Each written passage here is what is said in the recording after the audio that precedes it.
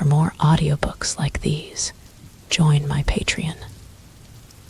Link in comments. Chained to the Alpha King. Prologue. I regret so many things in my life. I regret how I ignore my mother's warning to me, and I hate myself for not listening to her. She'd been telling me about this, but I chose not to listen and turn my ears deaf. Because of my recklessness, I end up here inside the dark and cold room, feet locked in chains, while tears are like a flood on my cheeks. The only thing I remember is I was inside a club, dancing to the music like I used to, and then someone danced behind me. I never let anyone dance with me except my girlfriends. I never let anyone touch me on the dance floor, but that night, it was different. Because the moment that stranger touched my waist, it was like something was igniting within me. It was new and earth-shattering. I turned around to see him, but a handkerchief covered my nose and mouth until I lost consciousness. When I woke up, I am already locked up in here. I didn't even see who kidnapped me. I am so scared, and I suddenly regret everything. I don't have any idea who kidnapped me. I am sure that I never had a quarrel with anyone. Nervousness filled my heart when I heard footsteps outside this dark room. I swallowed hard when I saw how the doorknob moved. Someone is opening the door. Light come through the door as soon as it opens. I closed my eyes because I was dazzled. I heard the door close again, and the room lit up. I swallowed hard as I slowly opened my eyes. Whoever kidnapped me must be crazy. I'll surely sue him once I escape this fucking room. I won't let them hurt me. I'll escape this fucking place alive. The first thing I saw was a pair of black shoes in front of me. I slowly lift up my eyes until I was stuck at the pair of brown eyes coldly staring down at me. He's not familiar. I am sure I didn't know him. But his ruthless and handsome face won't escape my eyes. I've seen a lot of pretty men. Some of them like me and dated me.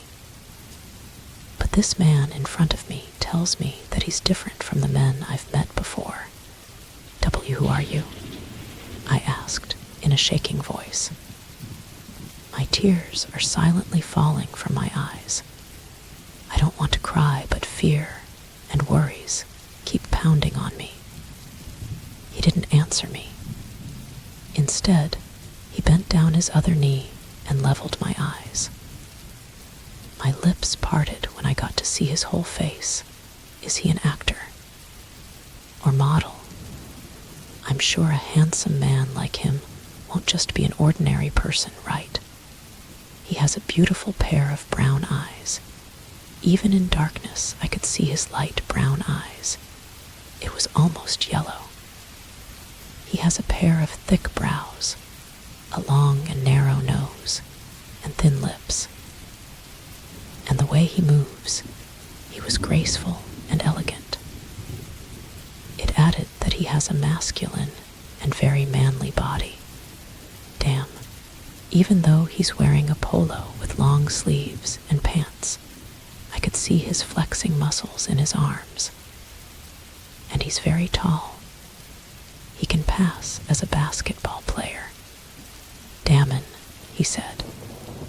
His cold and deep voice sent shivers down my spine. My heart skipped a beat. I don't know if it is still because I am scared or amazed by this man in front of me. Is it your name? Then, Damon, why am I here? Did you kidnap me?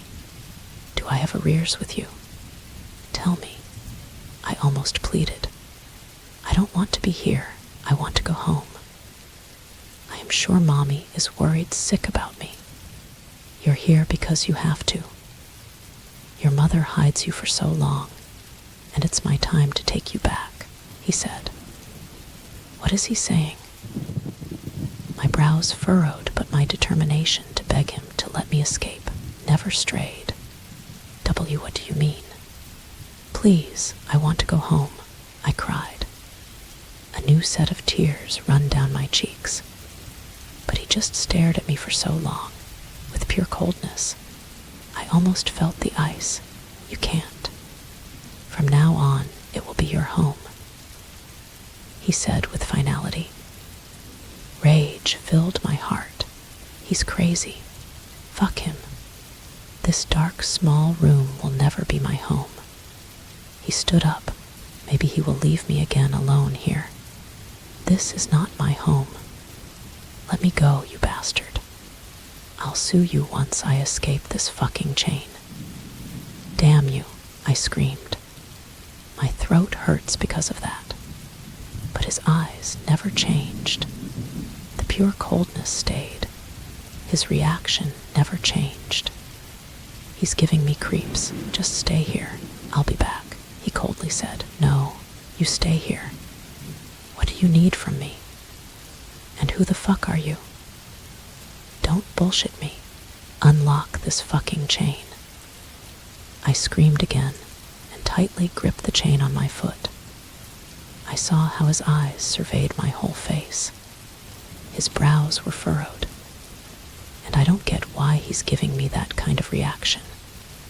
My heart skipped a beat when he started to go near me, until he stopped a few inches away from me. I can smell his manly scent. I swallowed hard when I felt how my heart is pounding so hard. Athena. I got goosebumps when he uttered my name. Who the fuck is this man? Why does he know me? He even mentioned my mom a while ago. Who is he? You like it or not, you'll stay here. And don't make me lose my patience. I hate hard-headed women, he warningly said before he steps away from me and leaves the room. No, it can't be. Who the hell was that man? Why is he keeping me? Why does he know me? And why am I locked up in here? Chapter 1. My life was just simple. I have a mother who keeps telling me to be careful, especially at night. But I am a girl who loves partying.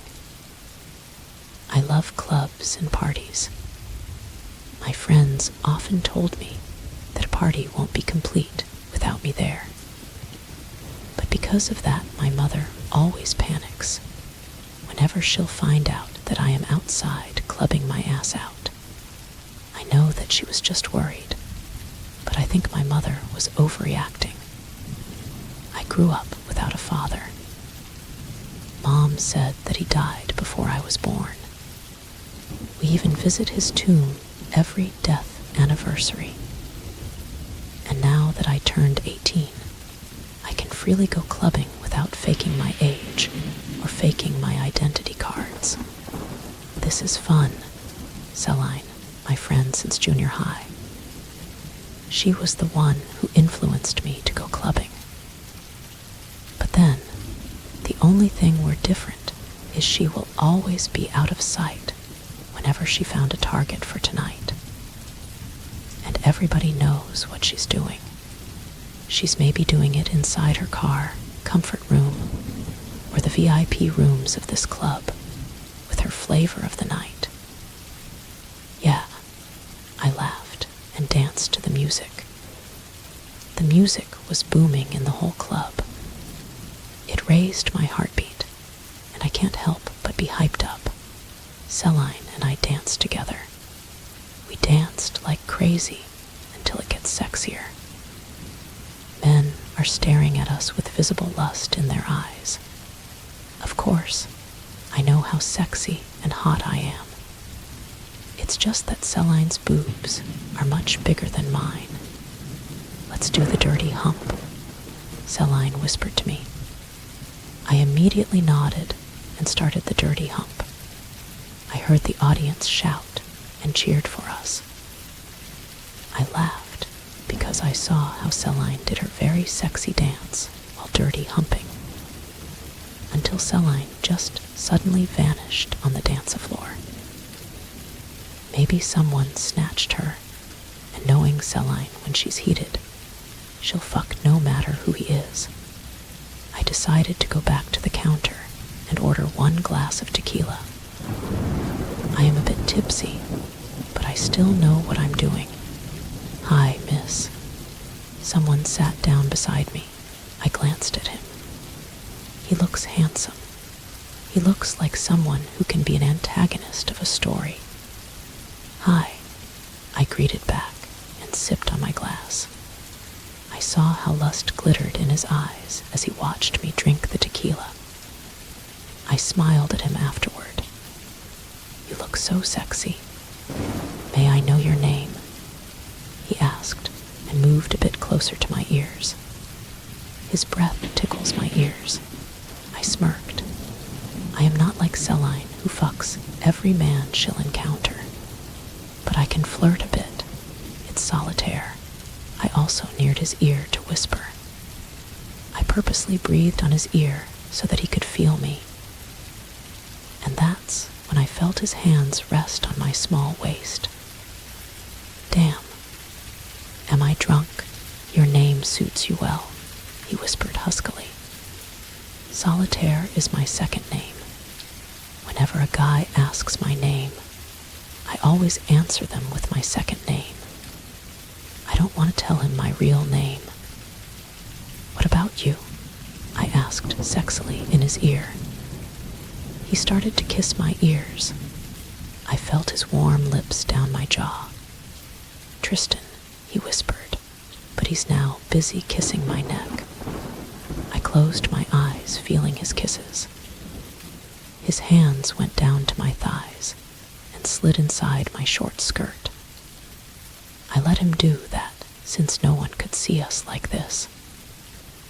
Everyone is busy dancing and getting drunk, so no one will care if we make out here. "You're so hot," he moaned while kissing my neck. My lips parted. I let men touch me whenever we make out because it makes me feel better. I snaked my arms around his nape and attacked his lips with hungry kisses. He was shocked at first, but he kissed me back later on.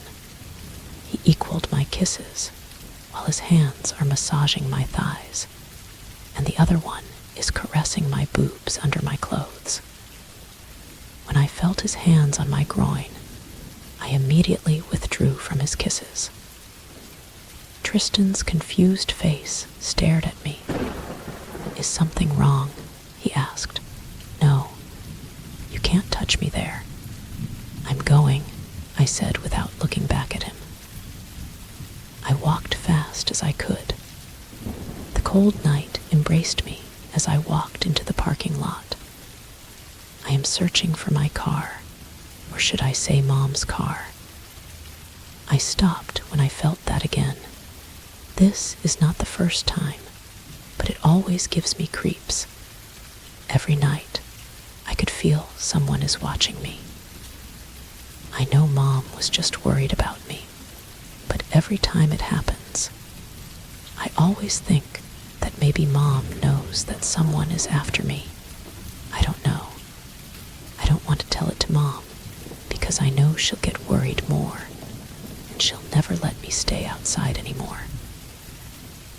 But this feeling of someone watching me from afar gives me chills, and it bothers me. I looked around the area, but I am the only one here. I walked faster until I found my car. I searched for the key inside my bag, and when I found it, I immediately started my car. I looked around the area, once again checking if I could see whoever someone was watching me. But I saw no one. I drove the car and remember what happened earlier. I had fun partying tonight and making out with Tristan. Tristan is not the only one I made out this night. But I don't want anything beyond that. I don't want to have sex, unlike Celine, who craves it. Speaking of Celine, I need to message her that I'm going home now. I was typing on my phone when my car screeched to stop. My eyes blinked twice as I looked in front. A huge rock was blocking the road. Maybe it came from the mountain. This road is in the mountainside, so it's understandable. But am I only imagining it? I didn't step the brakes, so how did my car stop on its own? I feel like someone pulled my car from the back so that it would stop. I immediately turn around to check the car's back, but there's no one. What the hell happened? Chapter 2. The next morning, I woke up feeling nauseous. I quickly run towards my bathroom and knelt down in front of the toilet, and like a fucking waterfall, I vomit. I feel like I poured it all out. It feels so bad. How I hate the aftermath of getting drunk. I showered myself and changed into jeans and an off-shoulder top. Even with a hangover, I still need to attend school. Well, I am a graduating senior, so I have to be extra careful with my attendance. I was going downstairs when I heard voices from the living area. There's visitor. Just give me more time. Please, you have to understand that it's hard for me. I heard Mom Pleading's voice. My brows furrowed. What the hell is happening? We know Miss Madrigal, that's why he's giving you time. But you're already reaching his limit. He already gave you months. No, he already gave you 18 years for you to be with her. Now that she's of age, she has to face what's destined for her. I heard a man's voice. Okay, I understand. But please tell him give me more days, just days. Sir, Mom begged. I cannot take it anymore. I stepped inside the living area, and I saw a bulky man sitting on one of our couches. They both looked at me. Mom's face was shocked to see me, while the man was just staring at me. Mom, what's going on? I asked Mom. Mom immediately shook her head and walked toward me. She's just a friend of mine, Athena. Don't worry, Mom assured me, but my glaring eyes are still on the man. He stood up. I'm going now, the man said, and left. You have to eat your breakfast first before you go to school. Mom pulled me towards the dining. She pulled a chair and pushed me to sit there. Mom, who's he? I asked. She looked away, obviously avoiding my question. He's just a friend, Athena. Don't be too curious, she said, and put rice on my plate. I watched her do that while still thinking of what I heard. What are they talking about? It is clearly not about debt or something. It's about someone. Maybe Mom is keeping secrets from me. I didn't ask her anymore and just quietly ate my food. When I finished, I quickly kissed her cheek goodbye. School is still the same. Celine was late because of being tired last night. I know why she's tired, though. So, are you ready for tonight? Celine asked while we were eating lunch in the cafeteria. My forehead wrinkled at what she said, tonight. Why? I asked. She rolled her eyes. My friend will host a party at the club tonight. We'll go, she excitedly said. Seriously? We just partied last night and tonight too. Yes. I surely love parties and clubbing, but sometimes it's making me worn out. Aren't you tired? I asked her to know if she was really serious about the party tonight. Yes, I am tired, but my body still can accommodate 2 dicks, she laughed. I sneered. It's good to know that you're still not pregnant, though, I said, shaking my head. Well, I am always ready. Look at my wallet, she said, and took out her wallet. And my eyes widened when I saw condoms. A lot of condoms, what the, I mumbled. She laughed hard. See, there's no way in hell I'd get pregnant, she proudly said. She's gross. And just like what she wanted, I prepared myself for the party later this night. I was choosing a dress from my closet when Mom suddenly barged into my room. She was panting. Mom, what's wrong? I asked when she pulled my luggage from its place and put my clothes in there. What the hell is she doing? We have to leave now, Athena. Pack your things, she said, panicking. Why? Why is it so sudden? I asked, still can't believe that she wants us to leave now. And where are we going then? We have no other relatives aside from us. Just listen to me, Athena. We have to leave.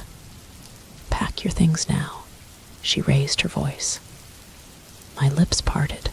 Mom, I want to know why. We can't just leave here without reason.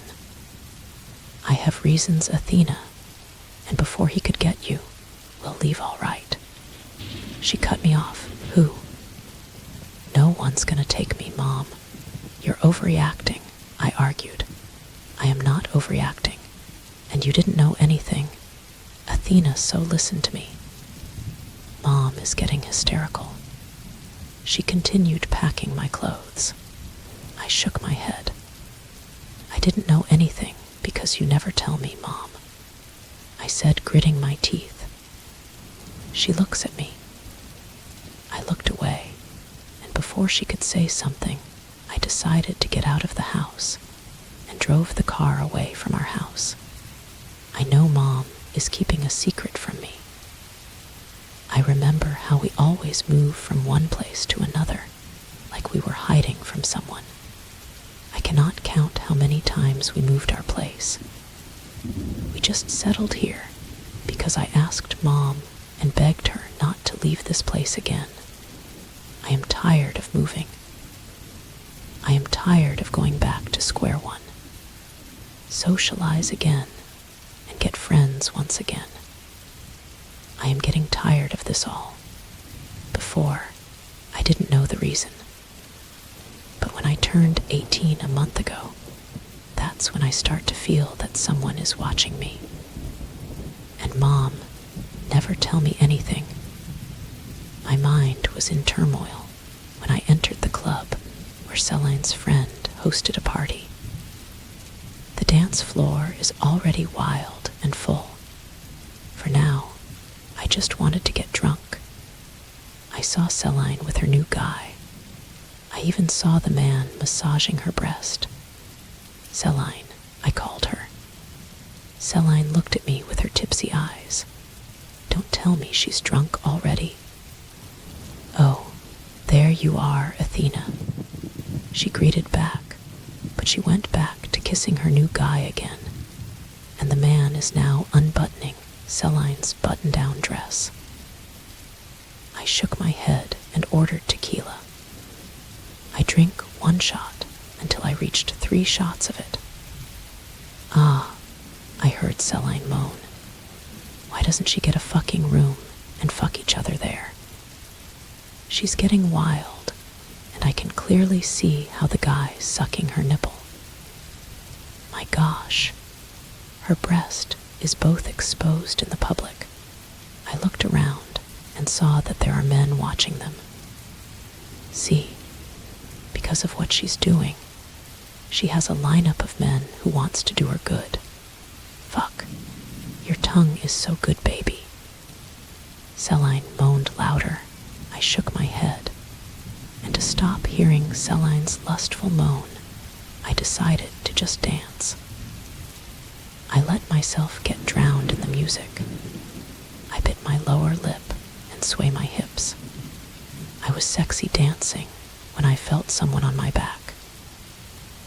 The smell of his perfume is telling me that he's a guy. I continued dancing until I felt something on my back. It was hard and poking me. I didn't know, but it sent an electrifying feeling to my system. I heaved a deep breath when his arms snaked around my waist and pulled me more to him. His hardness becomes more evident now that our body is so near to each other. Come with me. His deep and cold voice gave me goosebumps. It was giving my heart tremendous beats. I've kissed men before, felt them before. But why is this man behind me so different? It takes a lot of kisses before a man turns me on, but this man, just let me feel his hardness, and I am turned on. Because of my curiosity, I turned around to face him, but before I could see his face, a handkerchief covered my nose and mouth, only to fall into unending darkness. Chapter 3. You like it or not, you'll stay here. And don't make me lose my patience. I hate hard-headed women. I can't believe I end up here. And I can't believe that I am literally and truly kidnapped by someone. I can't help but get scared more when I remember the man who introduced himself as Damon. His words were absolute, like he really plans to keep me here. Thinking that I'll be locked up here for the rest of my life makes my inside burn in anger towards that man. Then, I remember the bulky man who talked to Mommy. We know, Miss Madrigal, that's why he's giving you time. But you're already reaching his limit. He already gave you months. No, he already gave you 18 years for you to be with her. Now that she's of age, she has to face what's destined for her. It was his words. Was he talking about Damon? Does Mommy know this man named Damon? Was he the one who's watching me from afar? The one I always felt watching me? Was he? For what? Why? What is it? I am so confused. I want to hear an answer, but how could I find the answer when I am locked up in here with this fucking chains? I no longer realized the passage of time until the door of this room opened again. The whole room lit up again, and there I saw a man. My eyes widened when I saw his face. He was the bulky man who went to our house to talk to my mother. I know you, I said, dazzled, and at the same time confused. He put a tray in front of me. It was a tray of food. I gritted my teeth. Tell me, who are you? Why am I here? What do you need from me? I asked with gritted teeth. If I can just escape this fucking chain, I would probably hit them one by one. Damn them. How could they do this to me? I'm not supposed to talk to you, Miss Madrigal, he said. Then, call your master. It's Damon, right? Let me talk to him. I screamed, even though my throat is hurting. He's busy. He'll visit you later, he said, like a fucking robot.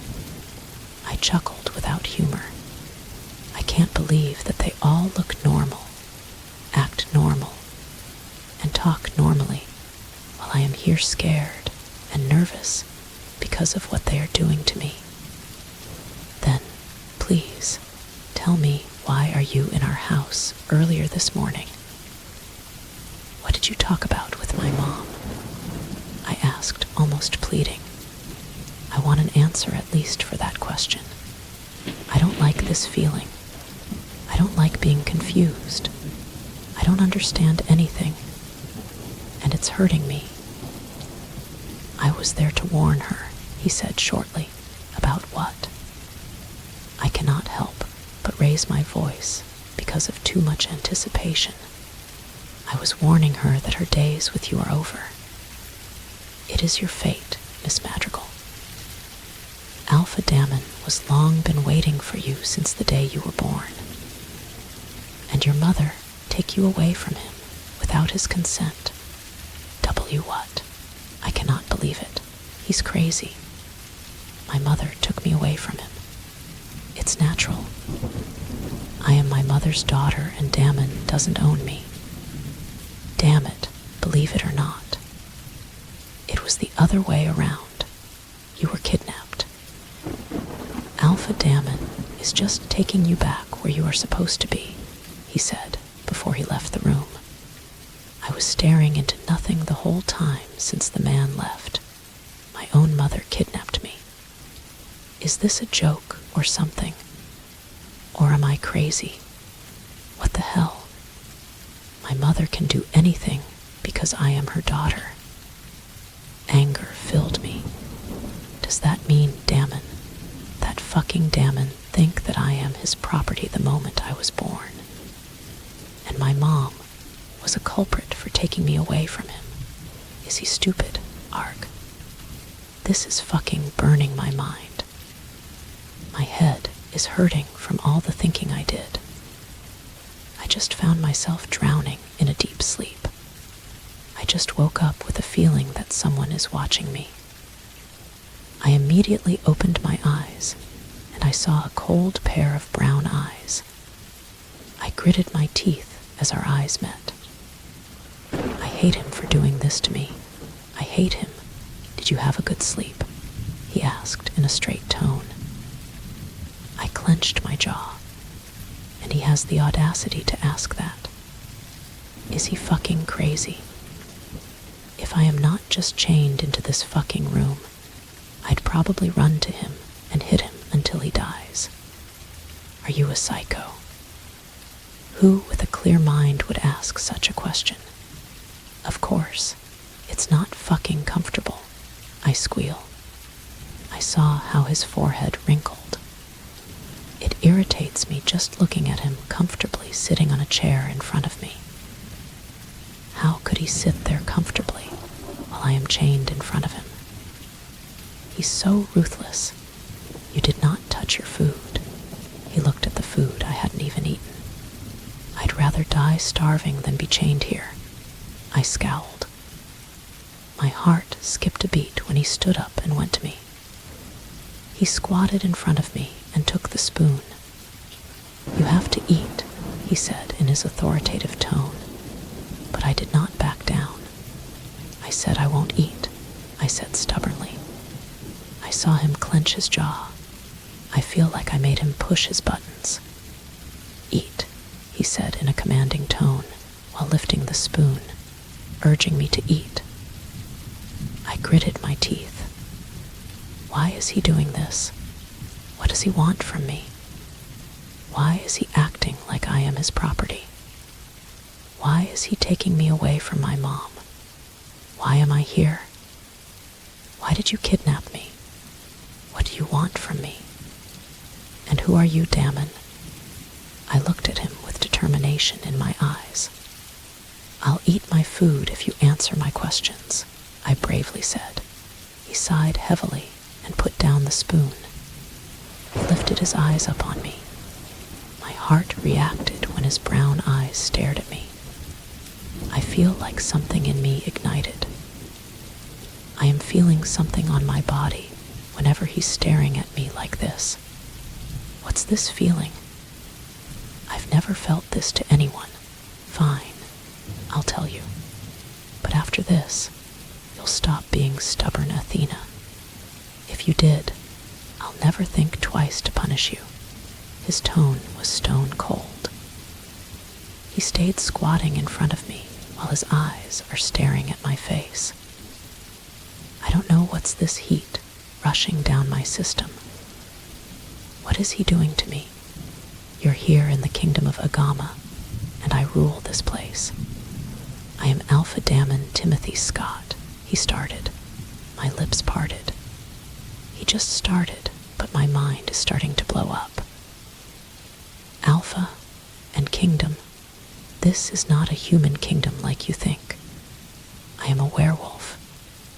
Everyone here is werewolves, and I am their alpha king.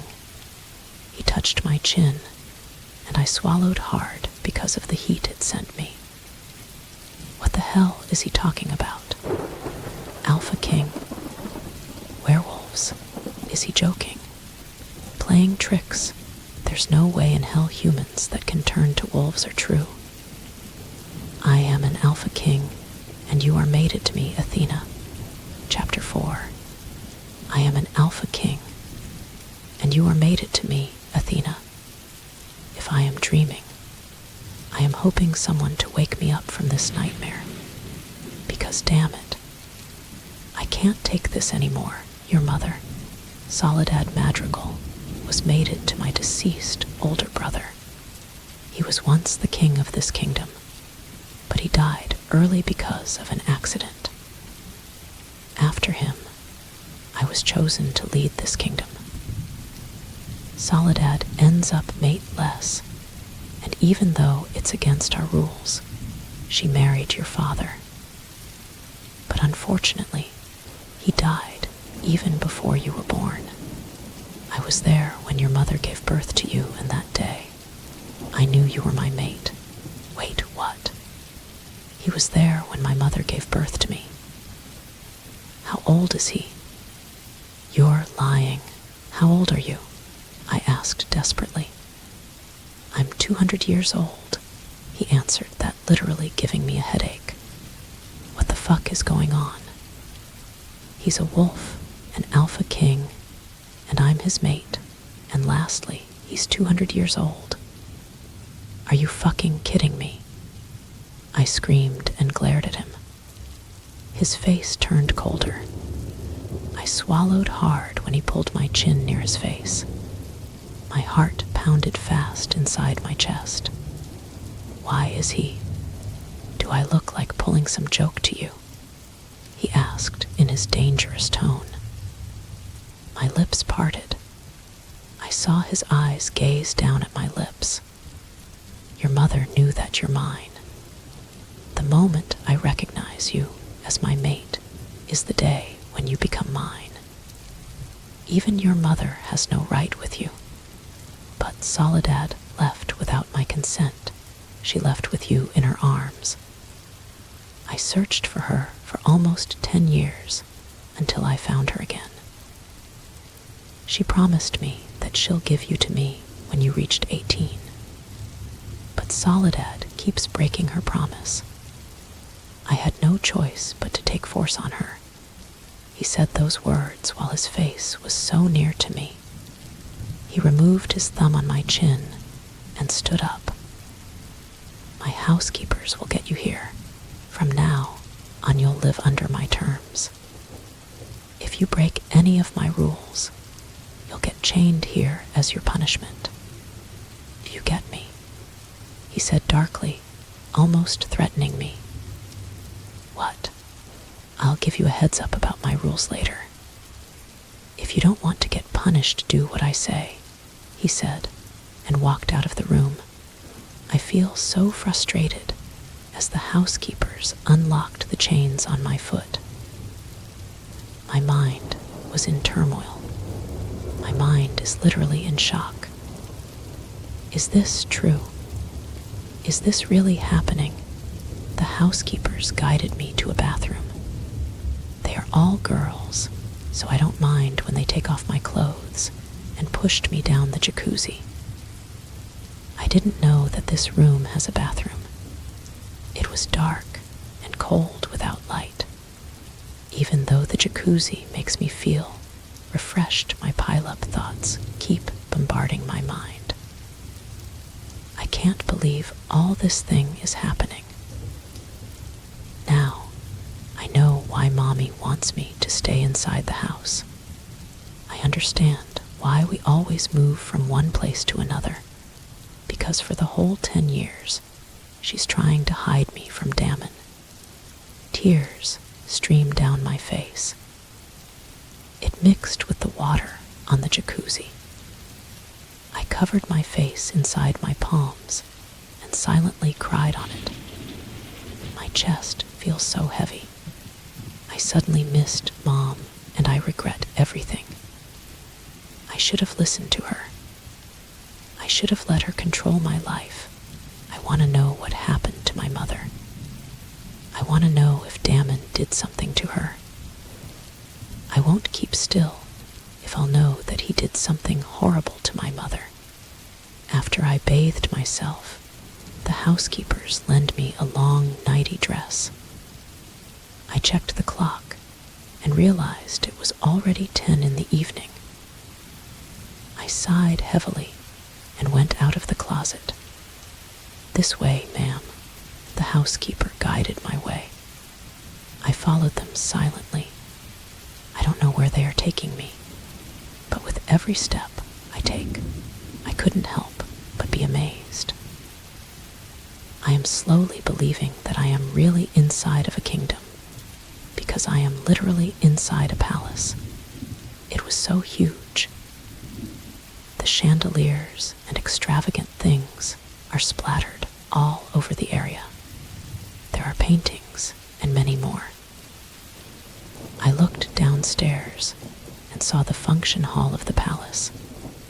I feel like it can house a huge party and invite a lot of people. This is so shiny. The housekeepers opened a door, and a huge room with a king-sized bed welcomed me. "We'll leave now, ma'am. Have a good sleep." The housekeepers left me all alone inside the huge room. I sighed heavily. I walked towards the bed and sat there. It was comfy and soft.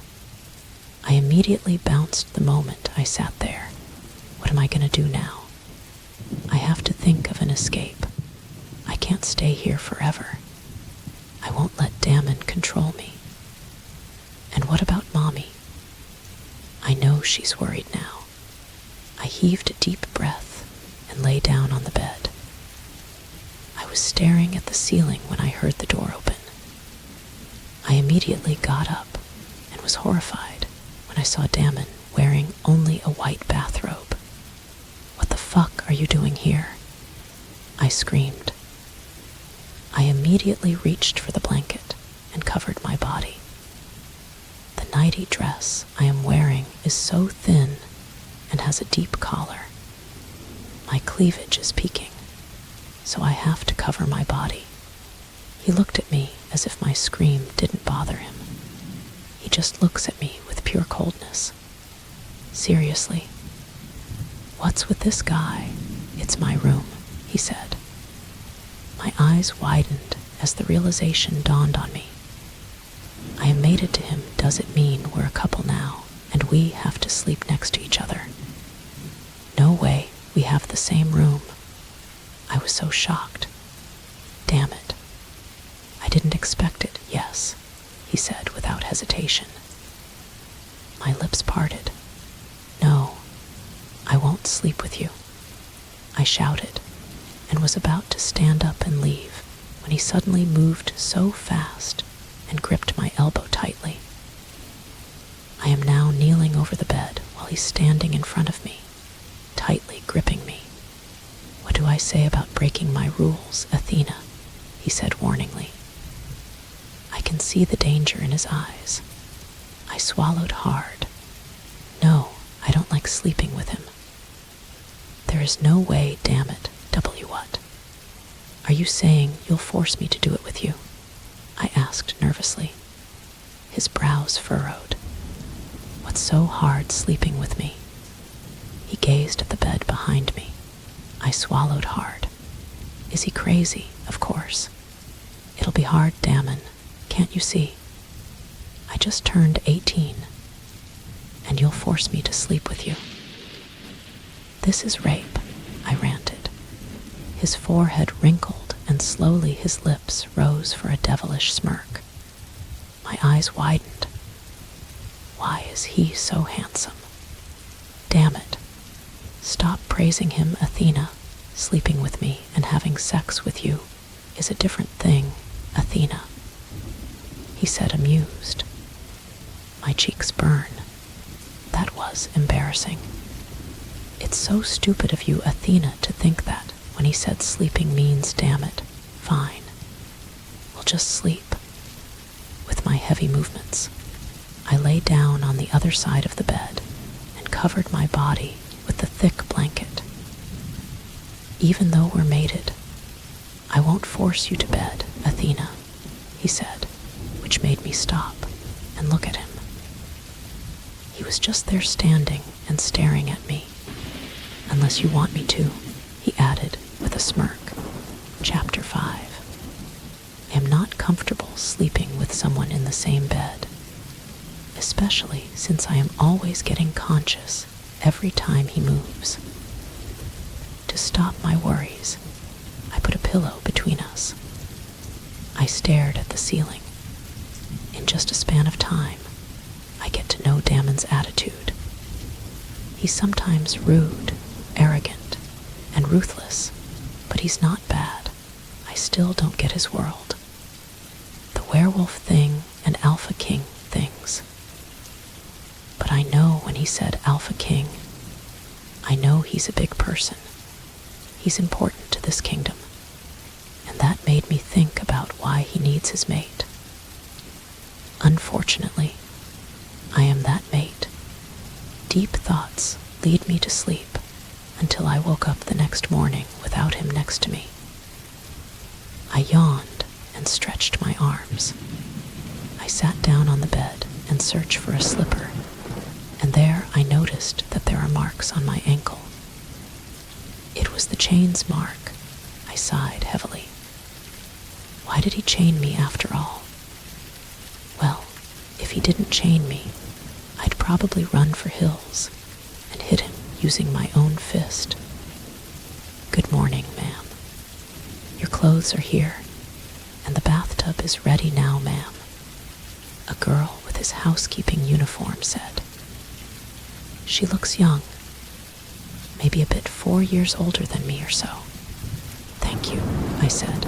"By the way, ma'am, Alpha Damon said that you need to wait for him in the dining. He said that you'll eat together," she added. My brows furrowed. Why would he make me wait? What's he doing anyway? Is he busy? I almost forgot that he's an Alpha King. Alpha King my ass. I almost rolled my eyes. I took a bath and changed into the clothes that the girl prepared for me. My brows furrowed when I noticed that it was a long-sleeved dress. What the hell? What am I? Going to the church, excuse me? I asked the housekeeper. She looked at me. I am only wearing my bathrobe when I went out. Yes, ma'am, she responded. You have any clothes other than this? I asked. She immediately shook her head. I'm sorry, ma'am, but Alpha Damon wants you to wear that, she said. I raised a brow. She suddenly looked scared when she saw my reaction. What is that man thinking? He wants me to wear this dress. It's for an old hag. I entered the walk-in closet and looked around and smirked when I saw a scissor. I have an idea. I used the scissor to cut the sleeves and make some designs on the waist part. When I finished, I immediately looked myself in the mirror. I smiled with triumph when I saw how sexy I am with my own design dress. It's now sleeveless and has small cuts on its waist to emphasize my curves. That's fashion, Damon. Well, he's a 200-year-old freaking guy. He won't understand the trends nowadays. Now I wonder. I didn't know that wolves like him lived a longer life. I don't think I can live that long. I'm done, I announced as I went out of my walk-in closet. The housekeeper's jaw drops because of what I look. Ma'am, what? Don't worry. Damon won't mind it, I confidently said. But she looks worried or something. I went out of the room. There are guards everywhere. I bet they are all wolves. Am I the only human here? Now that I think about it, they are all carnivores. Wait, they are not literally those wolves, right? They can be human too. Arg. Why is this thing so messed up? The guards opened the door for me, and a long, extravagant dining table welcomed me. I blinked twice when I saw a lot of food prepared for us. Are these really all for breakfast only? Why is it so many? This is your place, ma'am. The housekeeper pulled a chair for me. I sat there and was about to touch my spoon when the housekeeper said something. Ma'am, Alpha Damon said you have you wait for him, she informed me. I rolled my eyes and leaned on my chair. What the hell? Do I really have to wait for him? What if I am really starving now? 5 minutes had passed, and Damon was still not here. I am now glaring at the food in front of me.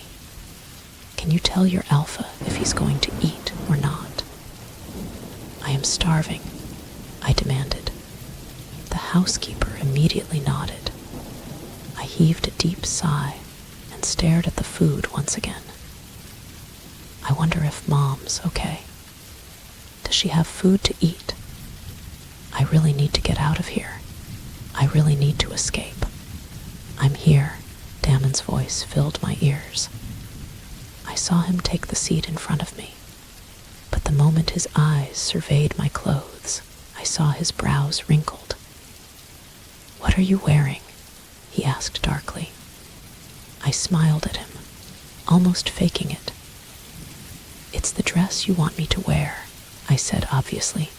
No, it's not, he said, clenching his jaw. He even glanced at the housekeeper who brought the dress to me. The housekeeper looks constipated now. I just put some design on it. Your type of dress is only for old hags. So, didn't I say to you to follow my rules? His tone is getting dangerous. Damn, I am starving. Can we talk about it later? What? So even the kinds of clothes I want to wear, you'll have to decide on it. Why? Are you the one who'll wear it? Why don't you try and wear them instead, huh? I sarcastically said. His brown eyes narrowed. I don't know, but I suddenly felt nervous about the way he looks at me. Stone, he called the bulky man. So, his name's Stone, huh? What is it, Alpha? Stone asked. Get the plate and foods in front of Athena. She'll not eat her breakfast today, Damon commanded, making my eyes wide open. What the fuck? What? I screamed, and put a tape on her mouth. She'll have to watch me eating, Damon added. You fuck. I didn't have the chance to continue my words when Stone put a tape on my mouth and handcuffs my hands behind me. Damon coldly looked at me. I cannot believe it. Fuck him. Fuck him. After he made me wait for breakfast, he'll do this to me. Fuck you, Damon. You bastard Alpha King. I told you so. Break my rules means punishment, Athena. He said ruthlessly. Chapter 6. I can't believe I am being treated this way. Damon really made me watch him while eating his food.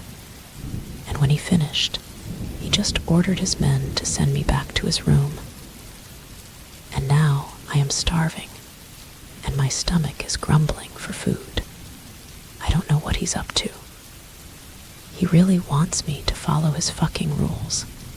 So, I am here to be his slave. Damn it. As soon as possible, I need to think of a plan of escape. I won't last long if this continues. I stopped walking back and forth when I heard noises on the balcony of this room. My brows furrowed and walked closer to the balcony. I opened the glass door and was astounded when I saw the group of people standing in front of the palace. What are they doing? They are lining up like troops, while Stone was standing in front of them. He was saying something, but I couldn't hear it because of our distance. And as soon as Stone lifts his right arm, my eyes widened in pure shock when I saw how the men turned into a fucking wolves. Oh my God, I mumbled, and suddenly it becomes hard to breathe. I stepped back as I watched the wolves run prompter and wilder. I can feel my limbs shaking and my hands sweating. What was that? I know that Damon already said that they are wolves, but maybe it is still not sinking into me that seeing it right in front of my eyes shocked the shit out of me. Is it clear to you now, Athena? I was stunned when I heard Damon's voice behind me. Something is blocking my throat as I turn around to see him. His eyes were staring at me coldly. Until now, I still can't believe this all. I feel like I am just inside my nightmare, and I don't understand what's happening to me. I can't accept it all. This is your life now. I am the alpha of this kingdom, and you will be their Luna, their queen, he said, while slowly walking toward me. My lips parted as I tried to process his words inside my head. I am the queen. Is this some kind of joke? I was just dancing, and suddenly I am a queen. Damn it. Is someone playing tricks on me? Or is this my punishment for being stubborn to my mom? You can't go back because this is your home. You have to accept it, Athena. He added. Tears formed in my eyes, and with my pure anger, I looked at him. I saw him staring into my eyes. He didn't even faze when I angrily look at him. If I can't go back, then let me stay with my mother. I want her with me. Where is she? I screamed. If this is really my fate, then I only want my mom. I want her with me. That's all I ask, Damon, I steely said. I saw him clench his jaw. She's safe, but I can't let her stay here. She did a crime, and it's against our rules, he said coldly, and was about to leave when I run towards him and block his way.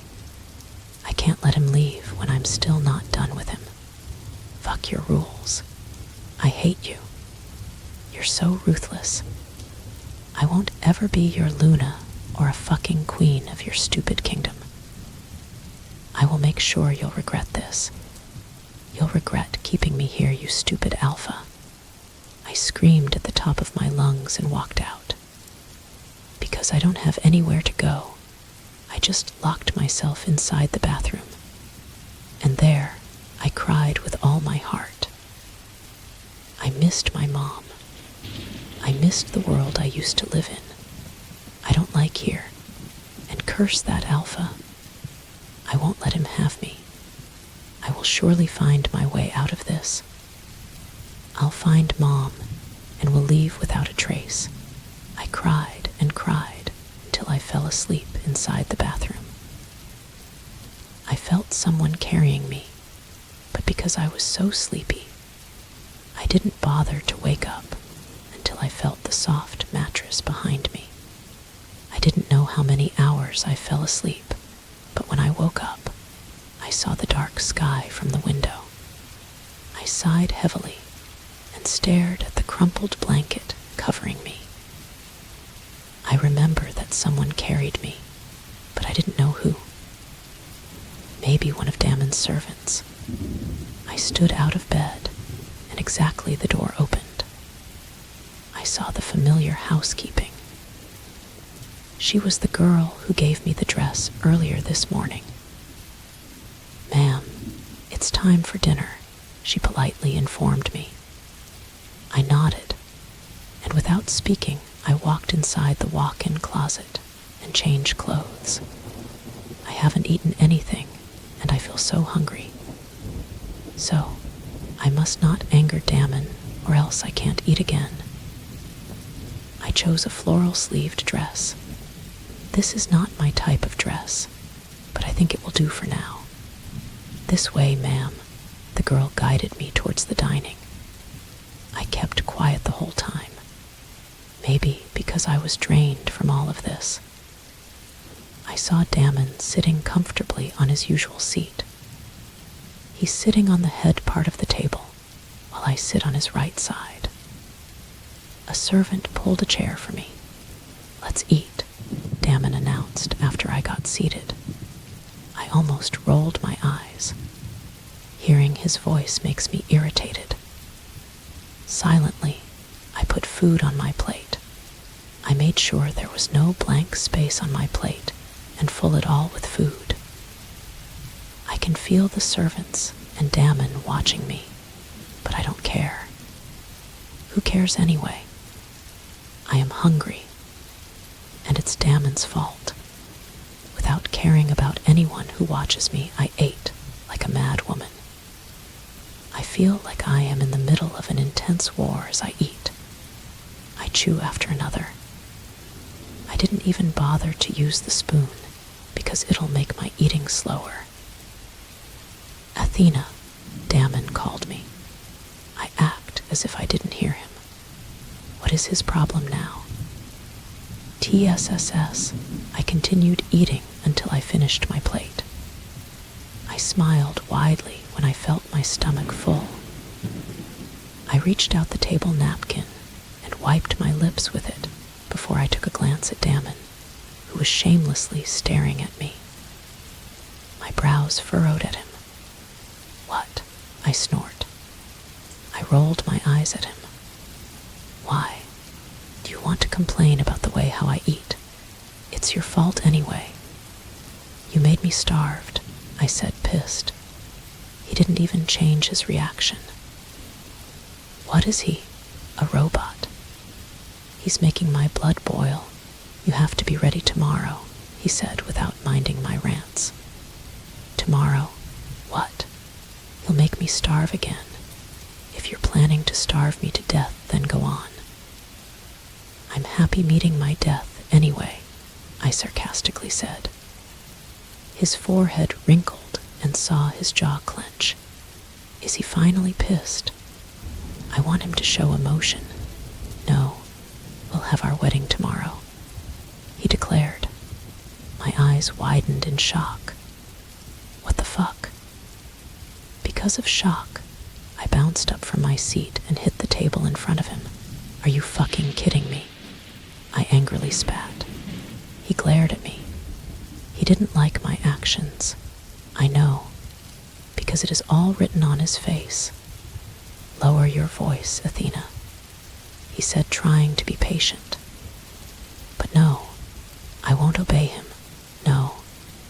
Didn't I tell you I don't want to be your Luna and to be the queen of this stupid kingdom? And fuck, I don't want to get married. "I'm just 18, you bastard," I screamed and walked out. The servants made a way because of my sudden burst out. I don't know where to go, and it's my chance to escape. Without thinking, I run towards the entrance hall of the palace. I can feel their eyes stuck to me. I saw the guards getting alert by my aggressiveness. But before I could reach the large double doors, someone snatched my arms and lifted me up like a sack of rice over his shoulder. And I know who it is. I know, fuck you, Damon.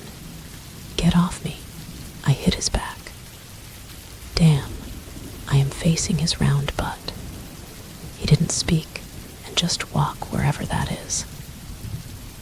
I tried to move, but he was holding me tightly. He's so strong that I can't do anything. I said, "Get off me, you bastard." I screamed, but instead of letting me go, he threw me over his bed, and with with his speed movement, I felt my hands locked up in chains. "What the fuck is this?" I screamed so loud. "Damn it, there's a chain in his bed." He gripped my chin and made me look in his eyes. Nothing changed in those beautiful brown eyes. He was cold and serious. If there is irritation, he's probably hiding it from me. "You can't escape from me, Athena," he whispered like a curse. Chapter 7. I am still in a daze while staring into nothingness. It's already late at night, but my eyes are still wide open, sitting over the bed, while hands locked in a chain. I feel so miserable. Why is this happening to me? I can't imagine myself getting married at this age. I don't even know Damon. And I don't even love him. What about my dream? My dream about getting married to the man I love. Well, I still haven't met him, but I want to get married to the man I love, and not to the man who's cold and rude. And a fucking alpha. He said that we'll get married tomorrow. And even though I want to escape him really bad, I can't sneak out with these chains locked on me. I am so hopeless. Damn it. I wiped the tears that fell on my cheeks. My eyes roam around the whole room. Damon left earlier after locking me here. And knowing him, even though I begged to bended knees, he wouldn't waste his time for me. What am I gonna do? Is this really my fate? To be a Luna in this strange kingdom, and to be a wife of a Gotham monster. Time passed by until the sun peaked at the East Mountains. I didn't sleep the whole night, consequently, I feel lightheaded. To stop my throbbing head, I closed my eyes, however someone knocked on the door and opened it.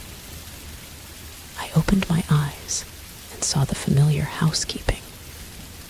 Maybe I should ask her name. She must be the housekeeping who's assigned to me. "Ma'am, I will ready your bath.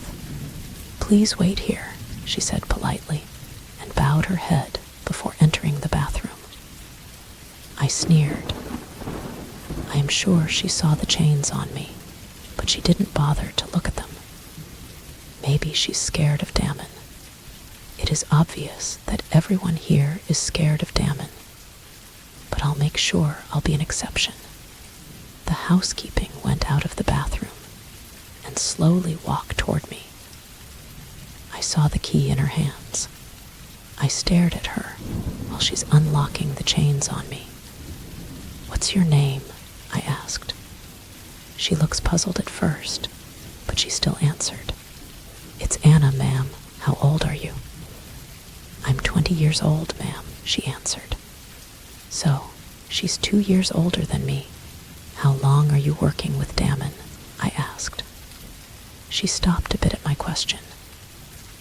"Since I was 5, ma'am," she said. My jaw twitched. What? What did you say? How? Why? I was shocked to know that she was serving Damon at that young age. She gave me a half smile. "I was born a slave, ma'am. My parents died as a slave, and I am also born to be," she explained. I was so shocked. "Does it mean if you came from a slave family, you will live as a slave forever? That can't be. You shouldn't allow that to yourself." My tone raised. Her lips parted a bit. She looks at me like I am some puzzle she needed to solve. "Ma'am, nobody in this kingdom, in this place, could disobey the Alpha. His words are mighty and great. There is no one who could defy him, even you," she said. I was silent because of her words. I almost forget that we lived in a different world. I was used to freedom, while the people here aren't. Then, would I be one of them? How can I change my fate then? do I have the power to change it? Anna guided me towards the bathroom. I closed my eyes the moment I sink into the bathtub full of roses and milk. It was so refreshing. If I could just forget that hours from now, I'll get married to the Alpha. Anna, I called Anna. I know she was outside. She immediately enters the bathroom.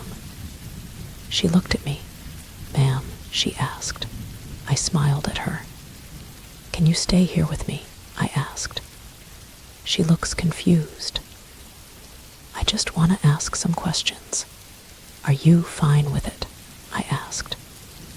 She sighed heavily and nodded. "This is my chance to know this world better. This kingdom. I have to know the policies, rules, and whatnot about this whole thing. Before I marry Damon, I have to know this place better.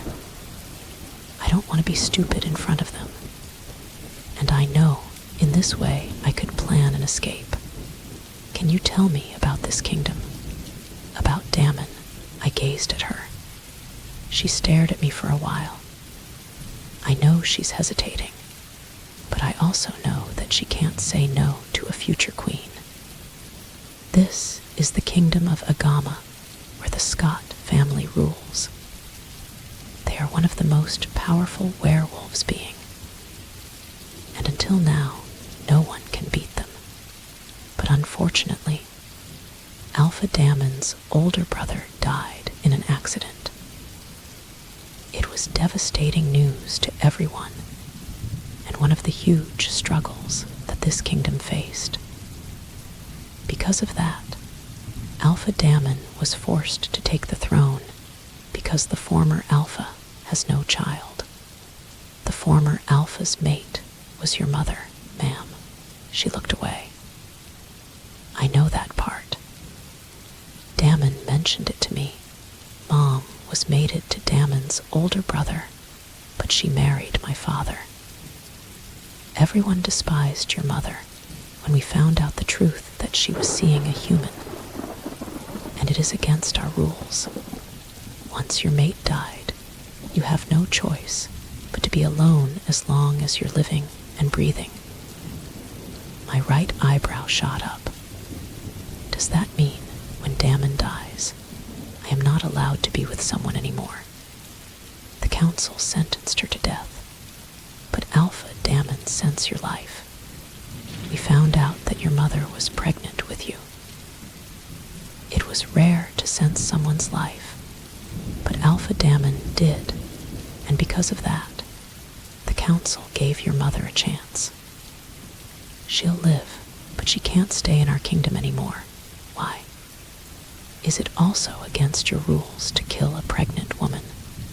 I asked curiously. I just can't understand. Why would they spare my mom's life for that reason? I can't believe that they are nice at some point. No, it's because the council hinted that the baby your mother's carrying must be Alpha Damon's mate, she said. How could they say that? I bit my lower lip. It's rare for wolves like us to feel someone's life in someone's belly. It does not include our power. Most especially, it's 1 out of 10 chances we could feel our mate when he or she's still a baby. We usually feel our mates when they are 15 or 18, and we started to feel them when we reach 18.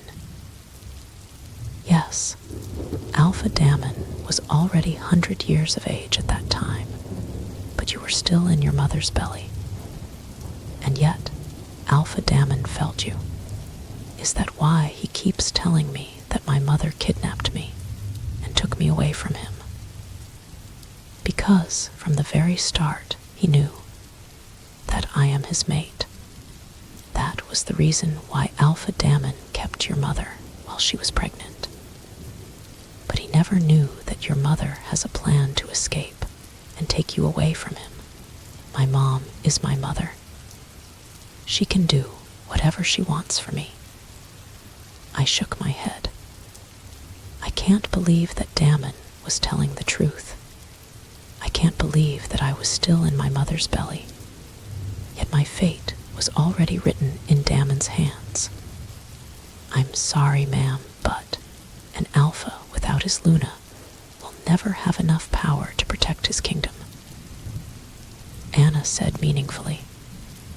I looked at her in a daze. What do you mean? An alpha lives longer and mightier when he has a Luna by his side. Without his Luna, the council and the whole pack will question his leadership. Without you, he will be useless. Chapter 8. Anna's words are continuously repeating inside my mind. Without me, Damon will be useless in this kingdom. I didn't think that Luna was one of the essential people in this kingdom. Is that why Damon is forcing me to marry him? Is that why I am in this situation? I sighed heavily as I stared at myself in the mirror. I look like royalty, wearing a huge and elegant white gown. The design from its top made the whole gown perfect. It has see-through embroidery and glittered long sleeves and a flowing gown. My hair was curled and down with a flower crown on my head. I've never worn clothes like this. I didn't imagine wearing one. Marriage wasn't in my thoughts, yet here I am wearing a wedding dress. You look stunning, ma'am, Anna complimented as she surveyed my look. I glanced at her. I want to run away and leave, Anna, I said truthfully. She didn't look shocked at what she heard. Maybe she knows that I didn't want all of it.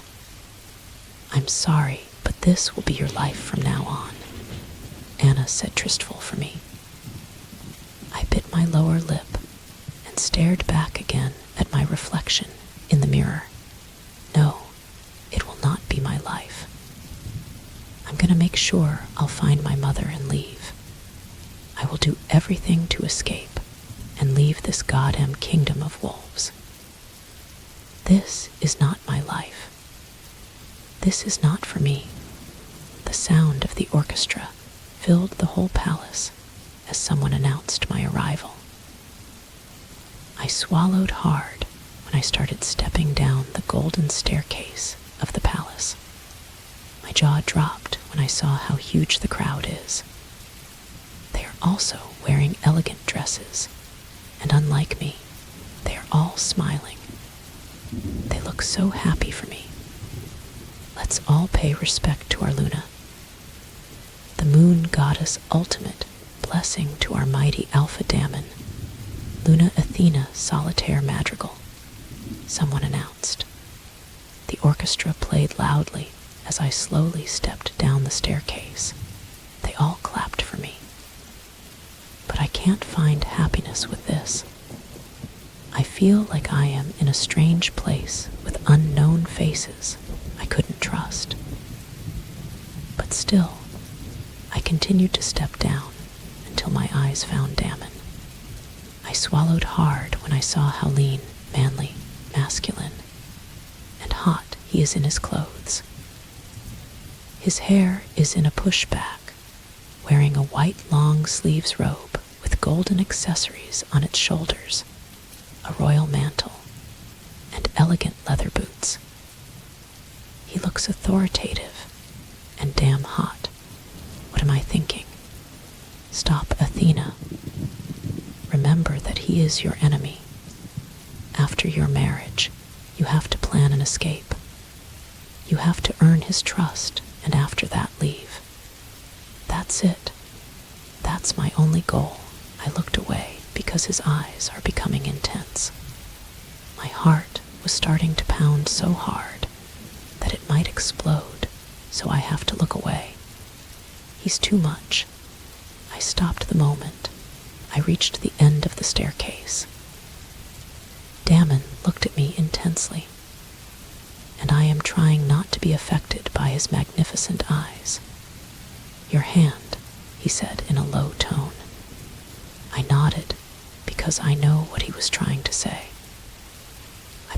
right hand in his waiting palms for me. He held my hand gently. It sent a shiver down my spine. I am wearing a white glove, but the warmth of his skin still lingered on mine. What the hell is this? The orchestra began playing again. All the people are watching us, with happiness and proudness in their eyes. They must be happy that their alpha now has a Luna after 100 years of being mateless. But damn it, this is not what I want. So, is this your way to earn your people's trust?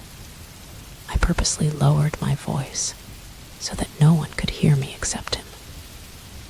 He didn't speak, so maybe he was confused about what I am talking back about. You are useless, Alpha, if you don't have a mate, right? I confirmed.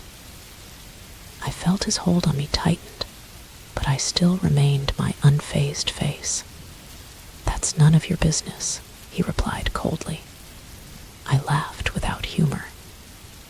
Maybe those who are watching us think that my laugh is genuine. You think so? You forced me into this, and yet it's not my business. Damon, this is not what I want. You're selfish. You don't consider my feelings, and just minding your own. I sharply said, still, with my lower voice. You think I want it and like it. No, Athena, even one bit, so just shut up and marry me, he said, a bit impatient. I was about to talk back, but it was time to stop walking because we now reached the end of the aisle. He let go of my hand and faced the person in front of us. I don't know why, but something inside me stung the moment he let go of my hand. Damn it. As an elder of this kingdom and pack, I will perform matrimonial rites that the goddess of the moon entrusted to me. On this day, a new generation of Alpha and his Luna is destined to be one to rule this pack.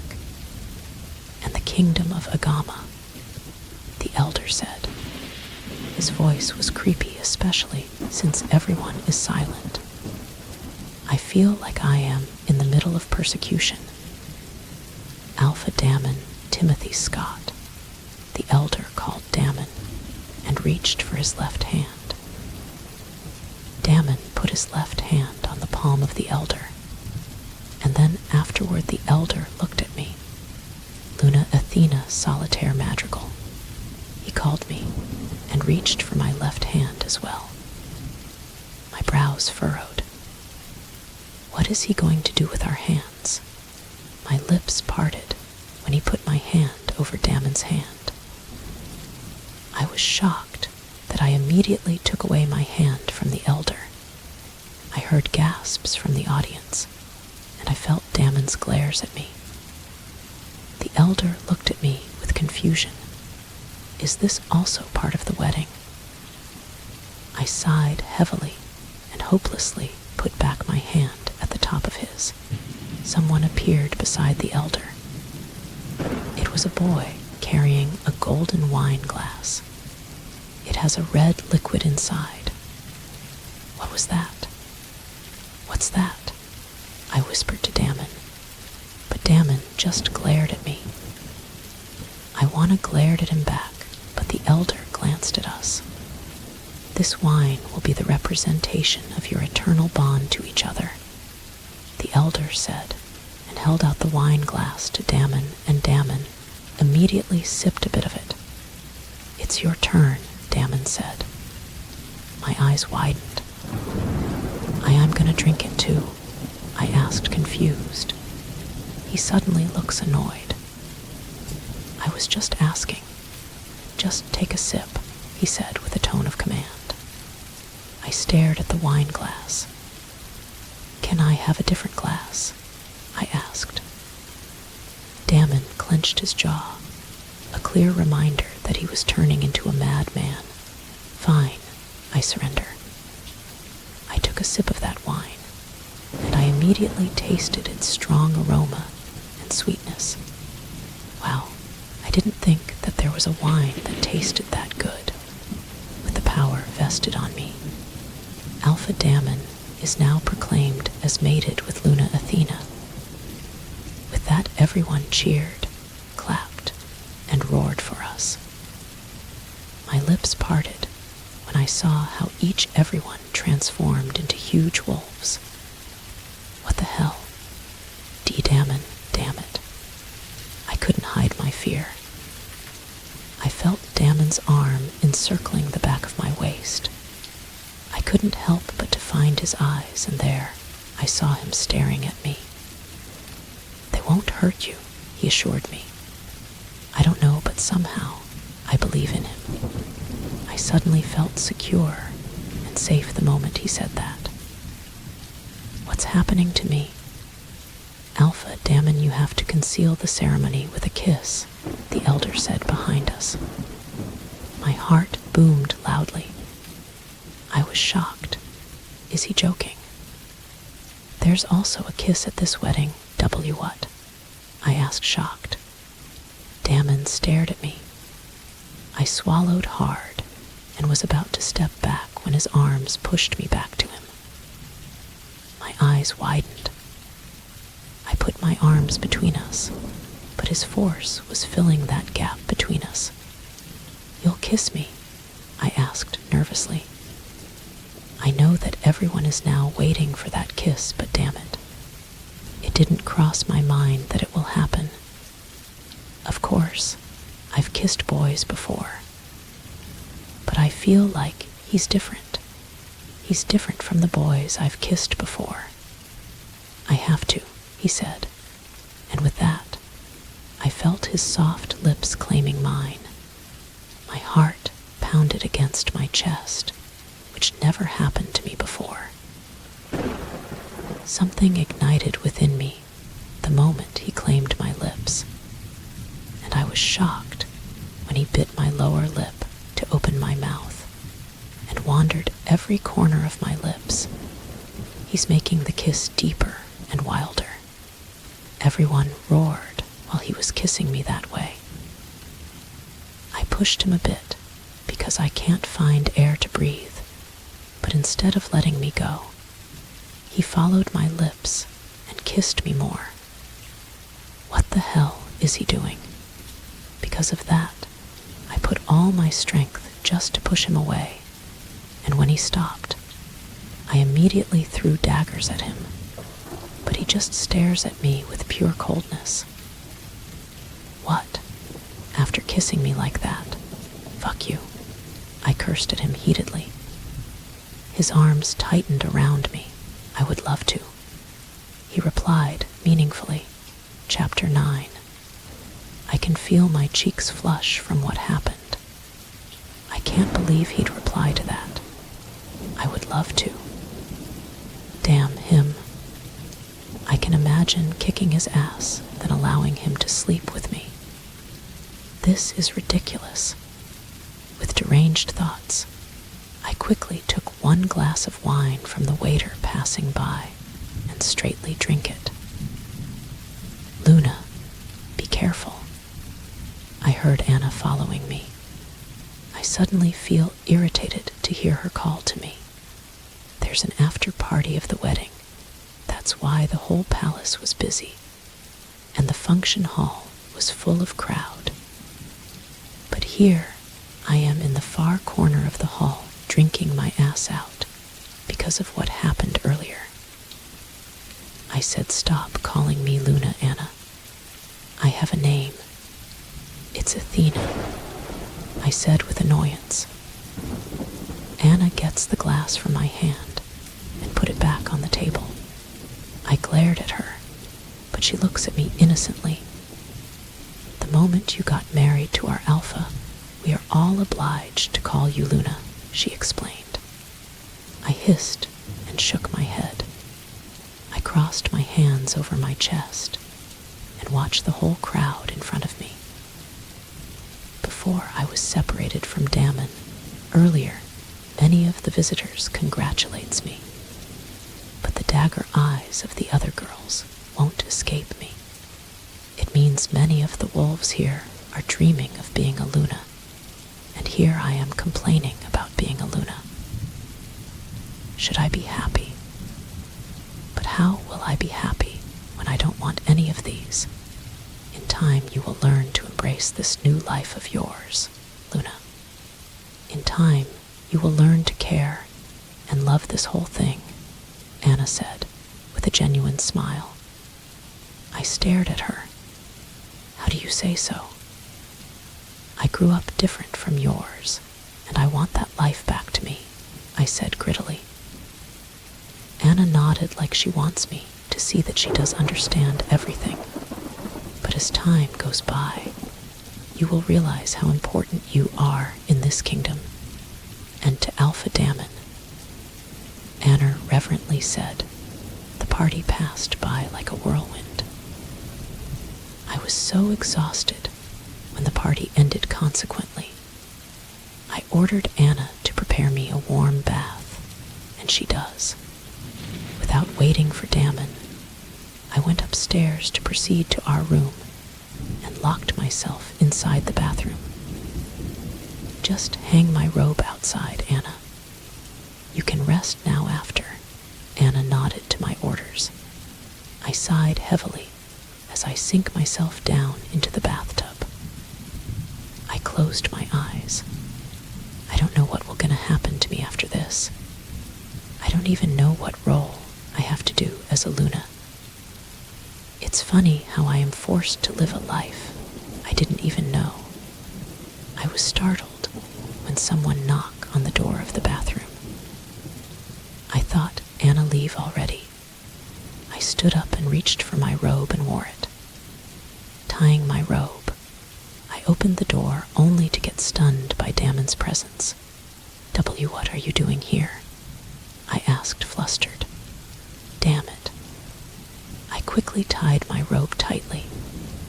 I saw his eyes survey my body. Obviously, it's my room. What's taking you so long anyway? I'm gonna have a bath too, he said, with his usual lazy and cold tone. I really hate his tone every time he talks to me. Then, find another bathroom. This palace is so huge. It's impossible that there's only one bathroom here, I said, annoyed. He raised his right brow. Why would I do that? My property, my rules, Athena. He reminded me. My brows almost palpitate when he held my arm and pulled me out of the bathroom. Don't touch me, I yelled. He let go of me and entered the bathroom without glancing back. I sighed heavily. I really can't stand his attitude. He's so full of himself. I changed into my night dress and cover myself with a thick blanket. I put pillows in the middle of the bed just in case he'd do something bad to me. Even though we are married, physical touch or sex is not allowed. I thought it was hard for me to sleep that night, but it wasn't. Maybe because I was so exhausted that I didn't even know what time Dammon finished his bath. I just woke up with Anna's voice waking me. Good morning, Luna. It's time to wake up, she cheerfully greeted. I heaved a heavy sigh and get up from bed. My eyes immediately flew to the other corner of the bed. As expected, Dammon wasn't there anymore. I wonder what he's always up to. He's always busy in the morning. I took a quick shower and changed into a floral dress. I like this dress better because even though it's a bit conservative, it's still comfortable to wear because of its silk. Anna followed me towards the dining, and there I saw Dammon sitting comfortably in his usual seat. There's a mug of coffee in front of him. One thing I noticed about him is his usual coffee in the morning.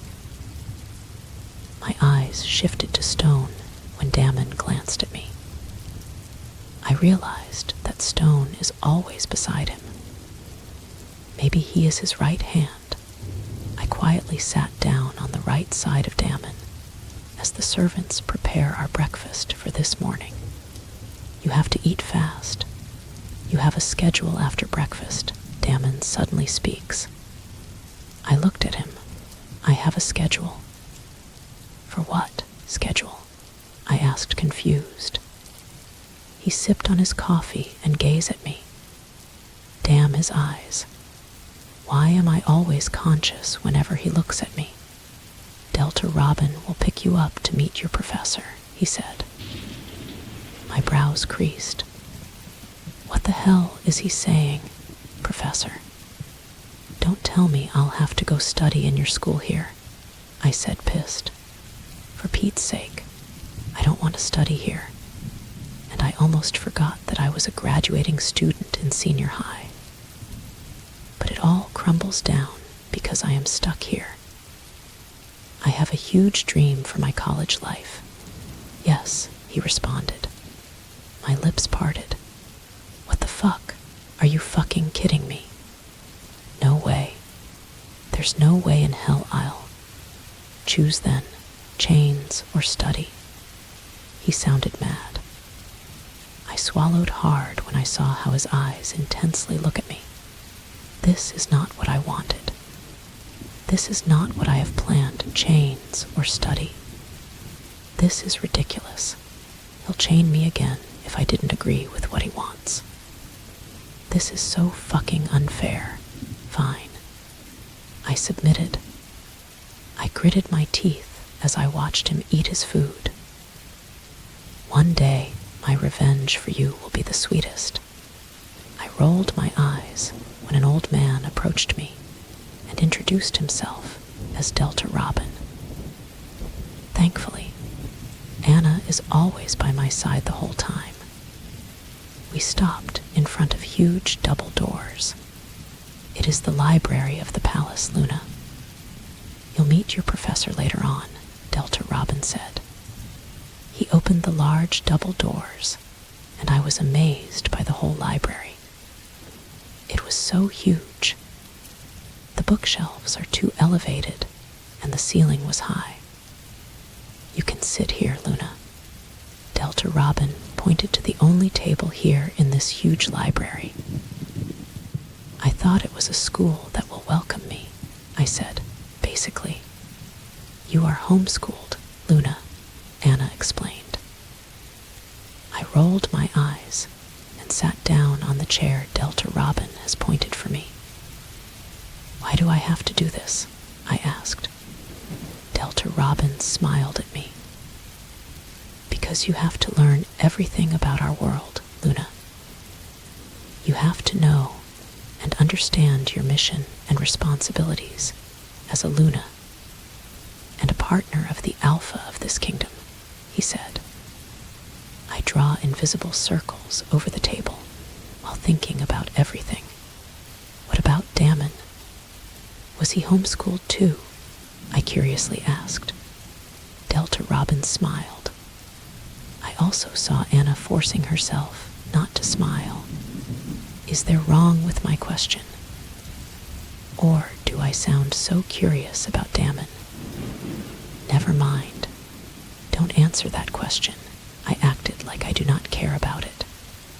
Delta Robin smiled more. Yes, Luna. The Alpha Damon was homeschooled too, Delta Robin answered. I glared at him. I said, don't answer it anymore. I rolled my eyes at him. Anna chuckled a bit. Are they making fun of me? I was about to say something when someone knocked on the door. Please come in, Delta Robin said. I waited for the professor to come in and saw a woman in his tight and short skirt with eyeglasses. My eyes furrowed at her. She looks sexy and hot. She looks like someone who stayed in the bar all night long.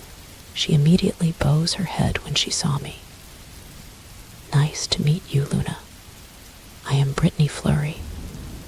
"It's a pleasure for me to be your professor," she politely said, Brittany Fleury. Sounds a flirt. I just shrugged my ideas and sit comfortably on my seat. "Let's start now." "I don't want to waste my time," I said. Anna and Delta Robin immediately went out of the library. Now Brittany and I were left alone. Brittany put her laptop over the table while I am watching her intently. "Are you also a wolf?" I asked. She stopped and glanced at me. She smiled a bit. "Yes, Luna," she answered.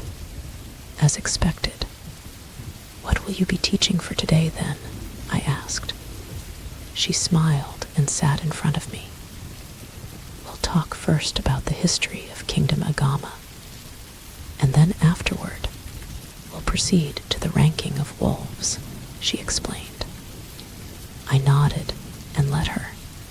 She started explaining about the Kingdom of Agama. She said that this kingdom was established 1,000 years ago and become enormously powerful in the whole world. The throne was passed down through generations. She also mentioned the history of Damon's older brother, which I already know because of Anna. That's all. Let's take a break. No, continue. I wanted to finish as soon as possible, I insisted. She stopped and stared at me longer. She was about to talk when her phone rang. Wait, so a phone exists here. Wait, I just realized that she opened her laptop earlier. Stupid Athena. Wait a moment, Luna. I'll just take this call. She informed me. I nodded. She stood up and answered the phone. She walked far from me, but something caught my attention. Did I hear her right? Or it was just my imagination. Before she could walk far, I heard her say, "Hello, Alpha Damon, Chapter 10. I feel uneasy while waiting for Brittany to come back. I found myself staring into nothing while my thoughts are clouding up. Maybe I was just imagining things. Why would Damon call her right? And she's just a professor. There is no way she could touch the Alpha. Luna." I blinked twice when she suddenly showed up in front of me. I straightened up and stared at her. "Are you done with your call?" I asked. She smiled sweetly. "Yes, Luna. Can we continue?" she beamed. I nodded and let her discuss it once again. I tried to concentrate, but my thoughts are always flying somewhere. She wouldn't be my professor if Damon doesn't know her right. It means Damon may know her. Then, what are they? Don't tell me they have a secret relationship or something. I couldn't help but sneer. I do not like Damon, but isn't it unfair for him to have a mistress while married to me? I gritted my teeth while watching Brittany Fleury. The session finished, and I didn't learn a bit. I didn't even understand the ranking she discussed with me. "See you next session, Luna." She bowed her head while dismissing herself. I just stared at her and didn't say a word.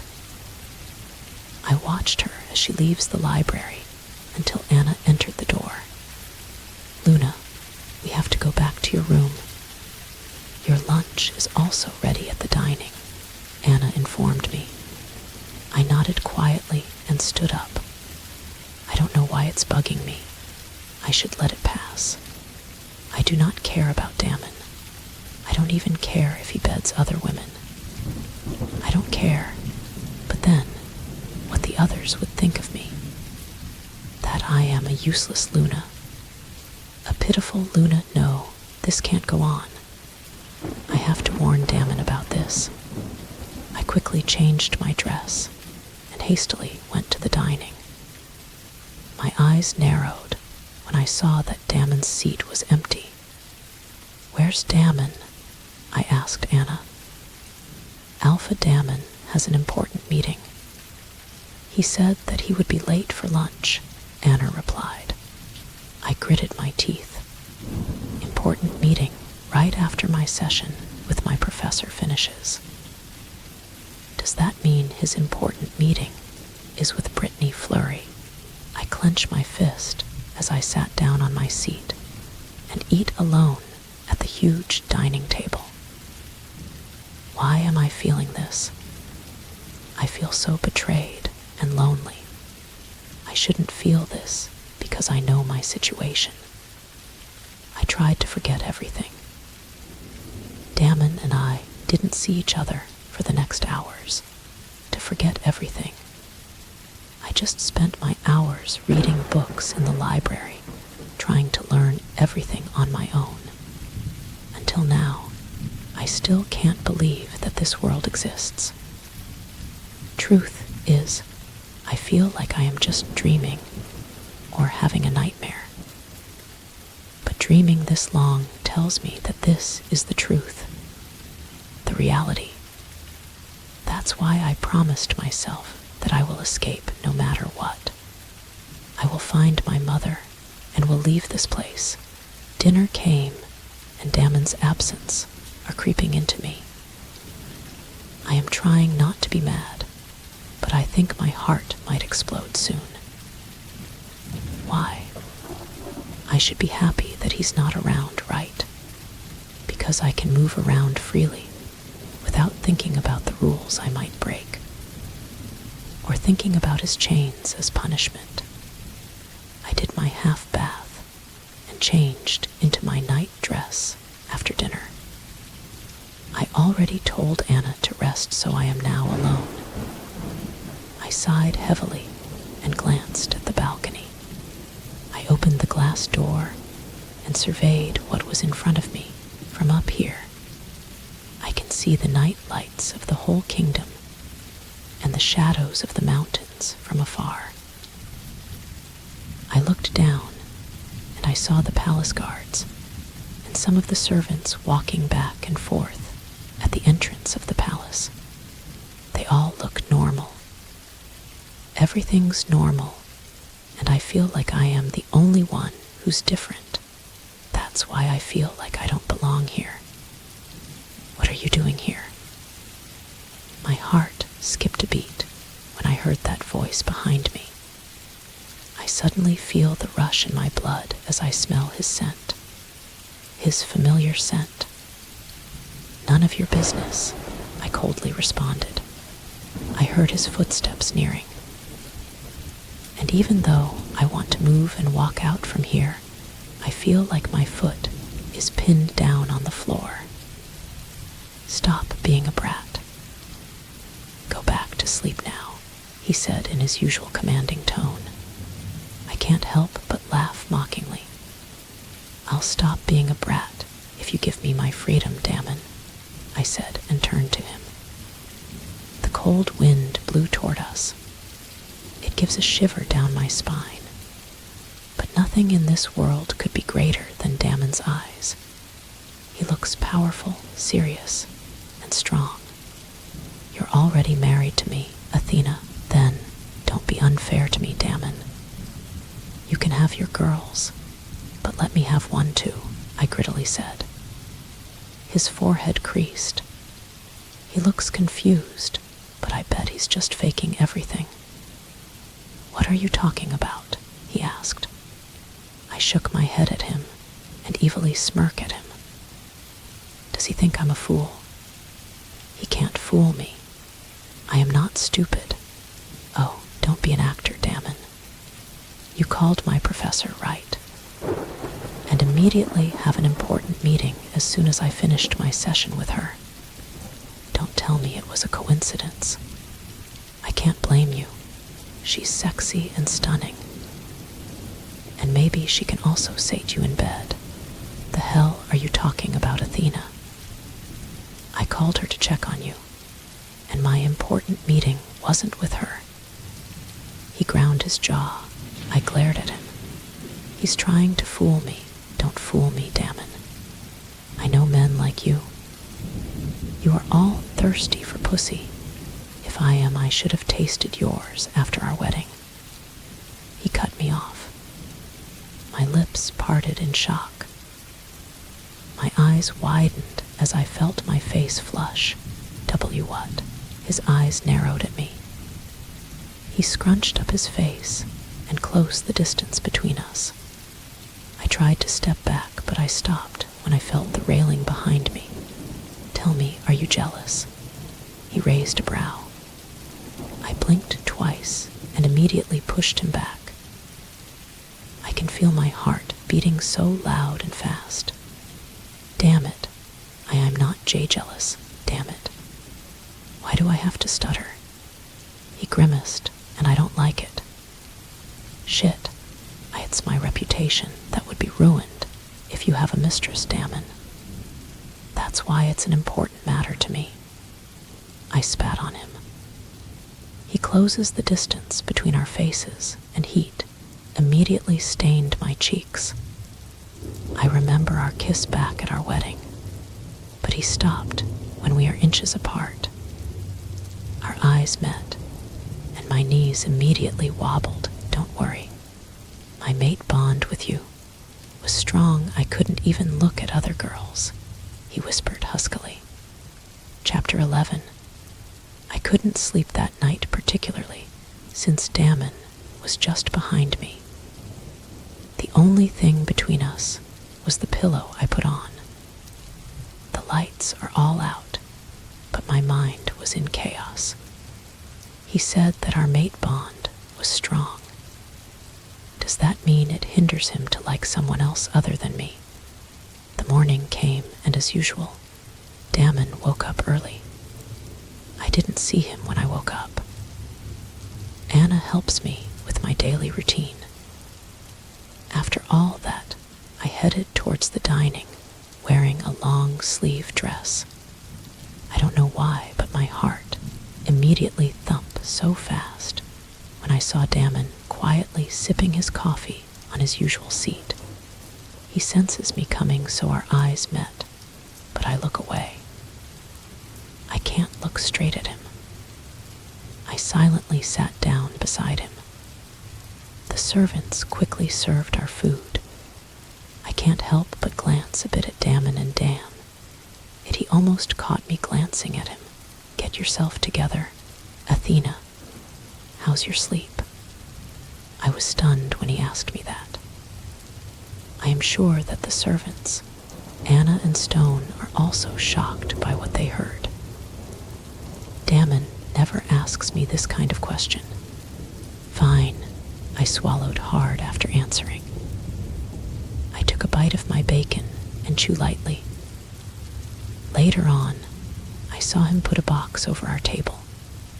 I glance at the box and my eyes literally widen when I saw that it wasn't an ordinary box.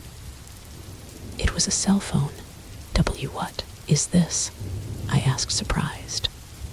So I could contact you later, he answered shortly, and continued eating his food like he didn't shake my thoughts. I didn't speak anymore and continued eating my food.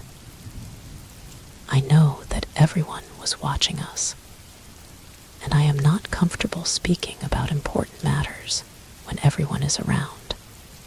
I stared at the box he gave me. Is he giving me this so I would stop my thoughts about Brittany? He said that he only called Brittany because he wants to check on me, and now he's giving me this so he could contact me directly and not Brittany. Is this for my peace of mind?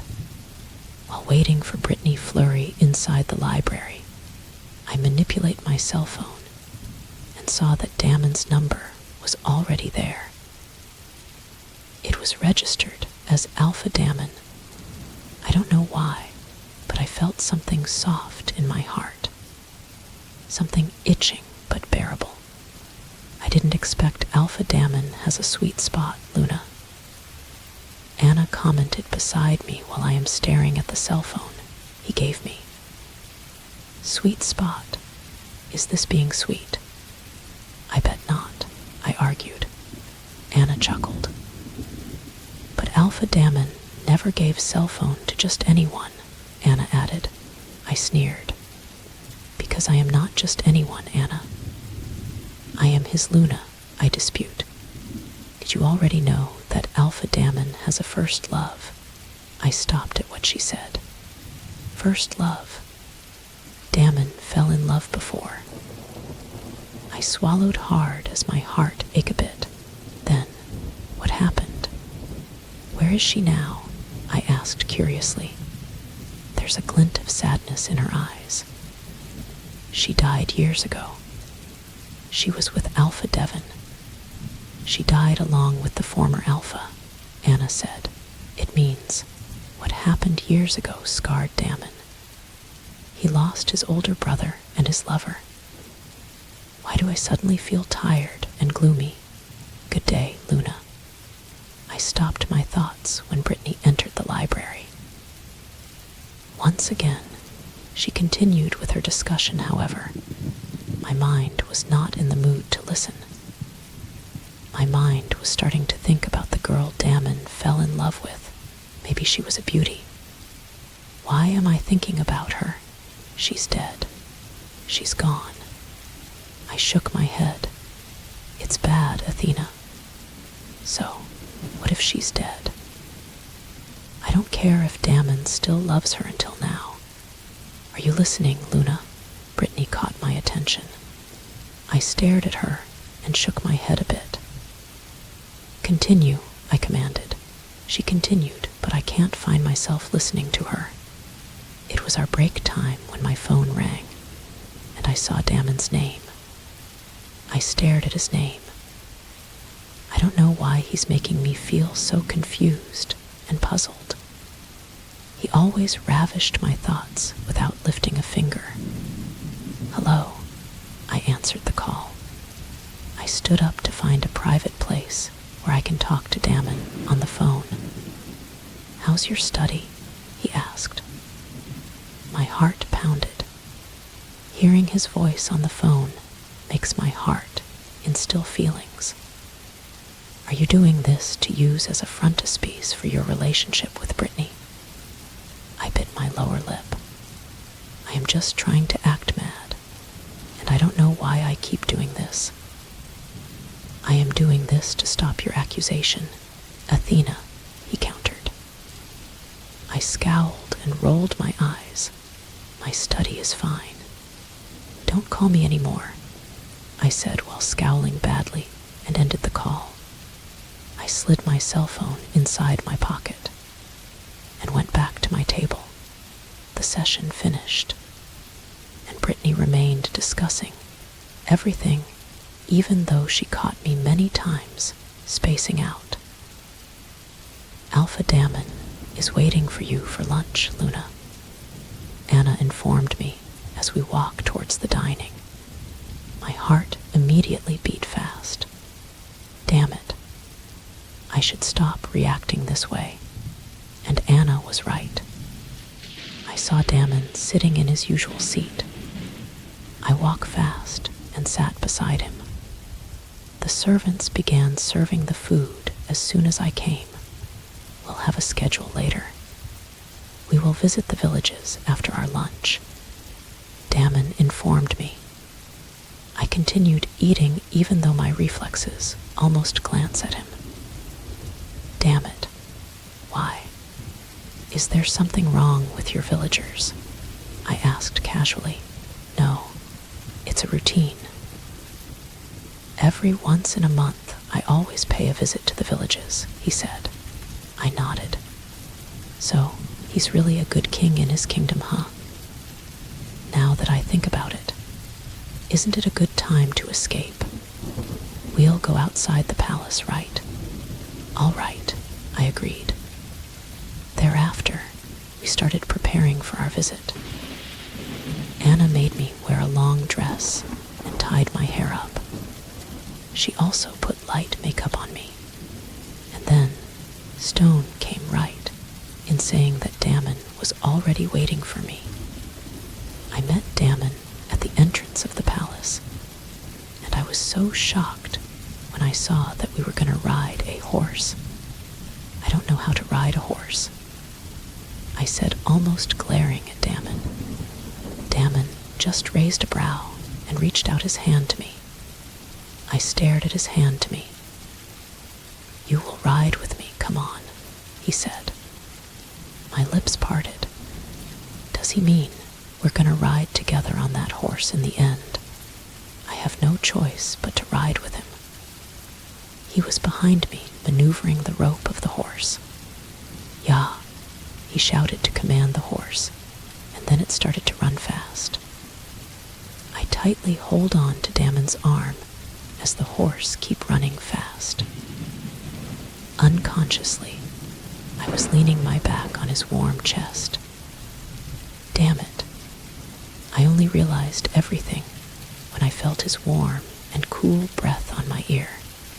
"This is a bad idea, Damon," I said, breathing heavily. I heard him chuckle a bit.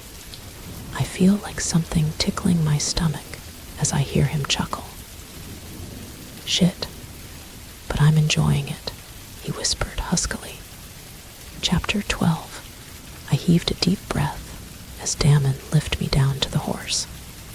I can feel his eyes staring deeply at me, and I don't have the courage to counter his eyes. I looked away and settled my eyes on the village we visited. I saw houses made from rocks and hardwoods. "Good afternoon, Alpha Damon and Luna Athena." An old man approached us. "It's nice to see you again, Roldan," Damon greeted Roldan. Damon seems to know this old man by the way he greets him with pleasantries. "The villagers are now waiting for you, Alpha," I heard Stone say to Damon. Damon nodded and held my wrist to walk. I was shocked at first, but I managed to get myself together. Damn it, I probably look dumb. Why am I always startling whenever he's making a move on me? This is ridiculous. Everyone bowed and greeted us when we entered their place. This place must be their meeting hall or something. The villagers are all here, and they are all warm to us. Damon walks in front and greets everyone. I watched him as he talks to all the villagers in a polite manner. Even in his strong demeanor, he can look nice to everyone, and maybe this is how he loves his kingdom. This is how he loves his people. From here, I can see his will to take good care of his people. I swallowed hard when my heart started to pound hard inside my chest. I did not run or do anything that would make my heart pound this fast. I only stare at Damon and hear my heart beating so fast more than I could imagine. What is this? Do I like him? How can I like him when he is the reason why I am locked in here? Why I am in this strange place? I felt something on my stomach when his eyes met mine. I feel like I was catching my breath. His eyes are staring right into me, and I can't help but admire him. Shit. Anna. I called Anna beside me. She glanced at me. "I wanna pee," I whispered. "All right, Luna." "I'll just inform Alpha Damon," Anna said. I nodded and waited for her. I saw her walking towards Damon. Damon looks at me as Anna whispered something to him. He said something to Anna, and Anna nodded in return. He said to make it faster, Anna said to me. I nodded. Anna walks first before I followed her. I can feel Damon's eyes on me, but I stop myself from glancing at him. "This is their restroom, Luna," Anna pointed to the restroom. I locked the restroom and stared at the mirror. I look so flush. Why? Why am I feeling this? My only goal is to escape. Escape this place and find my mother. I should focus on that. But why does my heart look for something else? I bit my lower lip and started peeing. I flashed the toilet, and an idea came up to me.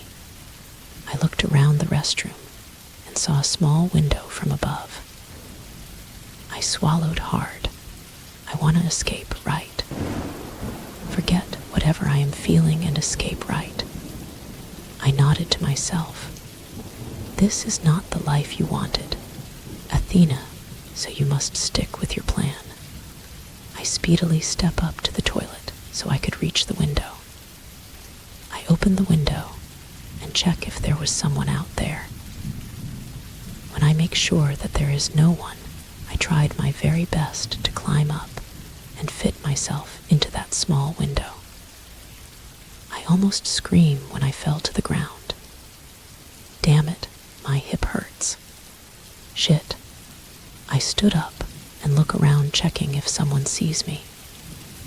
I sighed heavily and started walking somewhere. I don't know where I am headed, but the important thing is to escape. That's all that matters. I was walking for about 10 minutes, but the only thing I could see are the trees and tall grasses. Where am I? It looks like a rainforest to me. I stopped walking. I successfully escaped, but I didn't know where I am going. I don't even know where my mother is, should I go back. But what if Damon already found out that I sneak out? He'll surely punish me.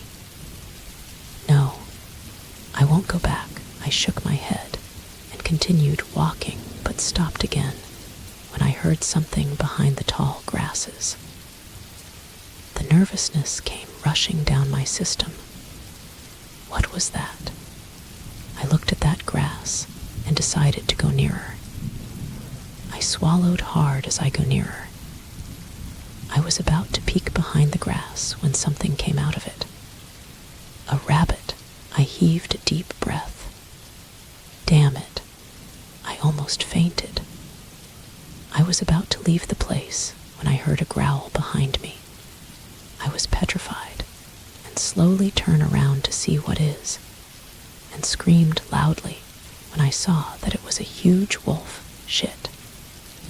I whispered to myself as I stared at the wolf. It has brown fur, large, and fangs peeking at its mouth. It looks dangerous. It's growling to me. My hands turned cold when it started to step toward me. Please, spare me, I nervously beg. Damn it. I didn't think of the possibility that I might encounter a dangerous wolf, because I thought all the wolves here are harmless, like the villagers or Damon. Then I remember Brittany's discussion with me last time. We have wolves that are not protected by any law's means. They may be left the pack or were kicked out by the pack. They are called rogues. They are dangerous. They might kill for vengeance, or just because. I stared at the huge wolf in front of me. Then it might be a rogue. Fear consumed me. It surely won't hesitate to kill and eat me. This can't be happening. Tears fell in my eyes as the wolf started to get near me. Is this really my end? What about my mother? Then I remember Damon. Why am I thinking about that man in this situation? Even in my death, he won't leave my mind, but I know Damon is the only person I know who can help me. I fell down as I stepped back and heard the wolf's loud growls. My eyes widen because its step is gotten bigger towards me. It will surely kill me, damn it, please, please. Someone help me, please. Damon, help me. I closed my eyes, intently, hopelessly praying for someone to come and help me. I opened my eyes, and fear filled me more when the wolf is now inches apart from me. Its fangs are ready to eat me because of fear, panic, terror, and distress. A name suddenly slips my mouth. Damon, I screamed, and it startled me when a tremendously black fur wolf suddenly jumped into the scene. Chapter 13. I can't believe what I see now. I could clearly see two wolves fighting in front of me. The black fur wolf attacked the brown fur wolf with so much strength and strangled his neck with its dangerous fangs. I feel like I'm in a nightmare. I can't believe all this is happening now. Two wolves are fighting with each other until death, and I don't know why I can't take the wolf with black fur out of my eyes. And in just an instant, I saw how the black wolf killed the wolf that attacked me. I swallowed hard while watching the black wolf with blood stains on his fangs. My face froze when he turned to me. My hands were shaking. I feel like I'm going to run out of breath. The black wolf slowly approached me while I couldn't move from where I was sitting. I couldn't even scream in fear until the black wolf was completely close. His eyes stared at me long and hard.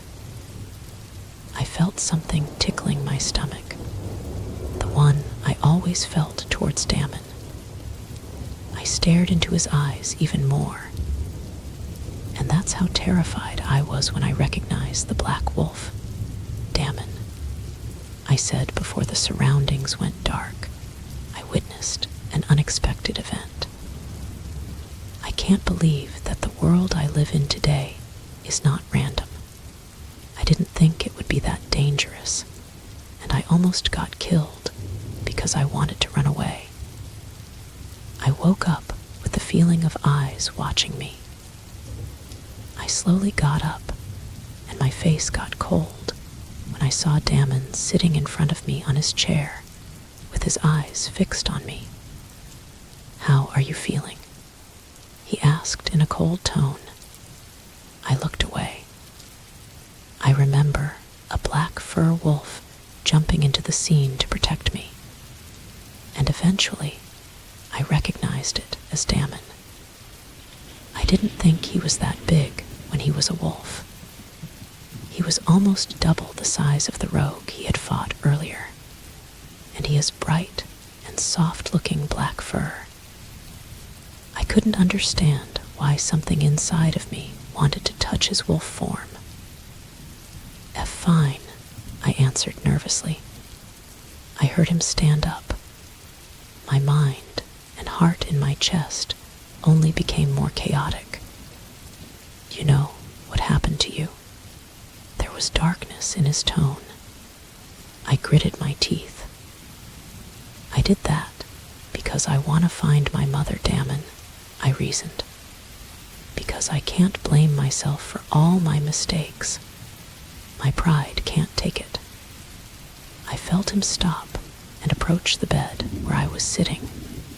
I felt him sit down on the bed, and his eyes lingered on me. "At the expense of your life?" he grittily asked. I bit my lower lip and looked down. My fist clenched on the blanket I am holding. "A rogue almost ate you, Athena, and it was because of your stupidity." I can feel his intense anger toward me. I closed my eyes tightly because I knew it was a mistake. But didn't he think that it might all be his fault? "If you just let me have my freedom, it won't happen, Damon," I snorted at him. My tears flowed. "This is not the life I want. I want my mother. I want my old life back. I don't want to be a queen, and I don't want to be your Luna. It's just as easy as that. Why can't you let me?" Full of resentment, I said. He stood up and turned his back on me. I took a deep breath because I had enough of too much of my strong emotions. "This is your life now, Like it or not, you'll stay here, he said coldly, before leaving me alone in that room.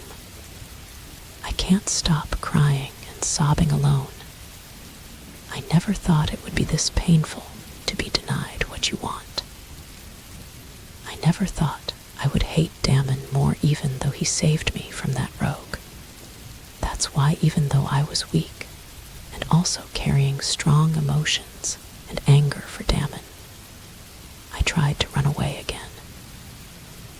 This time I'll make sure I can get through successfully, but just in the middle of the grand staircase, I saw Damon's figure looking at me darkly.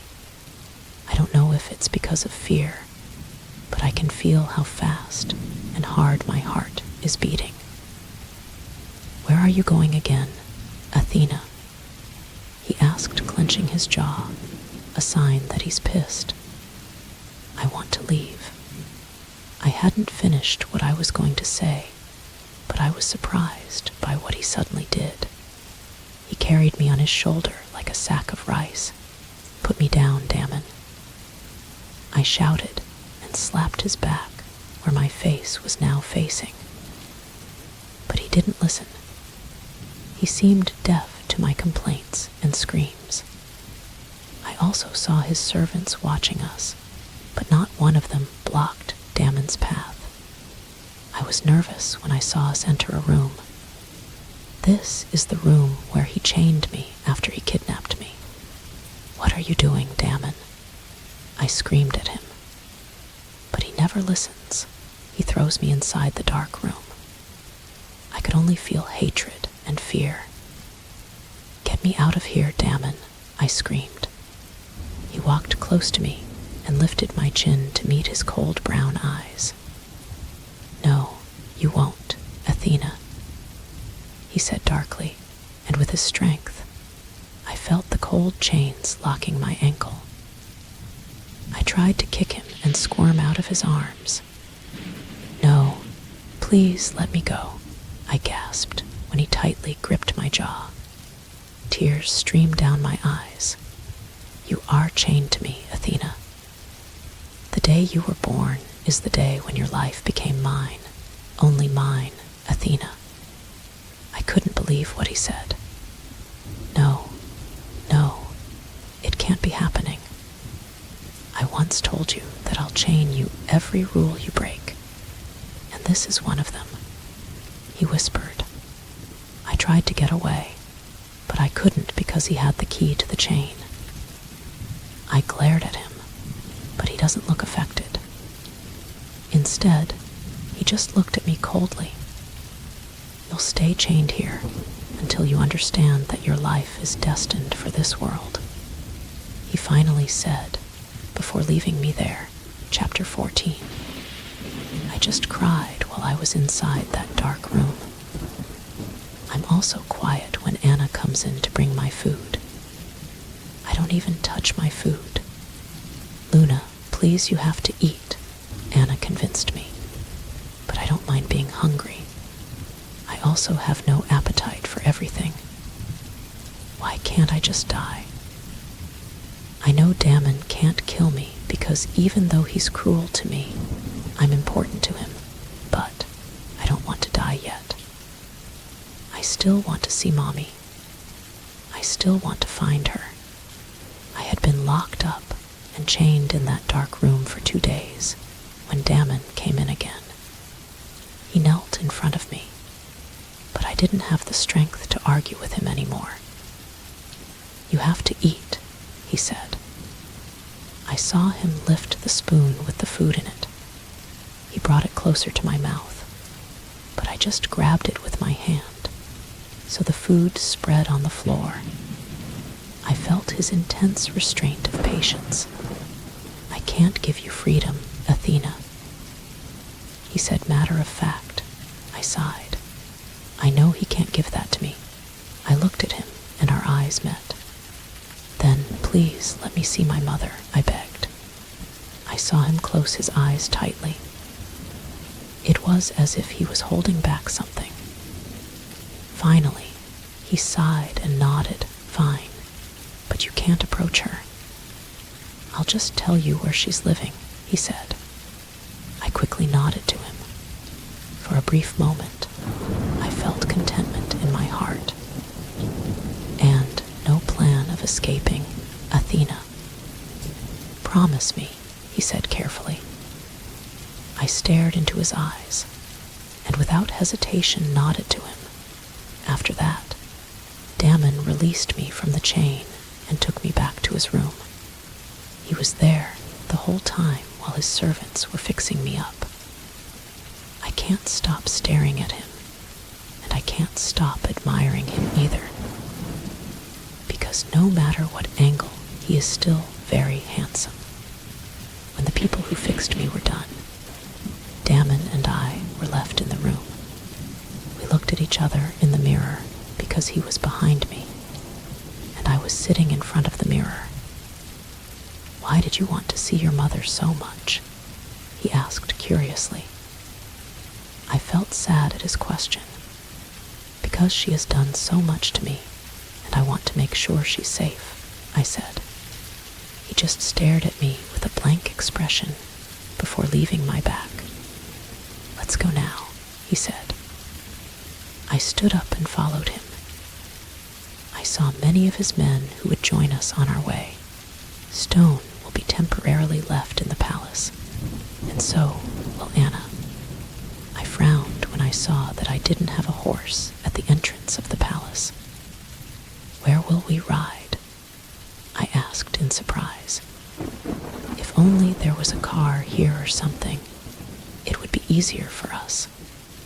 We don't need a ride, Athena. You are the only one who needs something, he said. I looked at Damon and stared as they gradually changed form.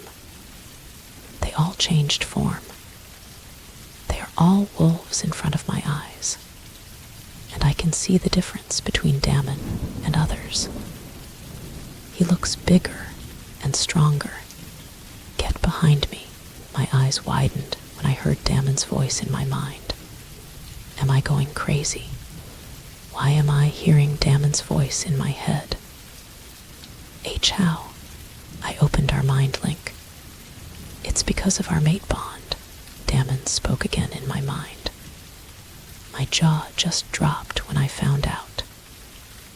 So, because of our mate bond, we can communicate using our minds. This is unbelievable. Damon's wolf-like body lowered so that I could land properly on his back. I was nervous when I got up, and Damon slowly lifted his body up. Are you okay? Damon asked again in my mind. Yes, I answered him. Then, hold me tightly because I'm going to be fast, he said again. I'm really amazed. He can talk in my mind. This is so crazy. I just closed my eyes when the cold and violent wind hit me as Damon's wolf form ran fast. I held his fur tightly and marveled at its softness. I don't know why my heart is filled with joy at what is happening. My anger for Damon bubbled over. I was even more amazed at the beautiful scenery I could see while Damon was running fast. And what's even more amazing is how fast and effortlessly he jumps over high rocks and broken roads. How can you do that? I asked in amazement. It's a matter of endurance, he answered in my mind. I couldn't stop smiling at what he said. My eyes were filled with the many sights I saw until Damon stopped running, and so did his men. This is where your mother lives, Damon said in my mind. Damon's body lowered so I could get off his back, and that's when I saw the small hut. I swallowed hard as I watched the small house. I would like to let him live in the palace, but it is against our law, Athena. Your mother broke a rule, and sparing her life is a huge privilege for her. So, I can't do anything but let her live here explained in my mind, Damon is right. I can't blame him for why Mommy can't live with me in the palace. The world we live in is different. I should also thank Damon because he is the reason why my mother is still alive. Soon, the familiar woman came out of the small house with a basket of clothes. She hung up the clothes while I watched her tearfully. I missed you, Mom, I whispered to myself while watching her. I can feel Damon staring at me, but my attention is more focused on my mother, who I want to hug even for a moment. I'm sure she missed you too, Damon said in my mind. I looked at him. His eyes are black in human form, but they turn gold whenever he transforms into wolf form. I slowly reached his face. I felt the softness of his fur in my palm, even though I haven't been nice to him these past few days, and even though I hate him for locking me up in the palace, I'm still very grateful for what he did, because at least my mother is alive. Thank you, I whispered while feeling his soft fur. Chapter 15. I quickly looked away from him. At the same time, my heart was beating fast. I don't know what happened, but I felt my heart pounded so fast with his eyes. You want to leave now? He broke the silence between us. He's talking to me in my mind again. I looked again at Mommy, who was about to enter her small house. I guess this is enough. Now that I know she is safe and well, I can breathe easily.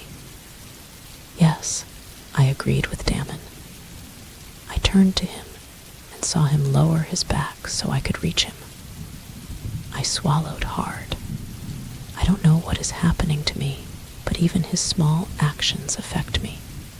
When I got on his back, Damon's men started running away, also in wolf form. I held tightly to Damon's soft fur as he started to run fast, and for the second time, I was amazed again. All my life, I have only enjoyed nature from this moment. It's only now that I appreciate all these things, and I realized that God really created a wonderful world. There is no doubt about it. You enjoy this so much, huh? I was surprised when Damon suddenly spoke in my mind. I looked at him. His wolf form was focused in front of us as he ran fast. How did you know? I asked. Am I that transparent for him to feel how much I enjoy everything? I can read your thoughts when our mind link is open, he said, making my mouth drop. W what? I was nervous about him earlier, does he know? I swallowed hard and felt embarrassed. You don't have to be shy about it. It's normal. We're mates, so, he said again in my mind. Is that really the case? Because we're mates, I can feel the nervousness and a lot more to him. Don't you think it's unfair? Love in your world is predetermined. Does it mean you can't love freely? I asked curiously. Wolves can reject their mates if they want to, as long as they won't perform marking yet. Then it's okay to reject their mate, he explained. They can reject their mate. What mark then? I asked. He was silent for a while. The violent and cold wind hit my face while he was still running fast. Mark means making love, Athena, he said. My lips parted at what he said. My cheeks warmed slightly. We still haven't made it so he can still reject me. But why don't he reject me instead? Yet he still married me. It's because I don't have any time now. At my age, this is over age for having a mate or partner, so I had no choice but to choose you," he said. I frowned slightly at what he said. It's like he was just forced to me. By the way, me as well. I was just forced on him. Or even now, it wasn't long before we arrived at the palace. I got off Damon's back while Anna quickly approached me. "I'll leave now," said Damon. "Why is he leaving?" I swallowed hard and spoke. "Where are you going?" "I want to know where he's going. We went quite far, and I was the reason why he did that. So, I'll feel guilty if he feels tired now. You still haven't transformed to human yet," I said hesitantly. He chuckled in my mind. I stared at him. "I'm gonna leave or else you'll see me naked in front of you as I transformed back," he said. I blinked twice. He'll be naked if he transforms back. I swallowed hard and didn't speak. All right. I'll go back to our room then," I said shyly. I didn't wait for him to speak and turned to leave. I felt like I was floating as I climbed to the second floor of the palace. I don't know why I feel this way. Even if I tried to go back to the events where he tied me in chains and locked me in that dark room, I still couldn't be angry with him. I feel so weird. Damn it. Anna told me to change clothes for dinner later, so I took a quick shower so I could finish right away. When I finished, I immediately went straight to the walk-in closet to choose my clothes. It's surprising because the dress I chose is the one that Damon will definitely like. I stared at myself in the mirror for a long time. What am I doing? I asked myself. I took a deep breath. Is this just part of my plan, right? I just want to earn his trust. That's why I'm like this, because I didn't want to think any deeper. I quickly opened the walk-in closet to get out of there. But what I didn't expect was the wide chest in front of me. I almost fell there if I hadn't grabbed the door jamb. I slowly raised my eyes and froze when I saw Damon. I quickly backed away and avoided looking at him. "Why you're here?" I tried to fix my voice, but I couldn't. "Shit. Let's go to the dining room together," he said and passed me to maybe change his clothes. His hair looks damp. Maybe he had taken a bath somewhere. I stared at him while he was staring at his clothes rack. After a while, he turned to me again. I immediately panicked, so I was about to leave, but he caught my wrist and closed the door of the walk-in closet. My eyes widened at what he did. Damn it. What is he doing? "Can you choose one for me?" he said, pointing to his closet. He let go of me, and I barely saw how he rose his lips. He looks amused or something. Is he doing this on purpose? I don't know how to choose clothes for men. I bit my lower lip and looked away. I feel so flushed, damn it. Then, practice with me, he insisted. I closed my eyes tightly and just nodded. I stared at his clothes, and immediately my eyes stayed on a blue coat. I took it and just gave it to him.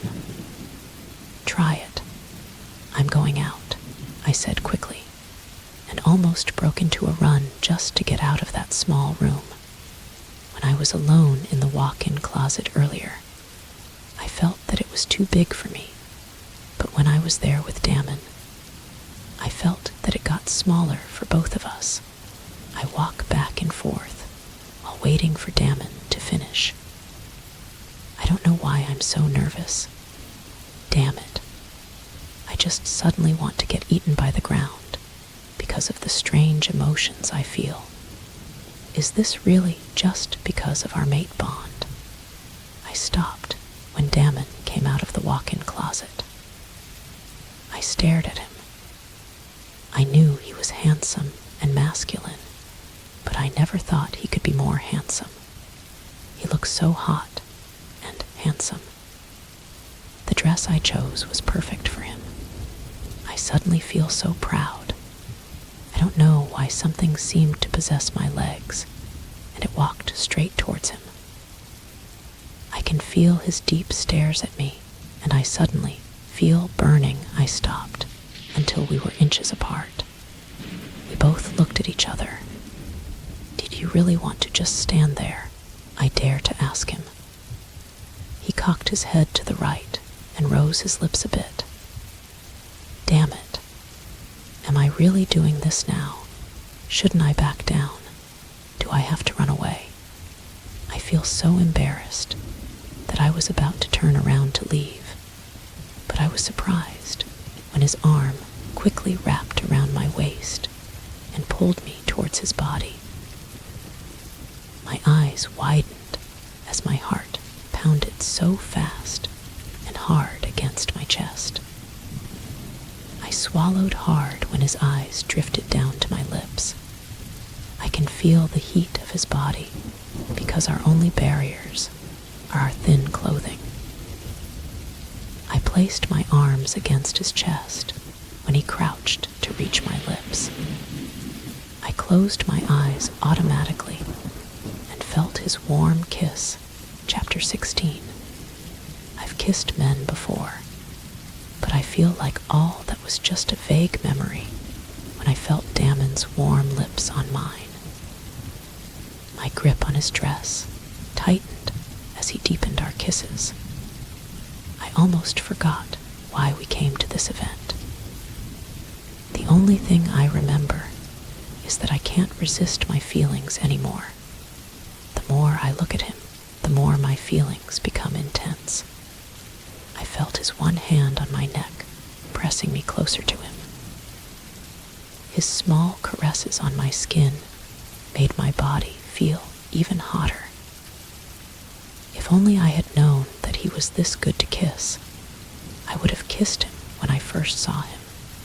His tongue delved inside my mouth, and the fire in my body immediately ignited.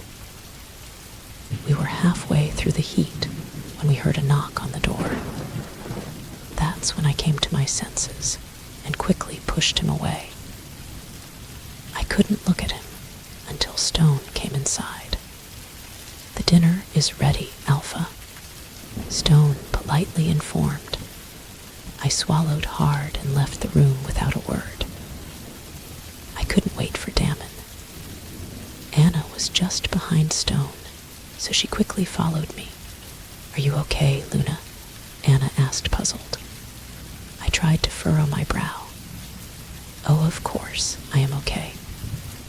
I don't know why my tone sounds defensive. "Your face looks so red, Luna. Are you sick?" she worriedly asked. I took a deep breath and turned to her as we walked down the hall to the dining area. "I'm really okay, Anna." I smiled at her to assure her. She nodded. I sat where I usually sit. Only a minute passed when I felt Damon enter the dining room and sit in his chair as well. "Calm down, Athena. Be casual. Act as if nothing happened. But how can I be comfortable if Damon's eyes are on me right away?" "Let's eat," he said slowly. After he said that, I ate quickly. I want to finish eating right away so I can go to the bedroom first and try to fall asleep, so he won't wake me up. That's a very brilliant idea. Athena, why did I kiss him? Why did I let him kiss me?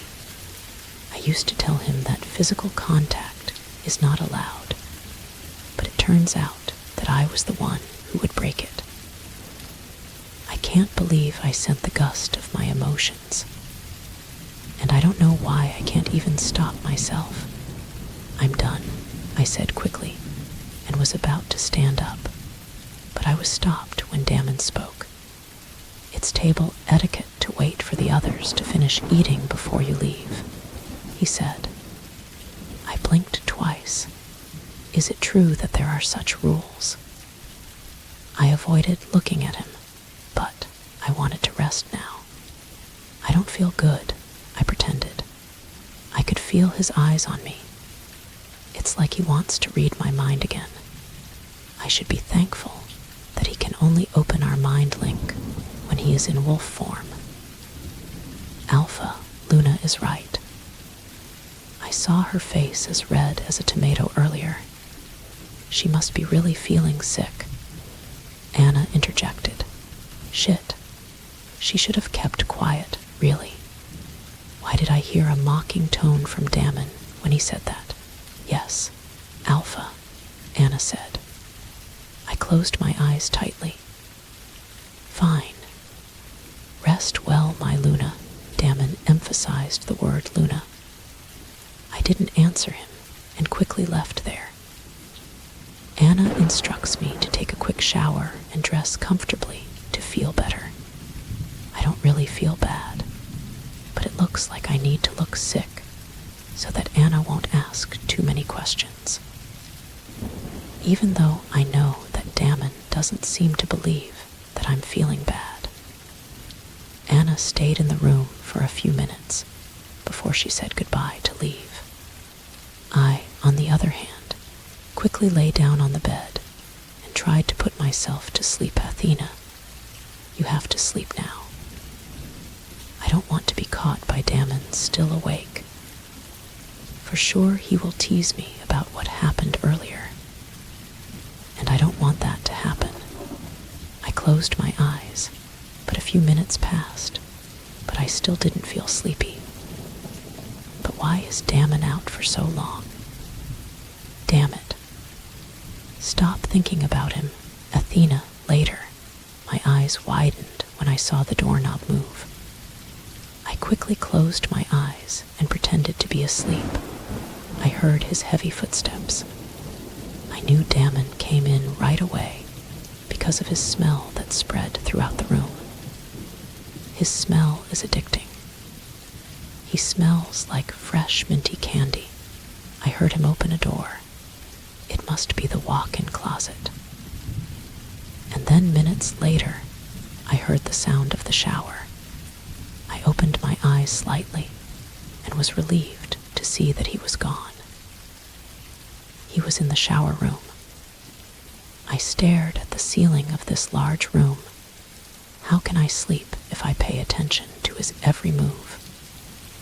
I stared at the pillows I had placed in the middle of the bed so that we had a partition in the middle. And that's how nervous I was when I heard the shower room open.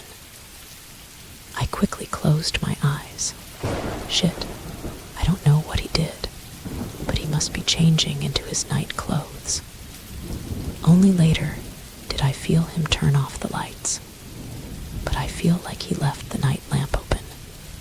I was nervous when I felt the other side of the bed move, a sign that he's already lying down on our bed. You really must be feeling sick, huh? I heard him. Damn it. Don't worry, Athena. He still didn't know that you were just acting. But what surprised me more was to feel his approach to me. He is facing my back, but I can still feel his heat. I swallowed hard as my heart thumped so fast. I felt how he removed the pillows between us. I felt the heat of his body even more. Damn, Damon, I want you, he whispered, which sent shivers down my spine. Damn, damn, damn. Why, I feel like I'm getting hot from what he said. I felt his warm lips on my cheek. I just felt more excitement in my body. What is this? Come on, I know you're awake. I can feel your fast heartbeat. Athena, he whispered again. I automatically opened my eyes and quickly got up to push him. Stop kissing me, Damon, I snorted him. Even if the two of us only have a night lamp, I I know that he has a big smile on his face. Really? I know how much you like it, Athena, he huskily said, and my eyes automatically went wide when he reached my hand and pulled me towards him. Our bodies are so close. I can feel his breath tickling my nose. I can feel his damn ironclad body on mine. Damn it. I don't know what happened next. In just a moment, I felt his lips on mine, eagerly claiming my lips as his hands gently caressed my shoulders and pulled down my dress. Chapter 17. I don't know if I am possessed or what, but I can't admit to myself how much I love Damon's kisses. I was clinging to his clothes tightly while he was kissing me nonstop. I can feel his tongue playing inside my mouth, and I like every bit of it. My mind wants to push him away, but my body can't. It's as if my body has a brain of its own because it follows Damon's warmth. I closed my eyes tightly and felt his kisses. I can feel his palm slightly rubbing my bare shoulder because he had just taken off my nighties. Damn, I've waited long to kiss you like this, Athena, he whispered huskily as his kisses traveled down to my neck. I looked up to feel his warm kisses. I gave him access willingly. I can't hold it in anymore. I know for myself that I just knew it was going to happen. If I was able to stop the kisses of the men I had become now with Damon, I couldn't. I can't stop it because my body wants him too much. I couldn't stop moaning when he grabbed my left breast, which was still covered by the cloth I was wearing. I bit my lower lip as I felt him tense up. I know he was affected by me muttering that. That's why I was so surprised when he pushed me onto the bed and stripped me. He tears up my nighties along with my bra. I couldn't calm down anymore when he grabbed me with deep kisses. Every kiss he gives is very eager. His hand was already traveling down my waist down to my underwear, which was the only covering I had left. Damon, please. I moaned louder when I felt his finger touch my groin. There is something I want him to do. I want him to touch me more. Shit, you want more. He hummed in my ear, and it was fucking turning me on. His tongue poked my ear, which made my feelings even hotter. I cannot take it anymore. I let myself touch her firm chest down to his stomach. I felt his muscles in their rightful places, and damn, feeling his warmth against my palm makes me want him more. Damon, I want you to touch me, I murmured in his ear. I heard him groaning, and seconds later, I felt his finger rolling my panties down. I helped him take it down, and I just got stiff when I felt his finger in my center. My lips parted. I never felt so turned on before. Damn it. Ah, shit. I moaned as his finger rubbed my folds. I closed my eyes tightly, but he reached my lips and kissed me deeper. I don't know where to focus my attention. Is it his lips that conquer my senses, or his fingers that give intense heat to my body? Shit. I gasped when he inserted his finger inside me. There was pain, but I could feel the mixture of heat and intense desire.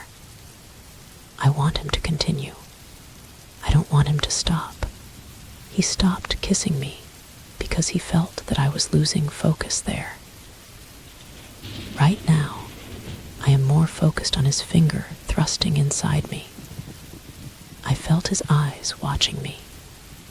It was embarrassing. While I am so turned on and pleasured by him, He was watching me like he was enjoying every bit of my reaction.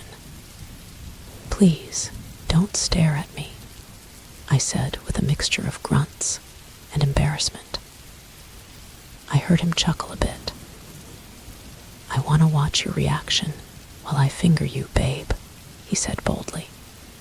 I should have been insulted by what he said, but instead, I got even hotter by what he said. "Is there something wrong with me?" "Fuck you," I cursed him while I reached my climax. He continued to slide his finger in and out of me as he stared intently at my reactions.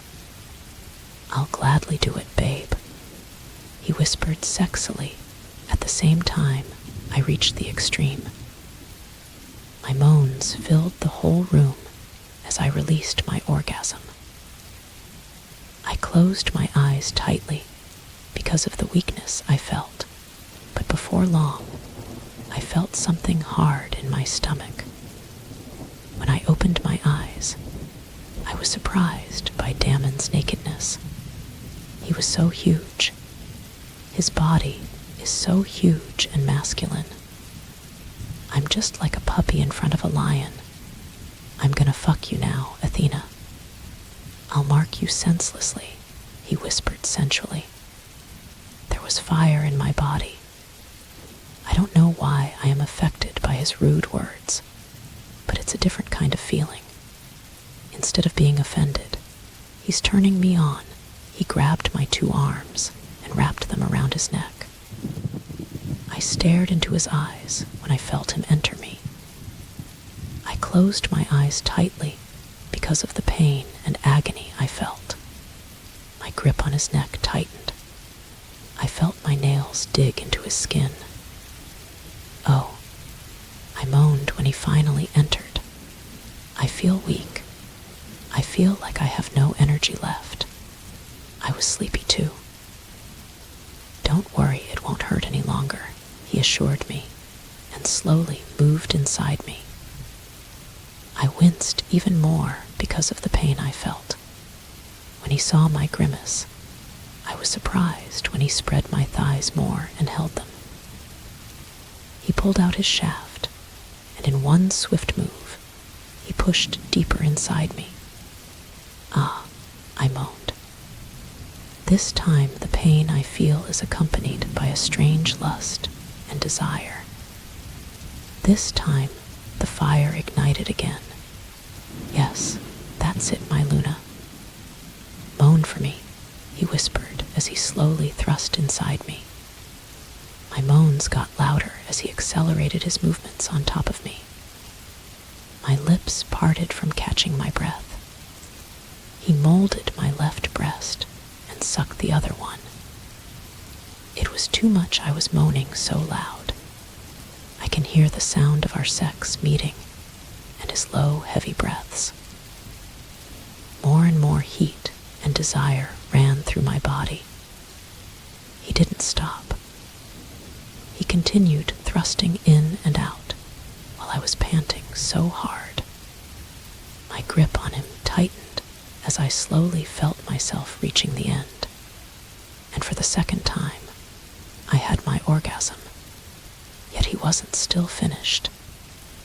He continued to enter me until I felt him lifting me up. He held my back as he continued to move inside me. I moaned even more when he leaned me against the cold wall. And there, he entered me completely. My lips parted in lust. He kissed me hard and intensely. I returned his kisses, and in one more thrust, I felt his hot release dripping on my thighs. I felt him stiffen as his lips were on my shoulder biting there. And the moment after that happened, I passed out. Chapter 18. I feel the weight of my whole body. I couldn't move properly, especially with Damon's arm around my waist. I woke up early, or maybe I was just not used to it, because I woke up with Damon still next to me. I think this is the first time I saw him sleeping next to me. I couldn't help but look at his face. It's funny, because even when he's asleep, he still looks stuck. His forehead was furrowed, as if even in his dream he had an enemy. But even so, he is still very handsome. Shit. I am fantasizing about him. I closed my eyes tightly as I remembered everything that happened last night. I can't deny that I loved everything that happened last night. I also did not think that in one moment I would be given my all to him. I never thought it would come to the point that I would have sex with a man. But I don't know why when it was Damon who kissed me, I couldn't stop anymore. I took a deep breath and decided to get out of bed. I don't think I can face him after everything that happened. I feel like I will be swallowed by shame. I don't know how to treat him after all. I tried to lift his arm, but it was too heavy. I'm sure he'll wake up quickly if I forcefully remove it from me. That's why I moved slightly to the end of the bed. But I didn't get far when I felt him quickly pulling me closer to his body. He's awake. Damn it. Where do you think you're going? His voice was raspy and sexy. Shit. I'll take a shower, Damon, I said nervously and slightly pushed him away. But he was too strong, and I was even closer to him. I can feel the heat of his body. His upper body is still naked. Good thing he's wearing boxers underneath, and I'm wearing a shirt anyway. Then, let's shower.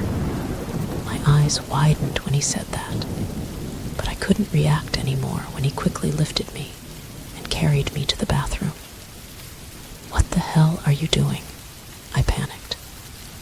But he didn't answer. He opened the shower and placed me under it.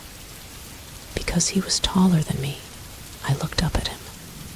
Not because something happened to us. We can take a bath together. I snorted at him. He raised an eyebrow. It's like he doesn't listen to anything I say. Don't you want this? I feel like he's seducing me with his voice. He even touched one of my breasts and slowly massaged it. Damn it, Damon. Stop. I don't know if I want to stop him from doing it or not. He smirked at my reaction. He stepped forward and made my back lean against the wall. He is also getting wet from the shower. I don't know, but I just get hotter by what I see. Damn. He looks so hot under the shower. It looks good on you, he whispered while staring at something on my left shoulder. I frowned at what he said. That's why I peeked at what he was looking at and frowned when I saw a black circular shape stamped on my skin. What's this?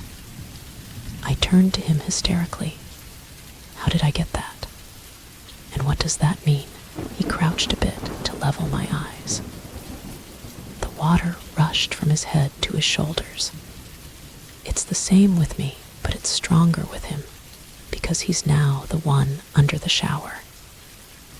It's the Alpha King's mark, Athena, he said before he attacked me with his hungry kisses. I was stunned as I watched the small circle on my shoulder. It is not immediately noticeable because it is so small. I never thought I would have this after everything that happened. Damon said it's the Alpha King's mark. Does that mean I'm officially his property? Are you done changing, Luna? I heard Anna outside of the walk-in closet. I'm almost done, I said. I took a deep breath and looked at myself in the mirror. I'm wearing a long bohemian dress. I really meant to wear it to hide the circle mark that Damon put on me, and also to hide the red marks from my neck to my shoulders. When I remember what Damon did in the shower room, I can't stop blushing. Damon has a lot of energy when it comes to sex. I know these kinds of things, but he's my first experience. I didn't know he was that insatiable. That's why I can feel the pain in my body. I feel like I was hit by a big truck. I came out of the walk-in closet and was stunned to see Anna talking to Damon. Why is he here? He just said goodbye because he had something else to do. He said earlier that I should have breakfast first. Damon saw me. He said something to Anna before she left. Damon and I were left alone again. I thought you had something important to do, I asked and passed him. Damn it. With every move I make, I can feel the soreness in my body. Yeah, but I'm done. Let's eat breakfast, he said. He followed me to the dining room. The servants immediately bowed to show respect for our arrival. Damon also pulled out a chair for me. I didn't know sex has any strange effect on Damon. Do you think he became a gentleman after what happened? I just shook my head. I canceled this morning your session with Brittany. You'll have that later this afternoon, he said, as the servants served our food. Damon's words made me frown. And why is that? And he actually even talked to Brittany, huh? You talked to Brittany. I chose to keep the tone casual, even though I wanted to punch him in my mind. No, I ordered Stone to talk to her, he replied. I nodded and looked away, but his smirk didn't escape my eyes. He can see you, Athena. Pull yourself together. Then, why did you cancel it? I pretend I'm serious. I even got to sip on the juice prepared by the waitresses. You'll come with me at my meeting with the council and elders, he said. Council and elders. I know them. Brittany once explained to me what use they are in the palace. The council thinks of laws that will benefit the entire kingdom and will pass them to Damon for approval. The elders are focused on the culture and traditions of the pack. They are also said to have a strong relationship with the moon goddess. They are also advisors to the Alpha King. I stopped in my thoughts when I noticed Damon staring at me. I furrowed my brows at him, but he just smirked. The asshole was staring at the hickeys on my neck. Damn him, chapter 19. Just like he said. He took me to the conference room where the private meetings between the Alpha King, Council, and Elders are held. As if in the world of people, they are the government. I don't even know why Damon included me here. That's why as we walked down the hall to the conference room, I couldn't stop asking, what is your meeting usually all about? I ask, just about the kingdom and its people, he answered briefly. Why are you taking me there? I have nothing to contribute to that, I said. It's because you are the Luna of this kingdom. The day will come when your work for the kingdom will be even greater, he explained. If so, like him, should I also be concerned about the kingdom? Should I also be smart in leadership? I've never been a leader. Even at school, I was one of the failing students.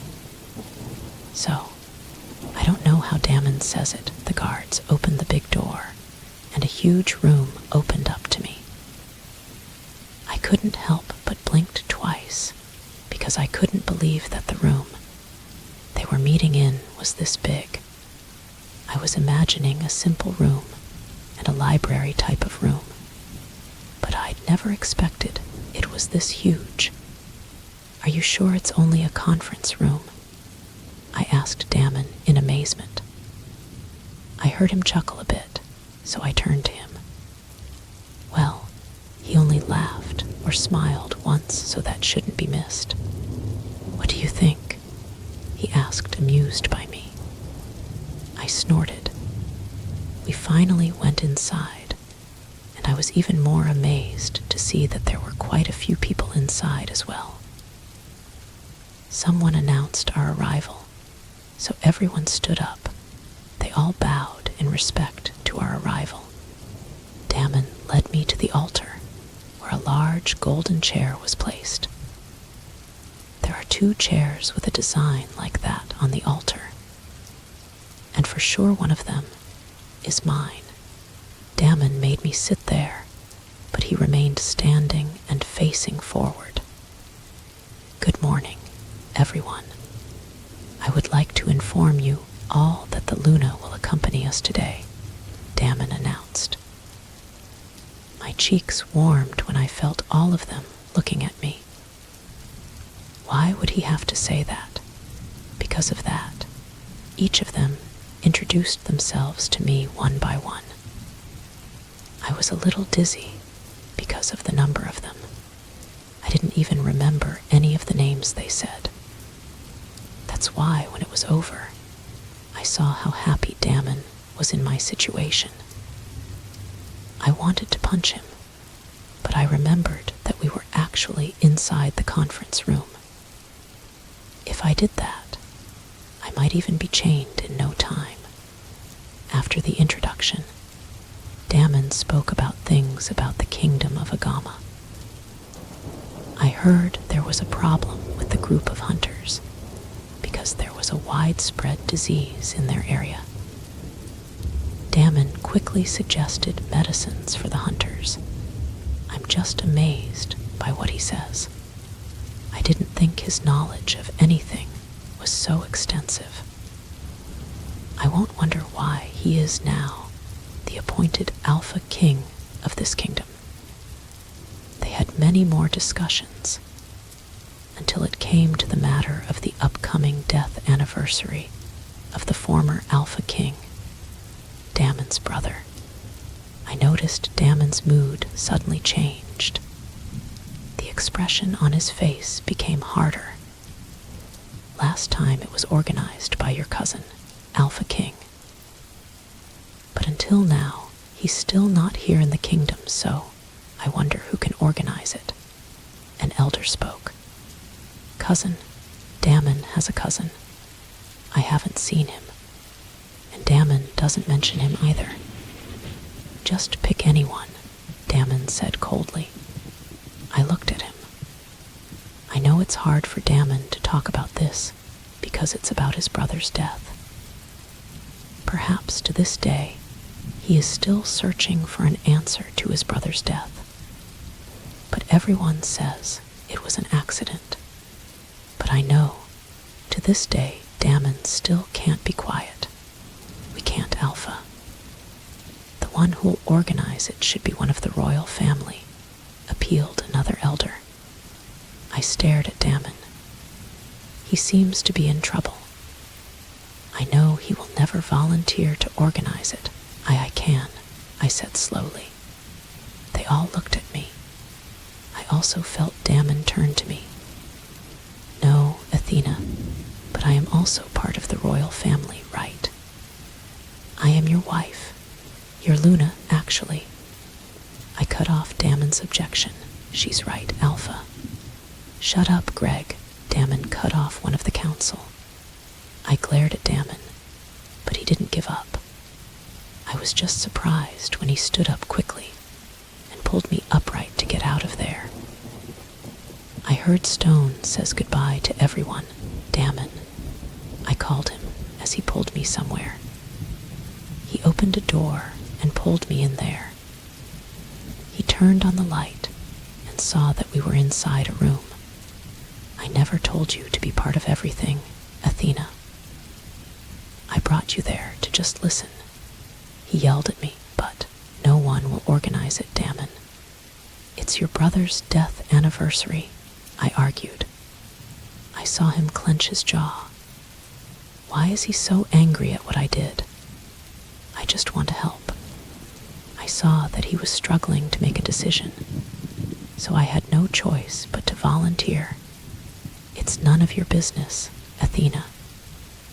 Don't stick your nose to where it doesn't belong. I was silent at what he said. My lips trembled, and I felt a sharp pain in my chest. My tears formed in the side of my eyes, but I'm trying so hard not to let them slide. Then, fine. I understand that your brother's death is a big deal to you. That's why you're acting like this. It's not just about my brother, Athena, so stop it, he said coldly. My lips parted, and I remembered what Anna had said. Did you already know that Alpha Dammon has a first love? She died years ago. She was with Alpha Devon. She died along with the former Alpha. My tears started to fall, and before he saw it, I ran away from him. I don't know why I'm hurting. I don't know why my heart feels like it's being torn apart. Why do you have to be so honest, Dammon? It's obvious. He's affected because it wasn't just because of his brother. It's because he's still longing for someone. He's still longing for his first love. Chapter 20. I don't know why I'm crying right now. He's so annoying. I shouldn't be crying. What I'm crying for is not worth it, so I shouldn't be crying like this. But why can't I stop myself from getting hurt? Why am I here now in the bathroom, crying alone? I don't even understand myself anymore. It seems like just the other day I was crying because I wanted to leave this place and be with my mommy. But now I'm crying because of something so useless. I turned on the faucet even louder so no one could hear me crying inside. It's just sad to think that now that I want to help, now that I want to be a part of this place, Dammon will interfere. Why? Is it bad that I organize his brother's death anniversary? Or the girl he first loved? I chuckled to myself. Is that really what I'm crying about, or something else? Am I crying because I have confirmed that until now there is a woman that Dammon loves? But I shouldn't care about that. But why am I hurting? My only role here is to act as his Luna and the queen of his kingdom. But why do I seem to want something else? This is so frustrating. Luna. I was stunned when I heard Anna outside the bathroom. I turned off the faucet to hear her clearly. Miss Brittany Fleury is now waiting for you in the library, Luna. Anna notified me. I sighed. I should stop crying. Let it be Dammon. Next time, I will never interfere with what he wants. He is right. It's none of my business. I'm only here because I have to fill his side. That's all I've got, and I shouldn't go any further. I'm coming, I said, and adjusted myself in front of the mirror. I combed my hair using my fingers and put a little powder on my face. After finishing, I followed Anna to visit Brittany. When my session with Brittany started, I insisted on listening to her. She explained a lot to me. All of that is about my purpose and duty as queen of the kingdom and mate of the Alpha. Being Luna of a large pack is a big responsibility. It requires absolute power and strength. As a Luna, you will be the main source of strength for the Alpha, so you have to be keen and intelligent in making decisions. You also have to support the Alpha no matter what, she explained. Am I the main source of strength of the Alpha? I doubt it. I may have a strong bond with Damon, but from what I can see in his eyes, he has another woman as his source of strength, and it's not me. When I finished my session with Brittany, I immediately saw Anna waiting for me. I stared at her. Anna, can we go outside? I want to stroll around, I said. But the last time you went outside, I promised I won't do it again. Please, Anna, I almost begged her. I just really don't want to go to Damon's room right now. I feel that anger will form in my chest again when I see him. I feel like I will cry again when I see him. Fine, but we'll make it fast, okay? She negotiated. I sighed and nodded. I wish we could spend longer, but maybe Anna won't let me if I say that, somehow. I felt relaxed when Anna accompanied me to the small flower garden just behind the palace. We were still inside the high fence of the palace, but this cool and fresh air was enough to lighten my mood, even a little. Who owns this garden? I asked Anna. The flowers are so beautiful. It has different colors, and it is obvious that the owner takes care of it carefully. Actually, your mother owns it. I was stunned by what Anna said. I suddenly remembered a memory where Mommy often bought flowers to take care of in our yard. Mom owns it. I couldn't believe what she said.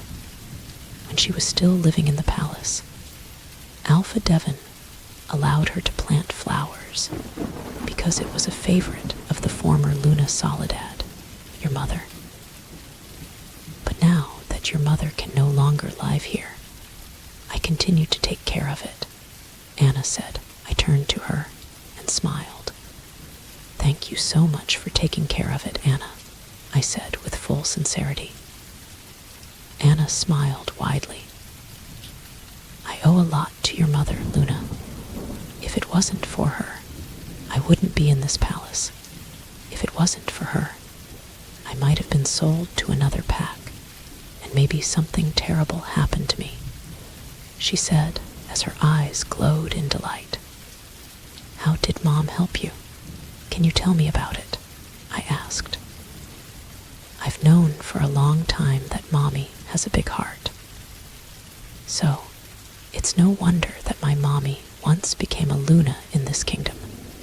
Anna told me how she used to struggle. She was a peasant, homeless and orphaned. But one day, an old man became interested in her and wanted to buy her and bring her to his pack to make her a sex slave. But Mommy came.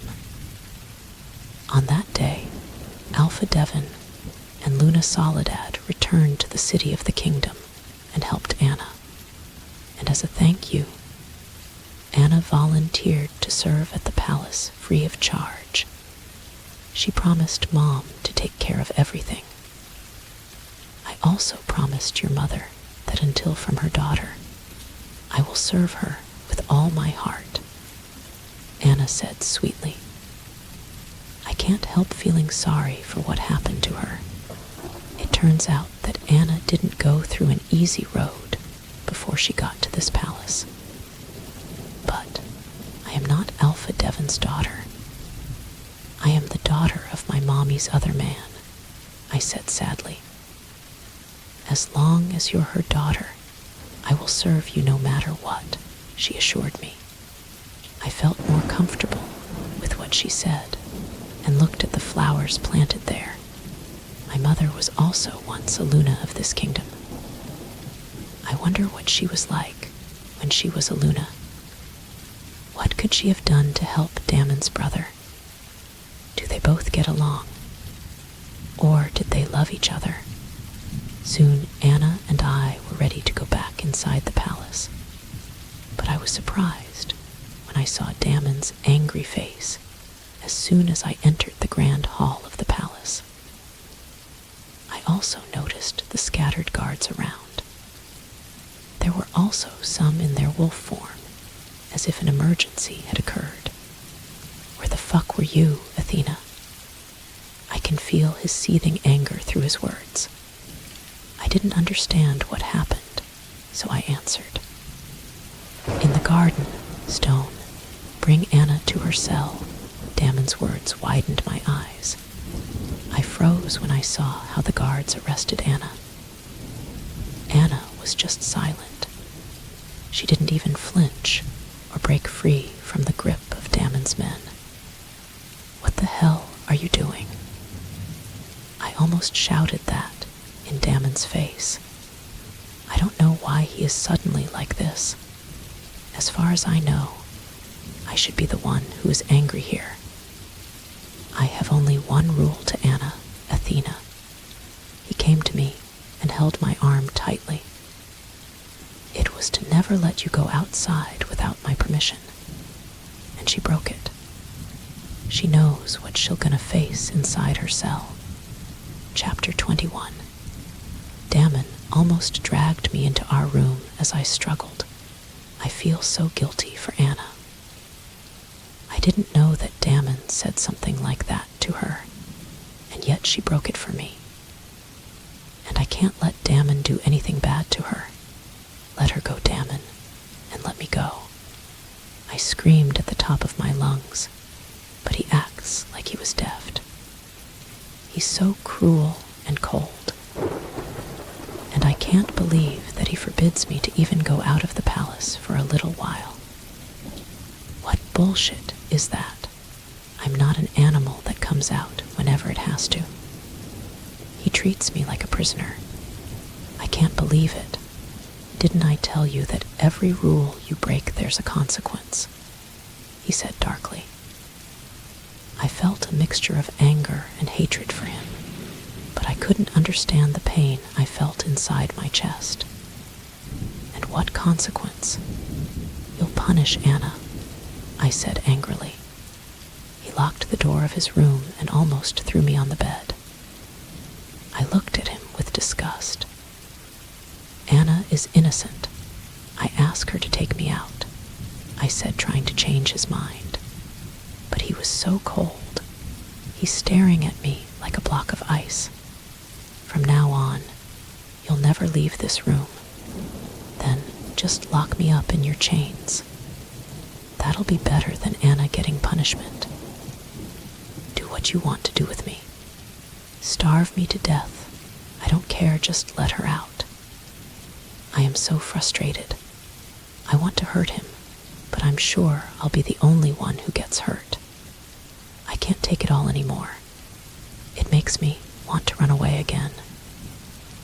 You should have thought of that before asking her to take you out, Athena, he said coldly, while loosening the tie he was wearing. I shook my head. Couldn't believe what he was saying.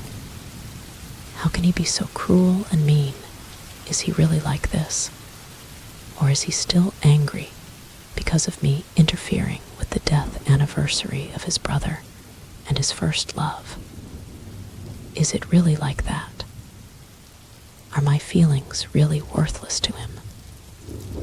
The night when something happened to us, I thought everything would change, but I was wrong. I almost forgot he has someone he loves. How can you do this to me? I couldn't stop sobbing in front of him. I think this is the first time in my entire life that I will cry in front of someone. This was the first time I showed my weakness. My weakness is my tears. Once I cry, it means I am hurting deeply. I saw him staring at me. I know it was embarrassing because it's never my thing. I never used to cry in front of someone, but I am hurting right now. I can't stop it from falling. What am I? A pet you want to keep inside your cage.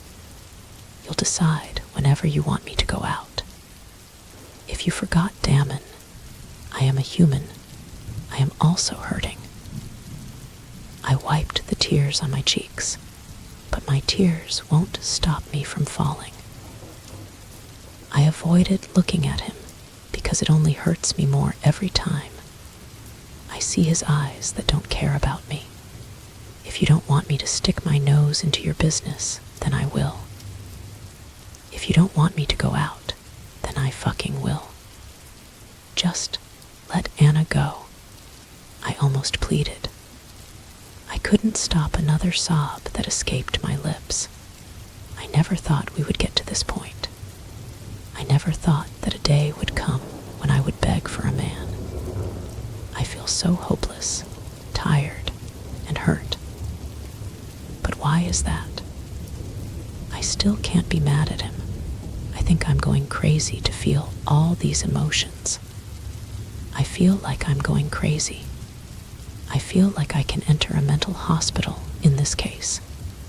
I just want to go out because I want to breathe and think properly, because these past few days, I feel like I cannot breathe properly anymore. I added while crying hard in front of him. Damn these tears. Why can't they stop? But what I didn't expect was his big steps toward me and his quick pull to me for a warm hug. I was stunned by what he did.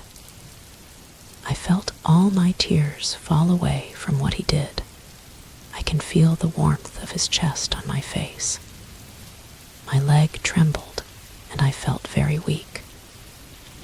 What is he doing to me? He put his hand on the back of my head and pulled me inside his chest. I stopped crying, and I didn't think that the pain I was feeling would suddenly go away, and that was just because of a hug. Damn, I'm sorry, he whispered softly against my ear. My lips parted as my heart pounded so fast. I swallowed hard as I felt his lips kiss the top of my head. What the hell is happening? Wasn't he very angry earlier? What's happening now? He hugged me tightly. I couldn't return the hug because of the shock and speed of the events. I was just worried about you, he whispered again. It sent shivers down my spine. Something also tingled in my chest at what he said. Is he just worried? Did I hear right? I am afraid you'll run away again. Now he said that while staring into my eyes. I can't read his eyes, but one thing is for sure. He's staring at me softly, gently, and carefully. Am I hallucinating or something? Did I suddenly pass out earlier while I was crying and now? I'm just dreaming. I swallowed hard as my knees trembled. I won't run away again, I said sweetly, and I don't know why with so many promises I made to other people, I feel like this is the truest. He stared at me long, and I just closed my eyes when he kissed me passionately on my lips. Chapter 22. Sometimes I thought I knew Damon, but sometimes I still don't really understand him. Just like today. It was as if he was very angry at what had just happened.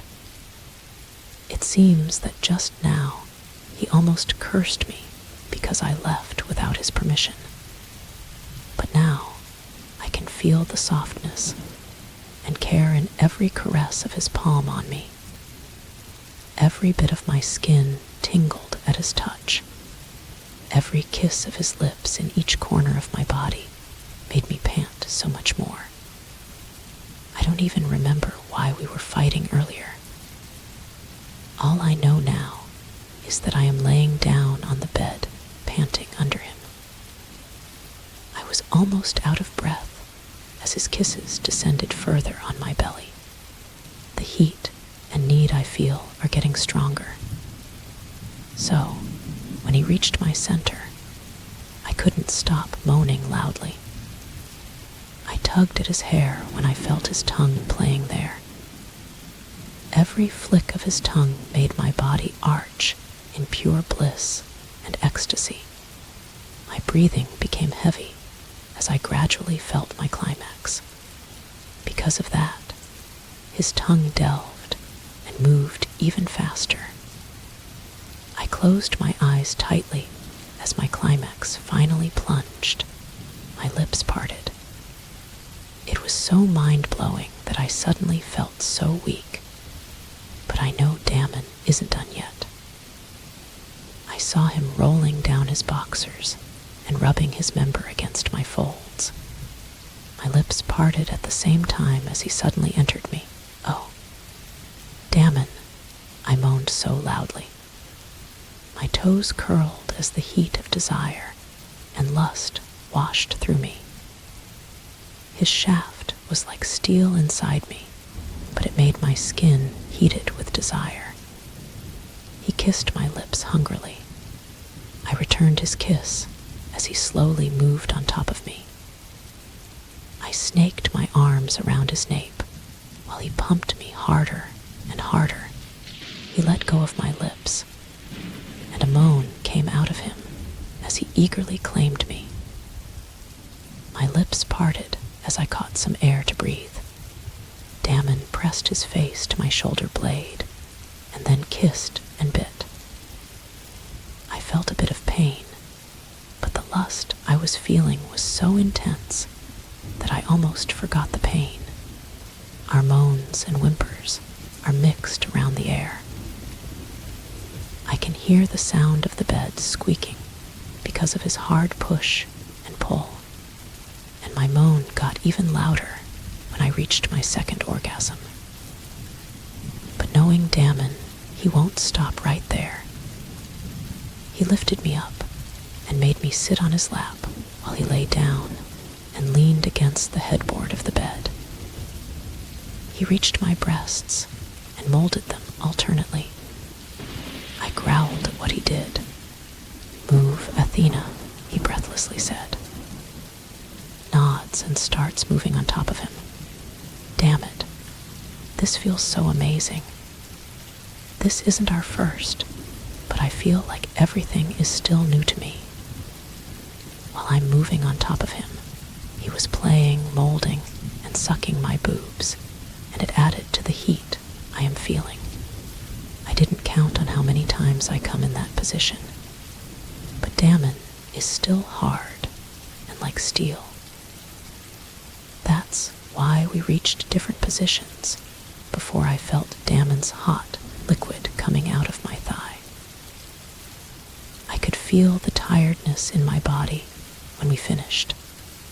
I lay limply on the bed while Damon grabbed a tissue to clean me up. I didn't care what he was doing and just closed my eyes. I even felt that he was putting on my panties before he settled down next to me and closed our bodies. I felt the warmth of his body as his arms snaked around my waist. He kissed me on my shoulder with my back facing back to him. My eyes are closed, but my spirit is still wide awake. "Are you hungry?" "We still haven't eaten our dinner," he whispered and peeked at my face. I kept my eyes closed. I didn't speak. I do not know it all anymore. All my life, this is the first time I become afraid of something. I didn't know it would hurt to hope like this. The way he touched me earlier felt so real, but how can I forget that he still loves someone else? "Don't pull that stunt again. Athena," he whispered again. Now, I can feel his deep stares on my face. I wanted to speak, but he was ahead of me. "If you want to go outside, please inform me," he said. The way he said it, as if he was afraid of what happened earlier. Why is he making me feel this way? Doesn't he know that by simply showing me kindness, I'm slowly falling for him? "Fine, you can can organize my brother's death anniversary," he said with a sigh. I realized what he said. Is what I heard true? I turned to him. His eyes were staring deeply into me. I swallowed hard. Is that true? I asked in amazement. He slowly nodded. I couldn't stop being happy with what he said. Because I know this time the door to his heart is opening for me. Should I gamble? Thank you, Damon. I completely faced him and looked at him sincerely. He raised an eyebrow and pulled me closer to him, as if the distance between the two of us was so far it wasn't. Why is this a big deal to you anyway? He asked curiously. I bit my lower lip. I saw his eyes follow my lips. I just want to help you. This event is important to you, right? I said while looking at him. His face changed. His face hardened as if a memory darkened his face. Is there a problem? Is there something wrong? I asked him. He took a deep breath. I will never forget the day when my brother died, Athena, he said steely. I feel like he's not telling me something. I feel that there is a great mystery behind the accident that caused Alpha Devon's death. You think it wasn't an accident? I asked hesitantly. I thought he would get angry again at my question, but he just kept staring at me. If he thinks that his brother's death was no accident, then the death of the woman he first loved was no accident either. Now, I am curious. I don't know Damon's first love yet. I can't even see her picture. Damon stroked my cheek. I closed my eyes to the warmth and softness of his touch on my skin. I feel like he's pulling me to sleep. My brother don't die in just an accident. I know there's something more to it, he whispered. Chapter 23. Luna, are you okay? Anna asked me while my jaw dropped as I looked at the paper that listed the things I should do in the event we will do on Alpha Devon's death anniversary. I didn't think it could be so many. I had already prepared for this in the morning. Damon told me that Anna would give me my to-do lists. He said that Delta Robin will guide me in what will I do, so I shouldn't worry. I didn't know it was so many, Anna, I exclaimed while reading what I was going to do. I'm just reading this, but I feel dizzy. Is it really right that I presented to do this? No, Athena. There is no turning back. Don't worry, Luna. Delta Robin will guide you throughout the process. Anna calmed me down. I took a deep breath and stared at Anna. I suddenly remembered something. While Delta Robin isn't here in the library yet, I'll ask Anna about it first to ease my mind. Anna, I have a question, I said. He stared at me. It was as if he was immediately interested in the question. Ask away, Luna, she said. You said, before that Damon's first love died along Alpha Devon. But it seems like this whole event will be just for Alpha Devon, I asked curiously. It's because that girl was just no one, Luna. Actually, she was just a housekeeper like me. I was a little surprised by what she said. It's not that I look down on housekeepers like Anna. I just didn't think Damon would fall for a woman like that. Then, did you see that girl? I asked. Of course, I didn't. It was a very long time ago. I think my mother is the same age as that girl, if I am not mistaken, Anna said. I remembered that Damon and I's age has a really huge gap that girl might have lived a long time. Then she might be the same age as Mommy. Then, do you know her name? I asked. I saw her staring at me for a long time. I avoided looking. I didn't want her to see that I was curious about that girl, because I now have feelings for Damon. Even to myself, I still can't accept that I might like Damon. Her name was Natisha, Anna finally said. Natisha. Her name sounds old, but I'm sure she's a beautiful woman. Knowing Damon, I know he won't fall with just anyone. I stopped asking when Delta Robin arrived. He taught me what I needed to do. I didn't think it would be such a long process that I had to go through to finish everything. The first was that I had to present a memo to announce to the entire kingdom the holding of Alpha Devon's death anniversary in the palace.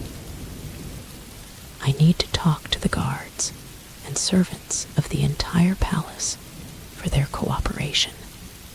Then I also have to talk to the elders about the prayer they will do at the altar, and in the end, I have to prepare myself because I will give a little speech for that day.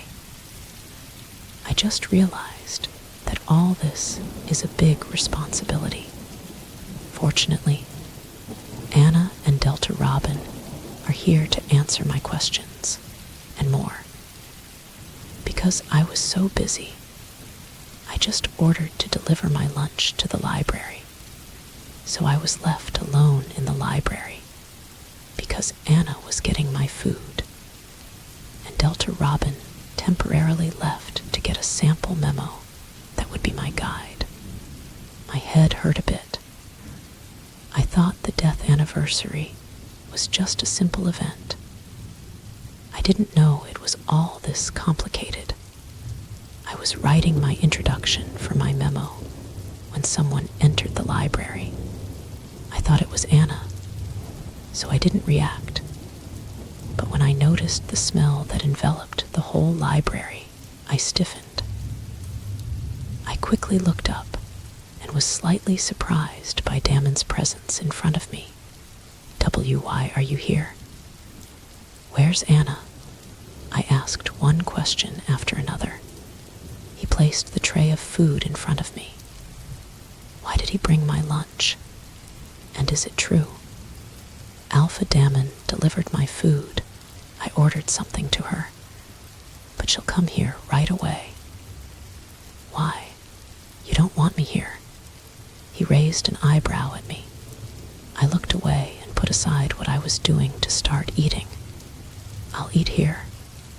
I didn't know I'll be this busy, I said, and munched the fried chicken. Damn, I didn't know I was this hungry.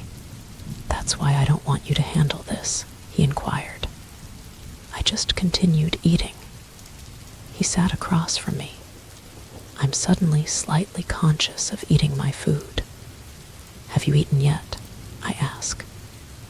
Yeah, he lazily replied. Aren't you busy? You have a lot of time to waste, huh? I pay attention to him. I want to rest a bit. He leaned his back against the chair and closed his eyes peacefully. The size of his room is bigger than here, so why would he rest here? You can't rest here. Better rest in your room. Just give me silence. Athena, he said tiredly, before going back, leaning on his chair. I stopped eating and stared at his face. I drank water before approaching him. He looks very peaceful as he sleeps. He was so beautiful to watch while sleeping. He is like a gentle sheep. That's why when I saw Anna enter the library, I signaled her to be careful and not to make any noise. Anna immediately followed and smiled when she saw Damon. I asked Anna to leave the library for a moment because I wanted to ask something. Is there a problem with his meetings, Anna? I asked worriedly. this is the first time I saw that Damon was very tired.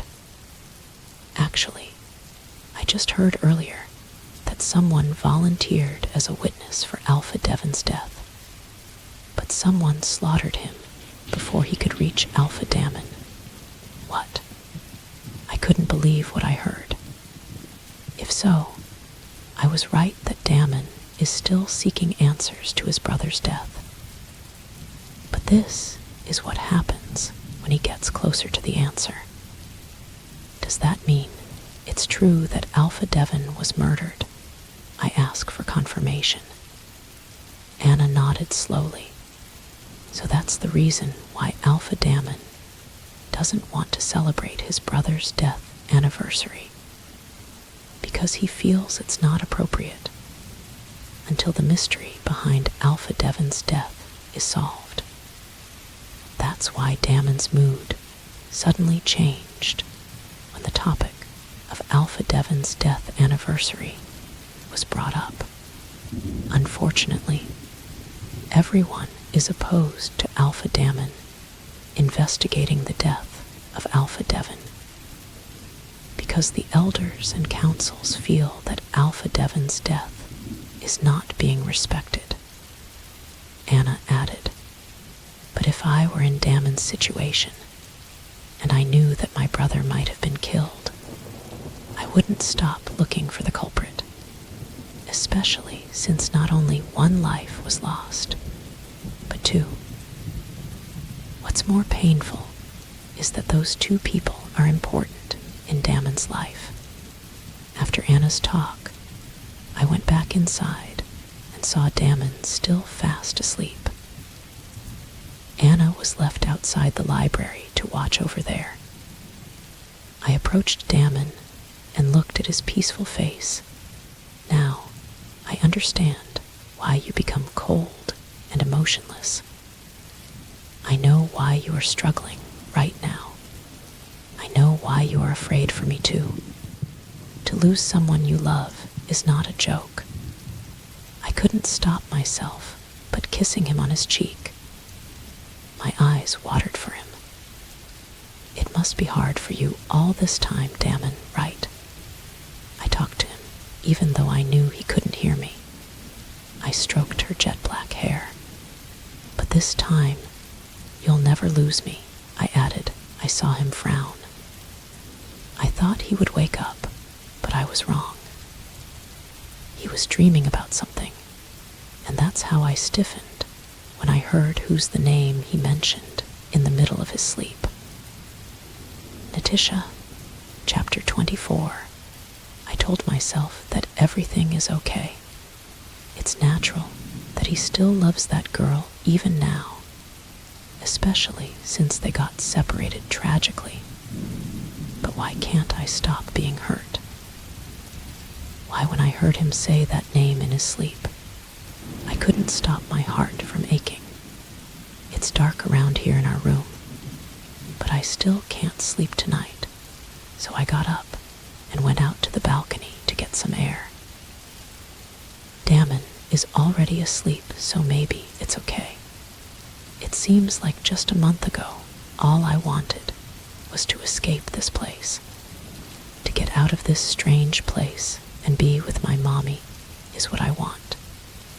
But now, I feel that my requests are exceeding.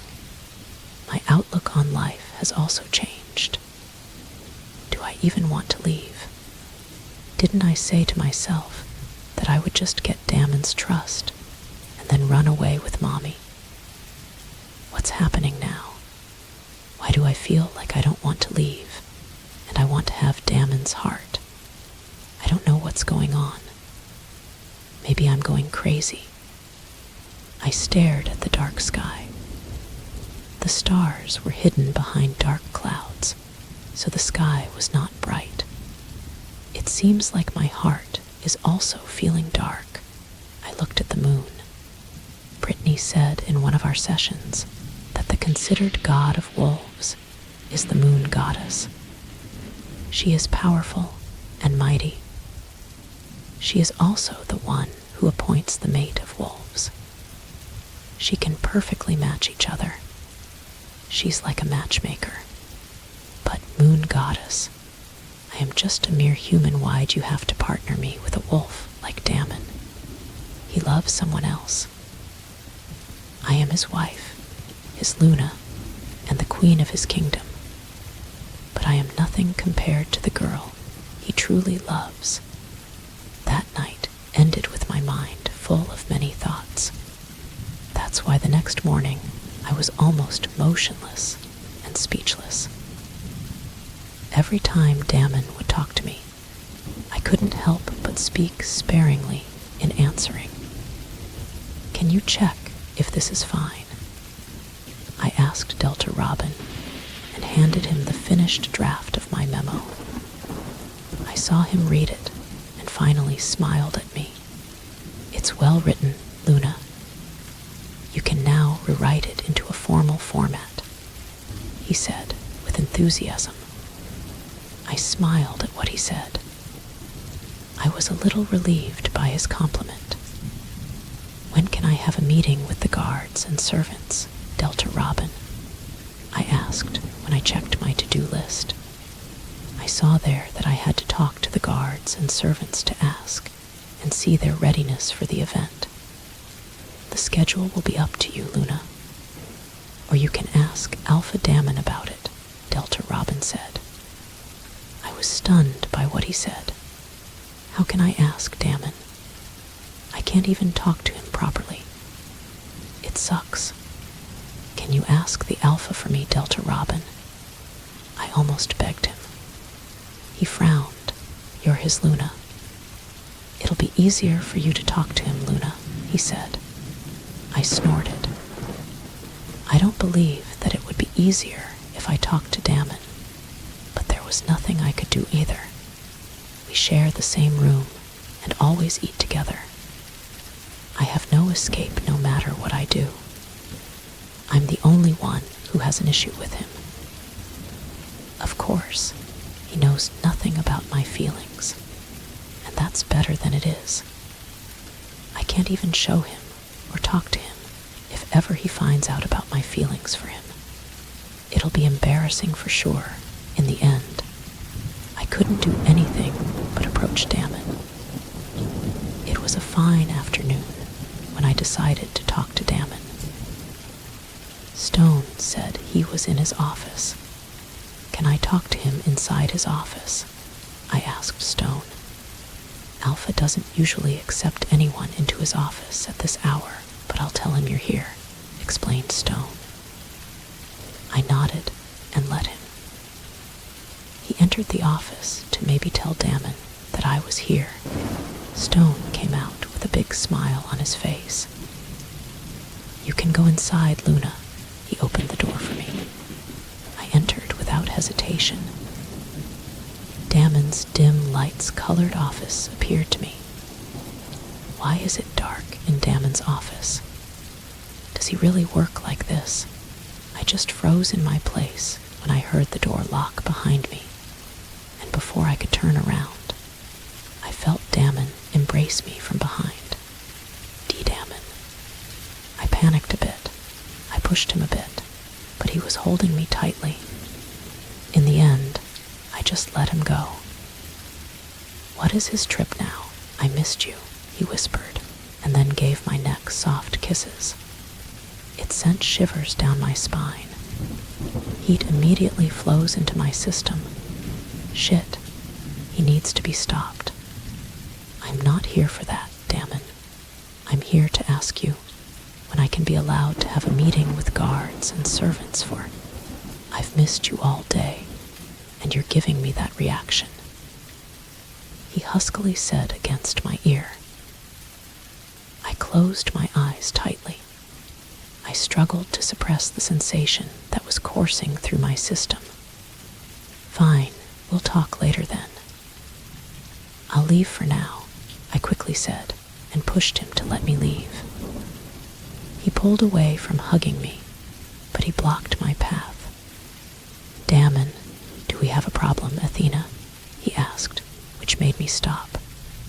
I swallowed hard. None. I'm just not in the mood. I'll leave now. I said a bit coldly and tried to get away, but he blocked my way again. I took a deep breath. No, you'll not leave this room, not until you tell me our problem. And don't you ever deny that we don't have any problem going on, Athena. I'm not dumb. I know we have. You almost ignore me the whole day. I went to the library to talk to you, but Anna said you were busy. I let it pass. At lunch, I was talking to you and asking you several questions, and you just gave me cold treatment. I am used to your snarling, not this, he chuckled without humor in the end. I gritted my teeth. It's funny how he can easily notice my moves, reactions, and a lot of things all about me, while I don't even know anything about him. I'm not feeling well, liar, he accused. I glared at him. I don't care if you don't believe me, Damon. I'll just rest instead of wasting time talking to you, I said disgustedly, and was about to pass him, but he pushed my arm back to where I was standing. What the Damon? I whined at him. What is it that makes you upset, Athena? I was stunned by the tenderness of his voice. I swallowed hard, and my heart pounded again. Don't play with my feelings, Damon, I told him firmly, and I didn't think twice about leaving his office. I unlocked the door and stormed out. I felt a sharp pain in my heart. Maybe it would be better to leave this place. I'll make sure I still do my original plan before all this. One day, I will be able to leave this place and get out of Damon's hands. Chapter 25. Damon didn't sleep in our room that night. So, I didn't have a good sleep wondering where he was. I didn't want to ask Stone because I knew that my questions for him would lead to Damon. That's why the next day, when Anna came to take care of what I was going to wear, my mind almost floated because I couldn't sleep. Are you feeling bad, Luna? She asked worriedly.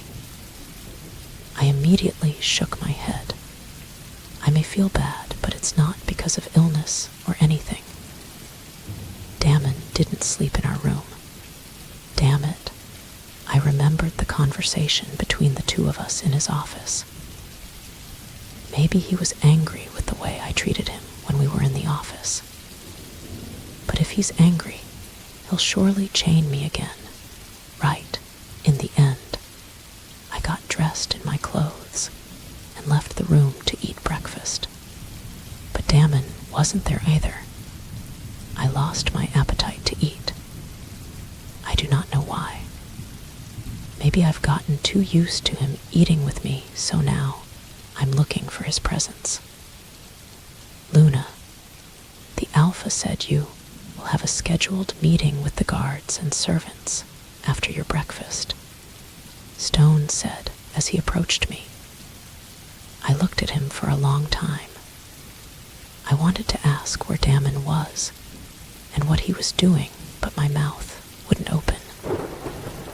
In the end, I just looked away and continued to eat sluggishly. Then he allowed me to talk to the guards and servants. Our last conversation didn't go well, but he still gave me a schedule. That's why while I was checking the guards and servants and asking what they were going to do and preparing for the event that would happen on the day of Alpha Devon's death anniversary, I still couldn't stop thinking deeply about Damon. I was not in a mood when the meeting ended. My whole day went like that until my session with Brittany ended.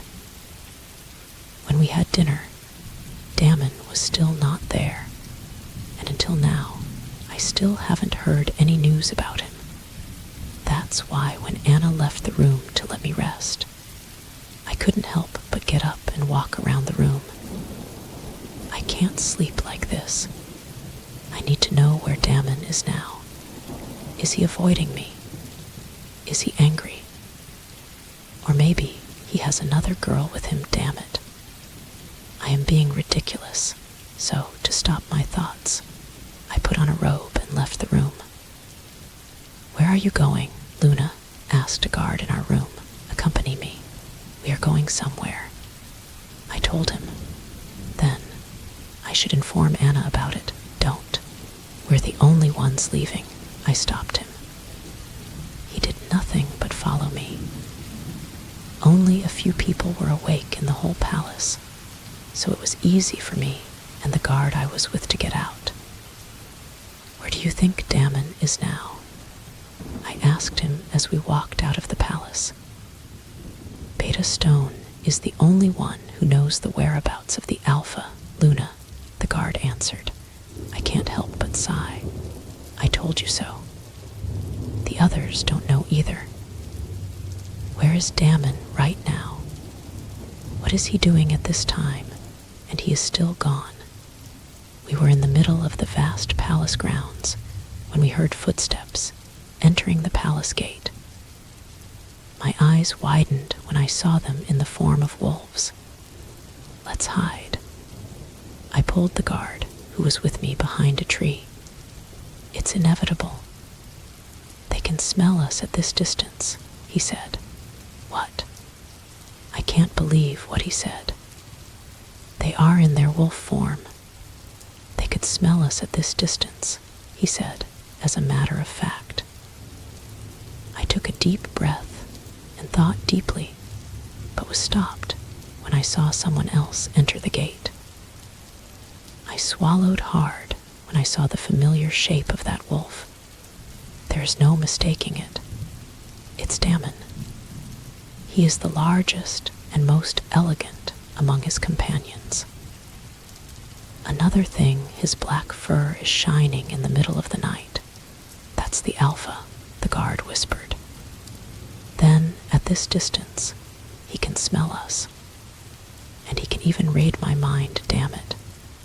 What should we do to go back? I asked the guard. I saw that he was thinking deeply.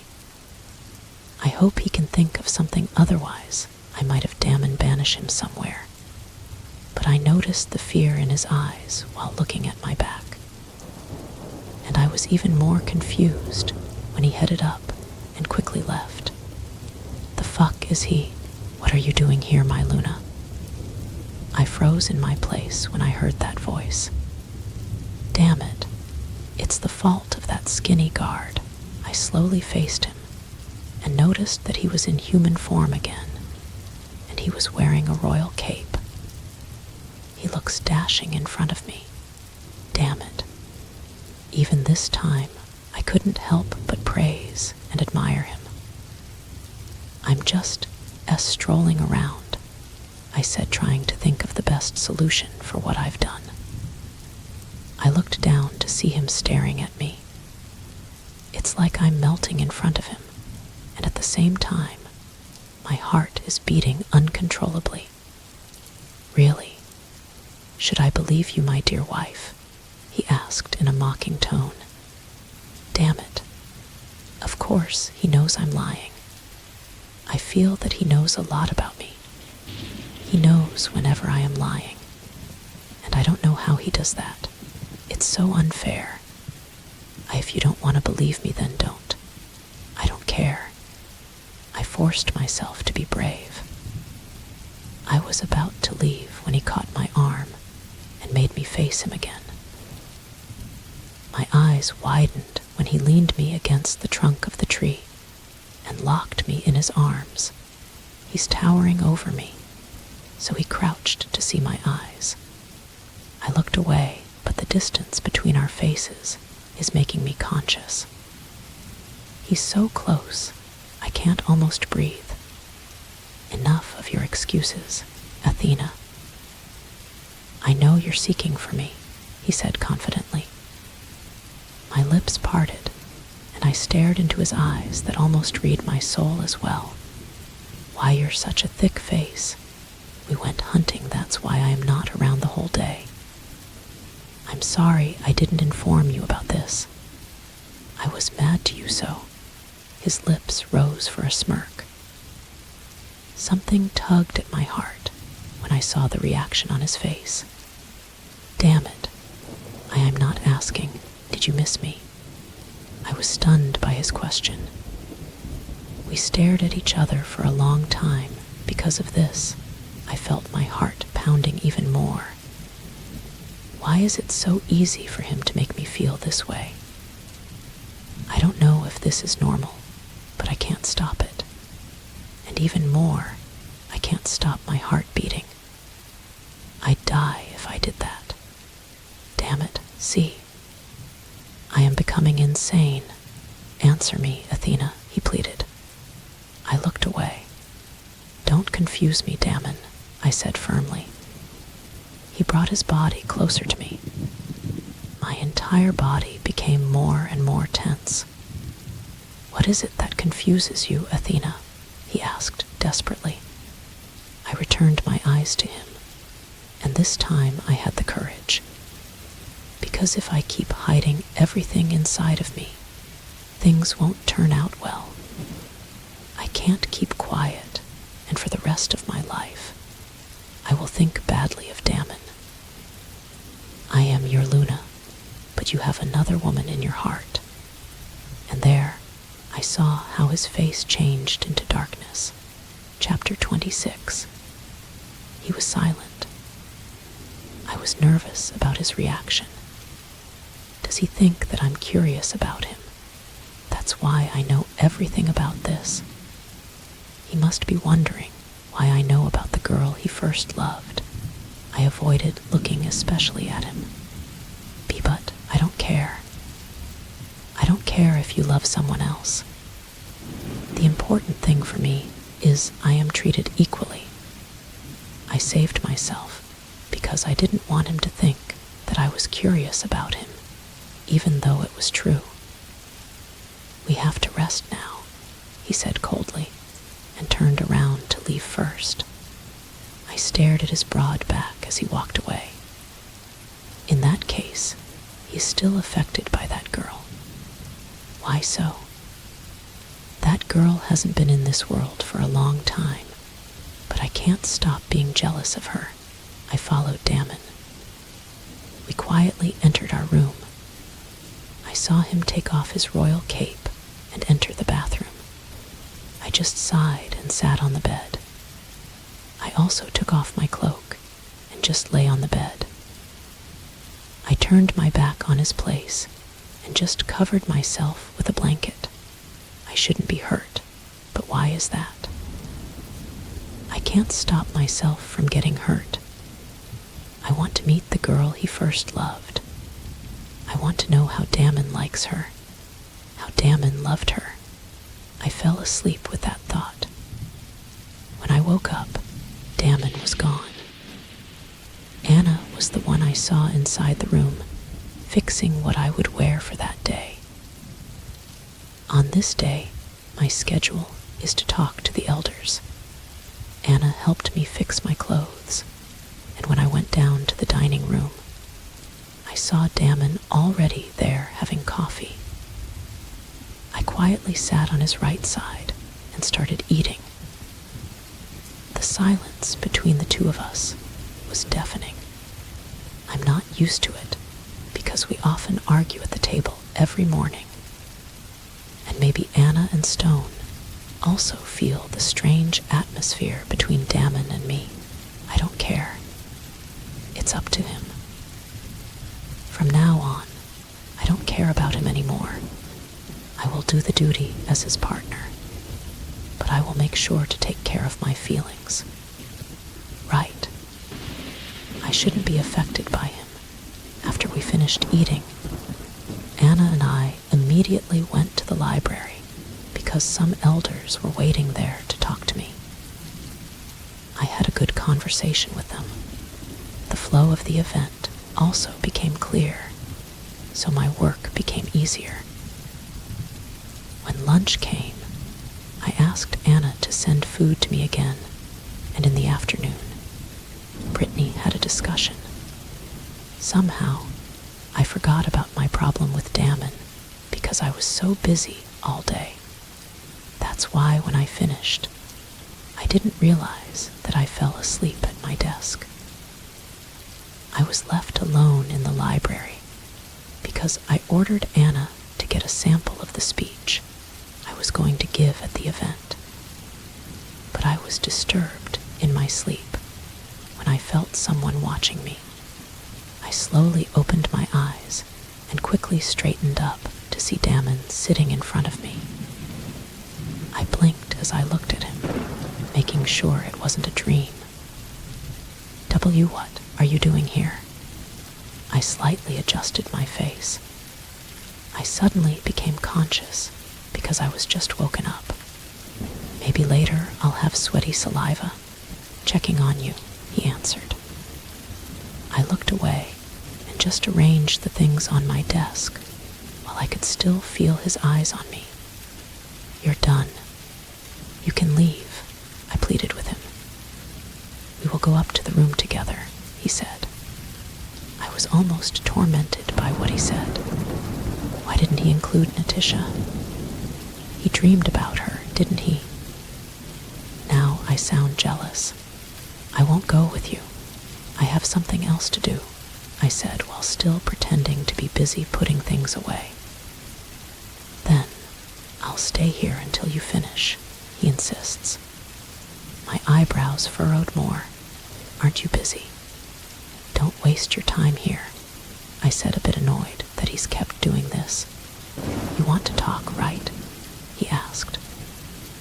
I was a little nervous there. Does he mean that he is ready to tell me about Natisha? I looked at him, but his face remained expressionless. But I don't understand why my heart is losing so much when he just sits there and does nothing. Am I that crazy? I'm busy, I said. Damn it. Isn't this what I want?